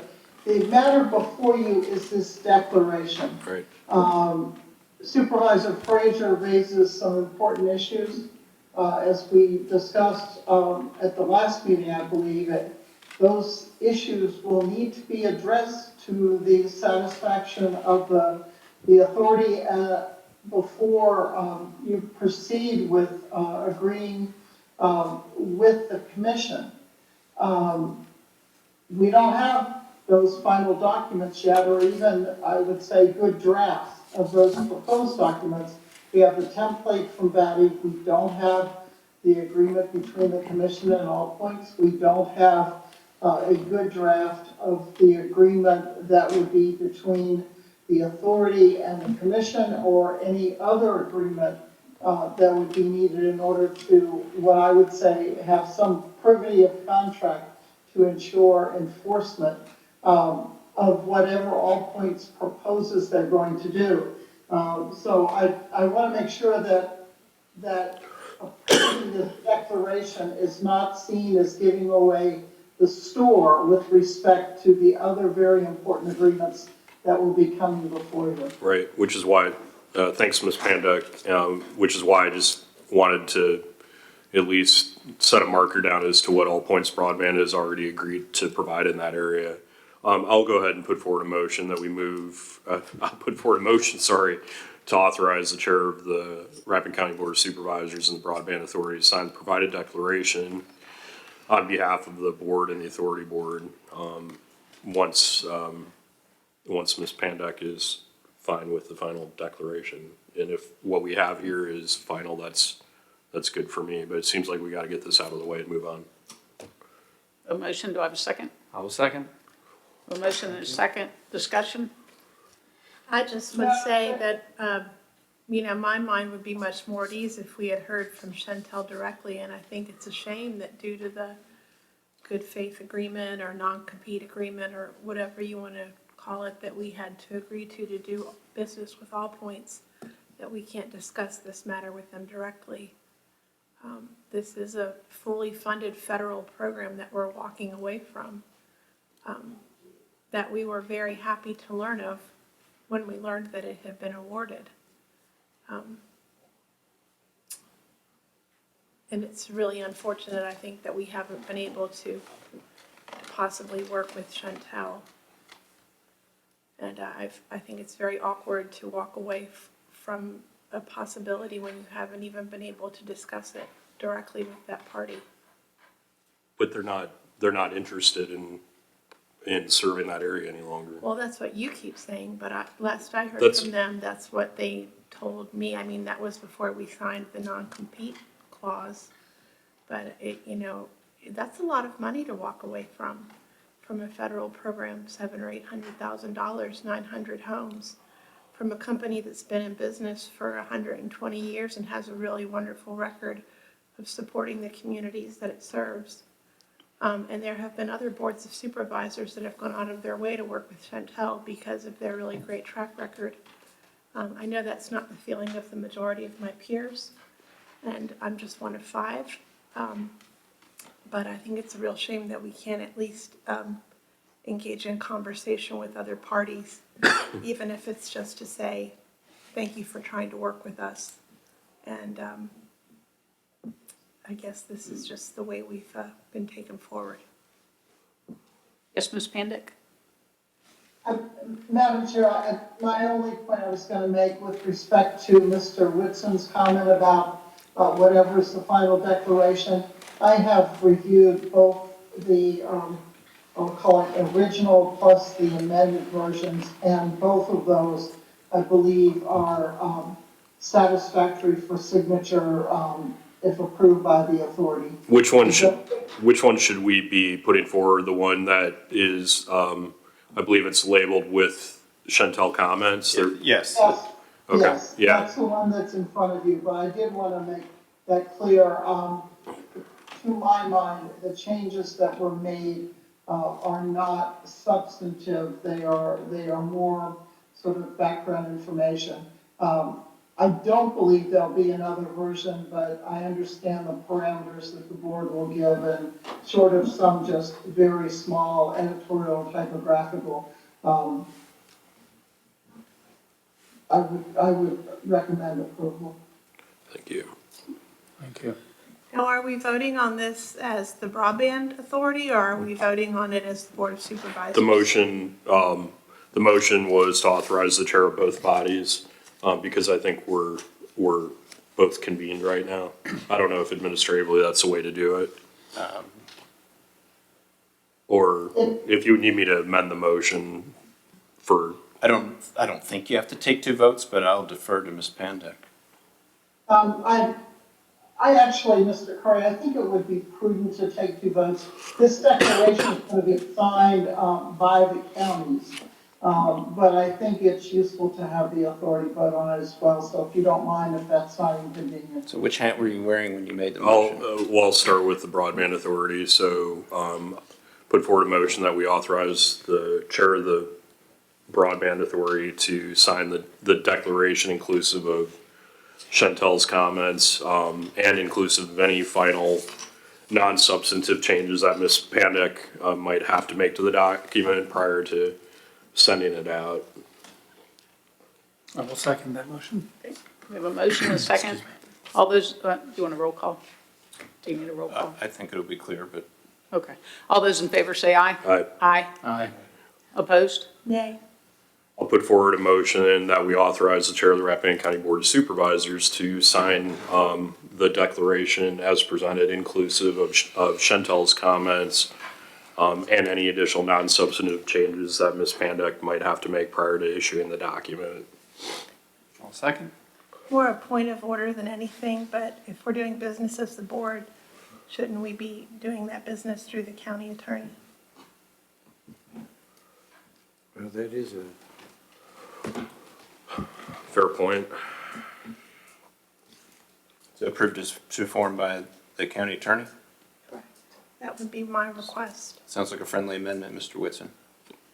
I'm okay with that, and I'll just amend it to reflect need for Mr. Goff to finalize the document if there are any final non-substantive changes required prior to issuing the declaration for our county.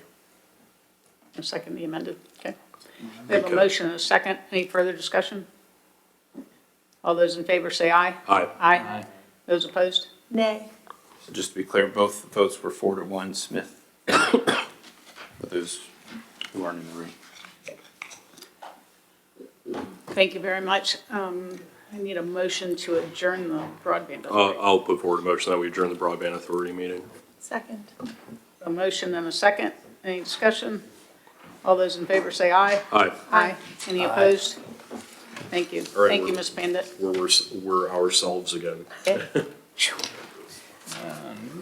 All righty. I'm sorry. I mean, but you weren't here for broadband, were you? All right, we're moving now into new business, which is local fireworks regulation. Madam Chair, I believe in discussions with Mr. Curry, I'd asked for us to be a point of discussion, but I would have thought that the man that issued the permit and didn't notify the sheriff's department would have been here tonight. Well, I'm going to make a correction there. The sheriff's department was notified, as was the fire company in that area. Well, That, as was the dispatch. I was misinformed. The dispatch lieutenant was informed as well, all in the initial distribution. I was misinformed then, sorry. No, doesn't mean that a dispatcher But I didn't wasn't say, informed. and I took the heat for that I should have, when he copied me on that, I should have sent it to the board to make sure you were aware. But I was going to say, it doesn't mean that a dispatcher didn't get the pass-along information, and that is a process correction that can be made to make sure in situations like that, that the pass-along happens. However, perhaps the conversation should be, should you have situations where such a notification should take place in the future? And maybe the answer is no, based on your interest in having a local ordinance that would significantly curtail the opportunity of citizens and different groups from holding 6-hour-long fireworks. I can't speak for my colleagues, but local ordinance or not, I would like to know something of this magnitude before my phone starts blowing up with text messages. I understand. Okay, does anybody here know what the North-South Skirmish Association is? The north-south what? North-South Skirmish Association. Sounds like there's cannons involved. They have a few. He knows about it. Well, I was helping a family member move from a property within sight of that facility. They've been there since the early 60s, I believe it is. I believe the property is now, and Chuck, you probably know better than I do, but it's about 150 acres now. It could be larger. They acquired a 50-acre parcel nearby about 10 years ago, maybe or less. But they were over there shooting. And it's really not that loud. And they have cannon competition. There's a saying in the movie, Gods and Generals, where Porter Alexander is quoted as saying that a chicken couldn't cross that field. He says he didn't remember making that comment, but anyway, when you go up there and see the targets, a squirrel would have a lot of trouble if he stood still, standing up. But anyway, we didn't really notice any noise over there, but at my phone, I'm getting constant text messages. My wife is fielding calls at the house because we had no idea that something like that was happening over there. Nobody knew it was fireworks until it started getting dark, or they got a report back from the Sheriff's Department, but the Culpeper County Sheriff's Department was getting calls as well. No one really knew where it was because sound travels kind of weird through that area. And I'll say this, I live on Viewtown Road. Most everybody knows that I live on Viewtown Road. And twice I've heard trains on the farm. From where? Culpeper? Has to be. Yeah. So I asked a man who's never lived anywhere else except within a mile of where he lives right now, and he's in his 70s, has he ever heard trains? Twice I heard trains, and both times it started to snow within an hour, right? No, seriously. Yeah. So I asked him this question, have you ever heard trains? And I thought that he would just stare at me and say I was crazy. He said, well, Daddy used to come in sometimes and say, come on, boys, we got to bring some wood up and put on the porch because the snow's coming. The old man heard those trains. That's wild. So that's a phenomenon that's called, it's an acoustical phenomenon. It's a mirage, acoustical mirage, I believe is the phenomenon. And that happened a lot during the war between the states, when they were supposed to shoot a signal gun, and then a force was supposed to start their part of the battle, and it happened with both sides. And they never went in. They never gave support to the other side, the other group that was fighting. So it's a process that actually happens sometimes in the field. So just because you're here doesn't mean that you can hear something that's over there, where at the same time you can hear something over there really good. And what was happening was, if you will, the North-South Skirmish Association, where I was on that Saturday, it was a low level as far as atmosphere is concerned, low level sound, because it's all close to the ground and it's against the backdrop of hills. Whereas this was being shot up in the air over top of people's houses, and it was not low level. It was boom, boom, boom, right above their house for 6 hours. And I came back home about 6:30, 7 o'clock that night, and that's when I could hear it firsthand. So I really think that we need, as a board, to look at adopting something, but the one from, that I reviewed from Gloucester County really doesn't do the job. I attached links to several different counties, and then one of your speakers provided a copy, I think, of Fauquier as well. I've just handed you a copy of what's on the screen, but it's Code of Virginia, Section 15.2.974. And it seems to give you a lot of leeway. I thought that you didn't have quite as much leeway. But it does allow you to issue permits for ... and any additional terms and conditions as may be prescribed by the locality. So I think that gives you a lot of room. Now, there is, just behind me, Fire Prevention Code already includes many of the most critical requirements regarding like distance back from the shell, depending on the size of the shell. And I also attached that to the state's changes to that document here. And so you don't have to recreate all those things. And it already provides for significant protections that most have to follow anyways. The permits that the county has issued heretofore have leaned on the state code as our authority to do so. Arguably, without an ordinance, we have no authority to do anything. Right. But we just did it because we thought it was the right thing to do. And when it comes down to the life safety aspect, we figured better to do that than have an incident where somebody's injured. But we can't get into telling somebody they can do a show or not do a show. We just felt like referencing state code, we could say, well, if you're going to do it, you have to be so far away and you have to have insurance and things like that. When was this added to our?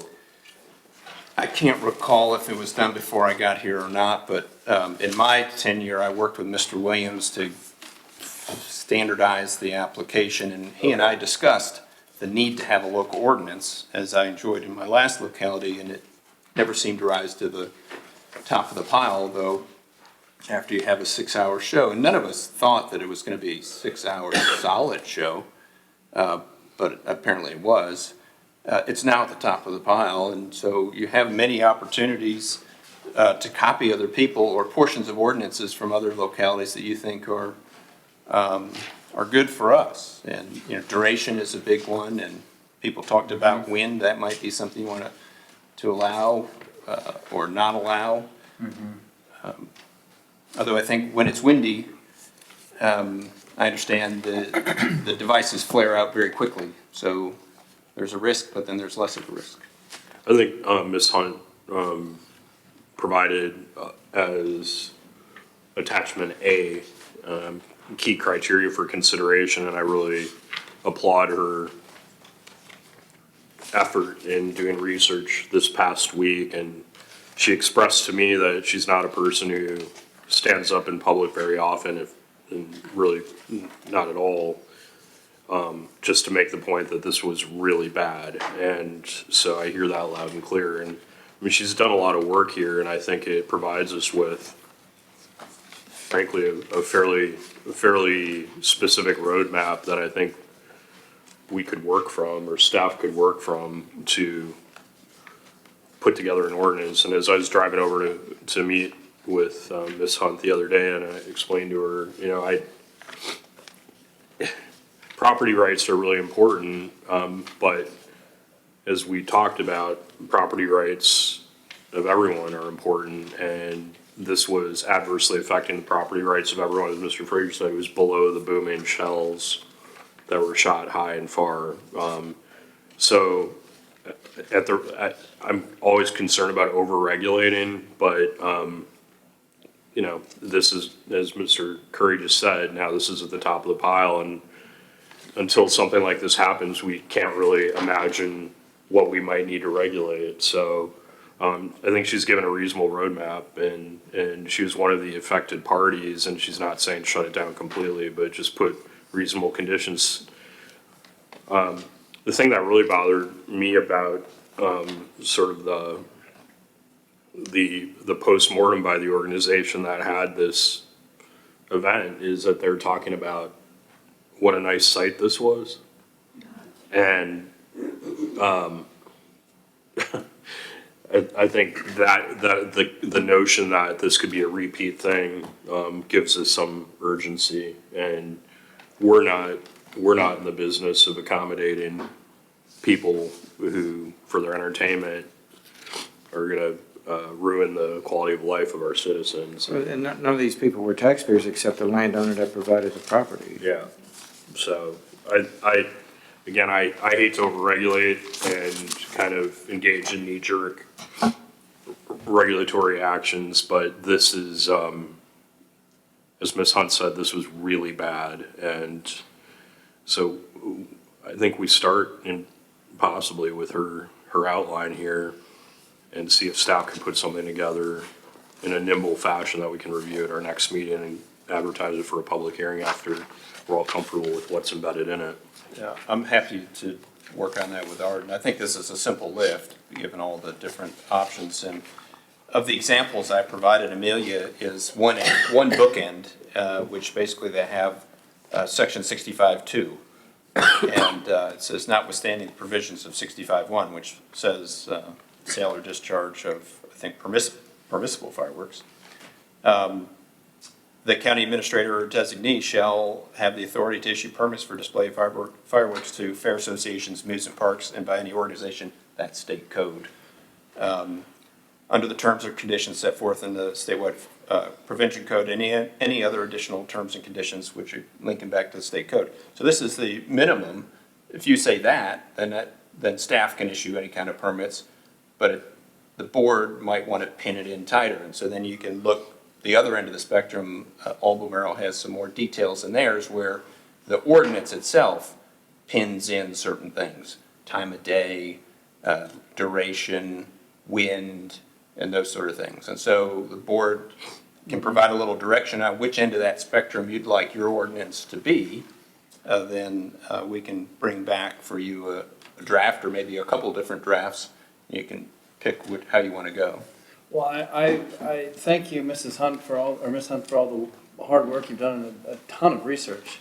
Yeah, I haven't been sleeping since it happened. And understandably. And without a reliable internet connection. So That's right. We're working on that. And I think, being an agricultural county, animals don't like fireworks.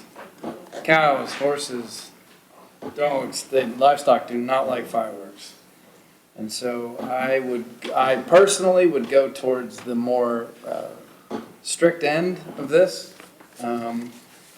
I think that the benefits of doing such things are outweighed greatly by the cost of doing them, so I would go for stringent. I think that the fireworks on 4th of July are awesome. On a big occasion, they're great. But the public is notified. People know. And if they don't, well, they say, wait, what is today? Oh, today's the 4th of July, right? I'm going to be up till 10:30. But that should not be happening on a Saturday or Sunday. Unless it happens to be 4th of July. Unless it happens to be the 4th of July. Or New Year's Eve. it happened last Saturday too, but it was much shorter, only 30 rounds. Yeah. So I think it's just possibly an oversight, and now it's come to our attention. The other thing the state code allows you to do is it attaches misdemeanor to violation. So if you fire without the permit or Property owner to, imagine so, yeah. So that will have more of an impact than the group. So any sort of ordinance really is only as good as its consequence, and so. And enforcement. Enforcement. How do we separate the individual that's celebrating somebody's birthday versus a commercial? Well, in the state of Virginia, that individual, unless they have their pyrotechnician certificate or whatever it's called, can't buy anything or use anything that explodes, flies, projects. They can have something that basically says emits showers of sparks. and that's all they're allowed to do. Unless you go to South Carolina. And then bring it back illegally. Right. So it's really not gonna have any impact, because by the time you've got a 20 to 30-minute duration max, I think you're talking $5,000 or $10,000 for that type of person. Right. So it's just not going to happen. By the time the sheriff's deputies get there, Right. it's, what are you talking about? Right. Well, and I think that's come up in some of the conversations surrounding this event. Some people have a knee-jerk reaction and say, well, if you don't want to hear, fireworks, don't move to the country, because you'll hear fireworks and four-wheelers and shotguns and, the occasional, Tannerite. That's another story. I'm There's a section. I'm not trying to go there, Gary. Well, state code says you can't restrict tannerite in these similar sections. Yeah, or bottle rockets might be what I was going for. And so that's, so we're not talking about those things. Those things are not what we're talking about. We're talking about 6 hours of incessant, loud, commercial fireworks. And I just have to say on the record, as much talk as there has been about dogs and livestock, I have some disabled veterans that live in my district, and had this happened in their backyard, it would have been a catastrophic event. Wow. And so, to me, it's not only that we did not have the mechanism or the foresight to stop this, it's that we also didn't notice it appropriately. And in my opinion, we should have learned that cautionary tale from the town of Washington. Because that was a large, large part of the complaint about their fireworks, is that nobody knew when they were going to happen, and so nobody was adequately able to prepare. They would just start going off, and dogs would be in the yard, and the dogs would run off, and people would drop their teacups and those sorts of things, because they had no way to anticipate when it was going to happen. And this not preparing citizens for the event and giving them the opportunity to say, hey, what's going on the property next to me before it happens? That, to me, is really where the ball got dropped here and can never happen again. So maybe with, one thing Ms. Hunt put in here is applications would have to be submitted to the county government, not a matter of days prior to an event, but, say a month or whatever the number is. And then presumably we could require the applicant to pay for public notice of the event. I don't know, If you've got in a newspaper of record, something. I mean, I'm just trying to. Well, a letter, but a $600 fee, I think that's what Caroline had listed, that may compensate for the mailing and having a deputy there, because they probably would use a deputy working on overtime. I might charge a fee and use that fee for a newspaper advertisement, but if a deputy's gonna be there, they can pay a deputy off that's not on the job to do that. I wouldn't. We've had events here where they paid overtime for a deputy to work on their off time. But the deputy was in uniform, was a representative of Rappahannock County Sheriff's Department. Well, and I think we've got to be careful, whatever we structure, that we don't penalize our own fire and rescue organizations that set off fireworks. Exactly. Right. So it's got to be done so that it allows an exception for those organizations. Yeah, it's a vantage point. But I mean, if you will, if we make them pay a $600 fee, then they get operating expenses back anyway, so we wind up paying the fee back, so. So it sounds like we all agree we need better regulation of this, and I think we all agree there's some urgency. Yes. And, I'm like you, I hate to have the knee-jerk reaction to do something, but this is one of those times, because it could easily happen again. And while I don't mind hearing the trains. That was a great story. No, but it's true. I mean, amazing. not everything I say, I should say, but anyway, but that is a true story, and acoustics are very important in this area. Yeah. No, and it's interesting because the voting district I represent goes to includes the west center side of that road. Right, and if you drive down that road, and then you drive down Butown Road, you realize, and I probably should look at a map to confirm this, but I think they kind of do this. Almost converge. Yeah, right, and that's why when I saw the email, I was puzzled about the location, and then people over on Viewtown Road are adversely affected. I thought, oh my gosh, I mean. Well, I just wonder if this hasn't happened sometime in the past, because I think most of us knew Tom Woolman. He moved out of the county back in December, and he had cannons. He had reproduction cannons from the war between the states, and those cannons are still here in Amosville. But, yeah, they are. But Where anyway, are they? Anyway, he would get, complaints that he was firing his cannon, but they were in the building, and he wasn't even home some days. So something was going on back in those days, but not to this extreme. So I don't know, maybe it's already happened before and we just didn't know it. So, I mean, things like duration, those are easy to fill in the blank and. Are we able to have a carve out for our folks, for instance, if the fire companies want to do a fireworks display, are they able to do it for 45 minutes to an hour unless, if we want the permits to only be a half an hour? Well, I have to talk to I think Mr. you gotta Goff. I treat think you run everybody into the equal same. protection Yeah. issues if you go too far down that line. I think you could, I have read in some of these examples that nonprofits might have their fee waived, but I mean, who's to say that Cracker Jacks aren't a nonprofit? Or, have a, And right, so. It's a club, so, it's like your motorcycle yeah. analogy from Gloucester, right? Yeah, so that doesn't work. Now, what I told you Gloucester does is they say you have to have a peace officer and fire there. Yep. So, that kind of makes it hard, but it makes it pretty easy if you happen to be the fire company. Yeah, but there would be a difference between a public service agency and a not-for-profit agency. I mean, Yeah. you can make some distinction probably. I mean, we don't want to be spoilers of 4th of July inadvertently by. No, well, I'll talk to Richie Burke and make sure Yeah. that they fit within. Right, whatever they would want to do at the maximum should, yeah. Good. Do we want to make a And I motion? think you could probably, not more than X times during a year, month on the same parcel or something like that. Yeah, that's, That's equally applied to everybody. and that cuts Firecracker Jack or whatever it's called off at the Cracker pass. Jacks, yeah. Would notification of neighbors be allowed, would you be able to put consent of the neighbors? I think that, Is that not? no, they're getting a permit. I don't know.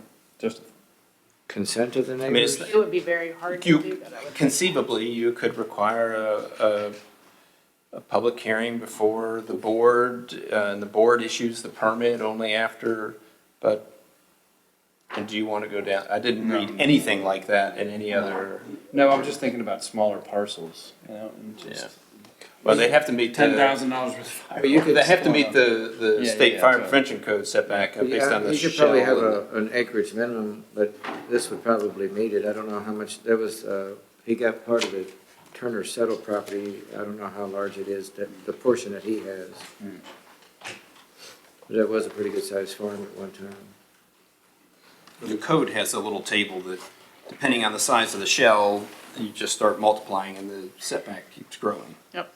Right. Well, if it please the board, then I put forth a motion that we instruct the county administrator to work with the county attorney in expeditious manner to bring back a draft ordinance that we can review for publication at the May meeting. I'll second Mr. Frazier's motion. We have a motion and a second. Any further discussion? All those in favor say aye. Aye. Aye. Any opposed? And just to be clear, I'm hearing notification's important and detailed versus the other end of the spectrum. Right. Yep. And then hopefully we can just review the draft, finalize it, and advertise a public hearing and be done with it. Yep. That was good. I hear them. And allow the public to inform your eventual considered decision. Yeah. Yes, Oh, of course. that's what I meant. We'd be done with it after public input. I'll put forward a motion that we adjourn. The motion, do I have a second? Second. We have a motion and a second. All those in favor say aye. Aye. Aye. Any opposed? Thank you very much. Thanks. Thanks for Thank you for everything.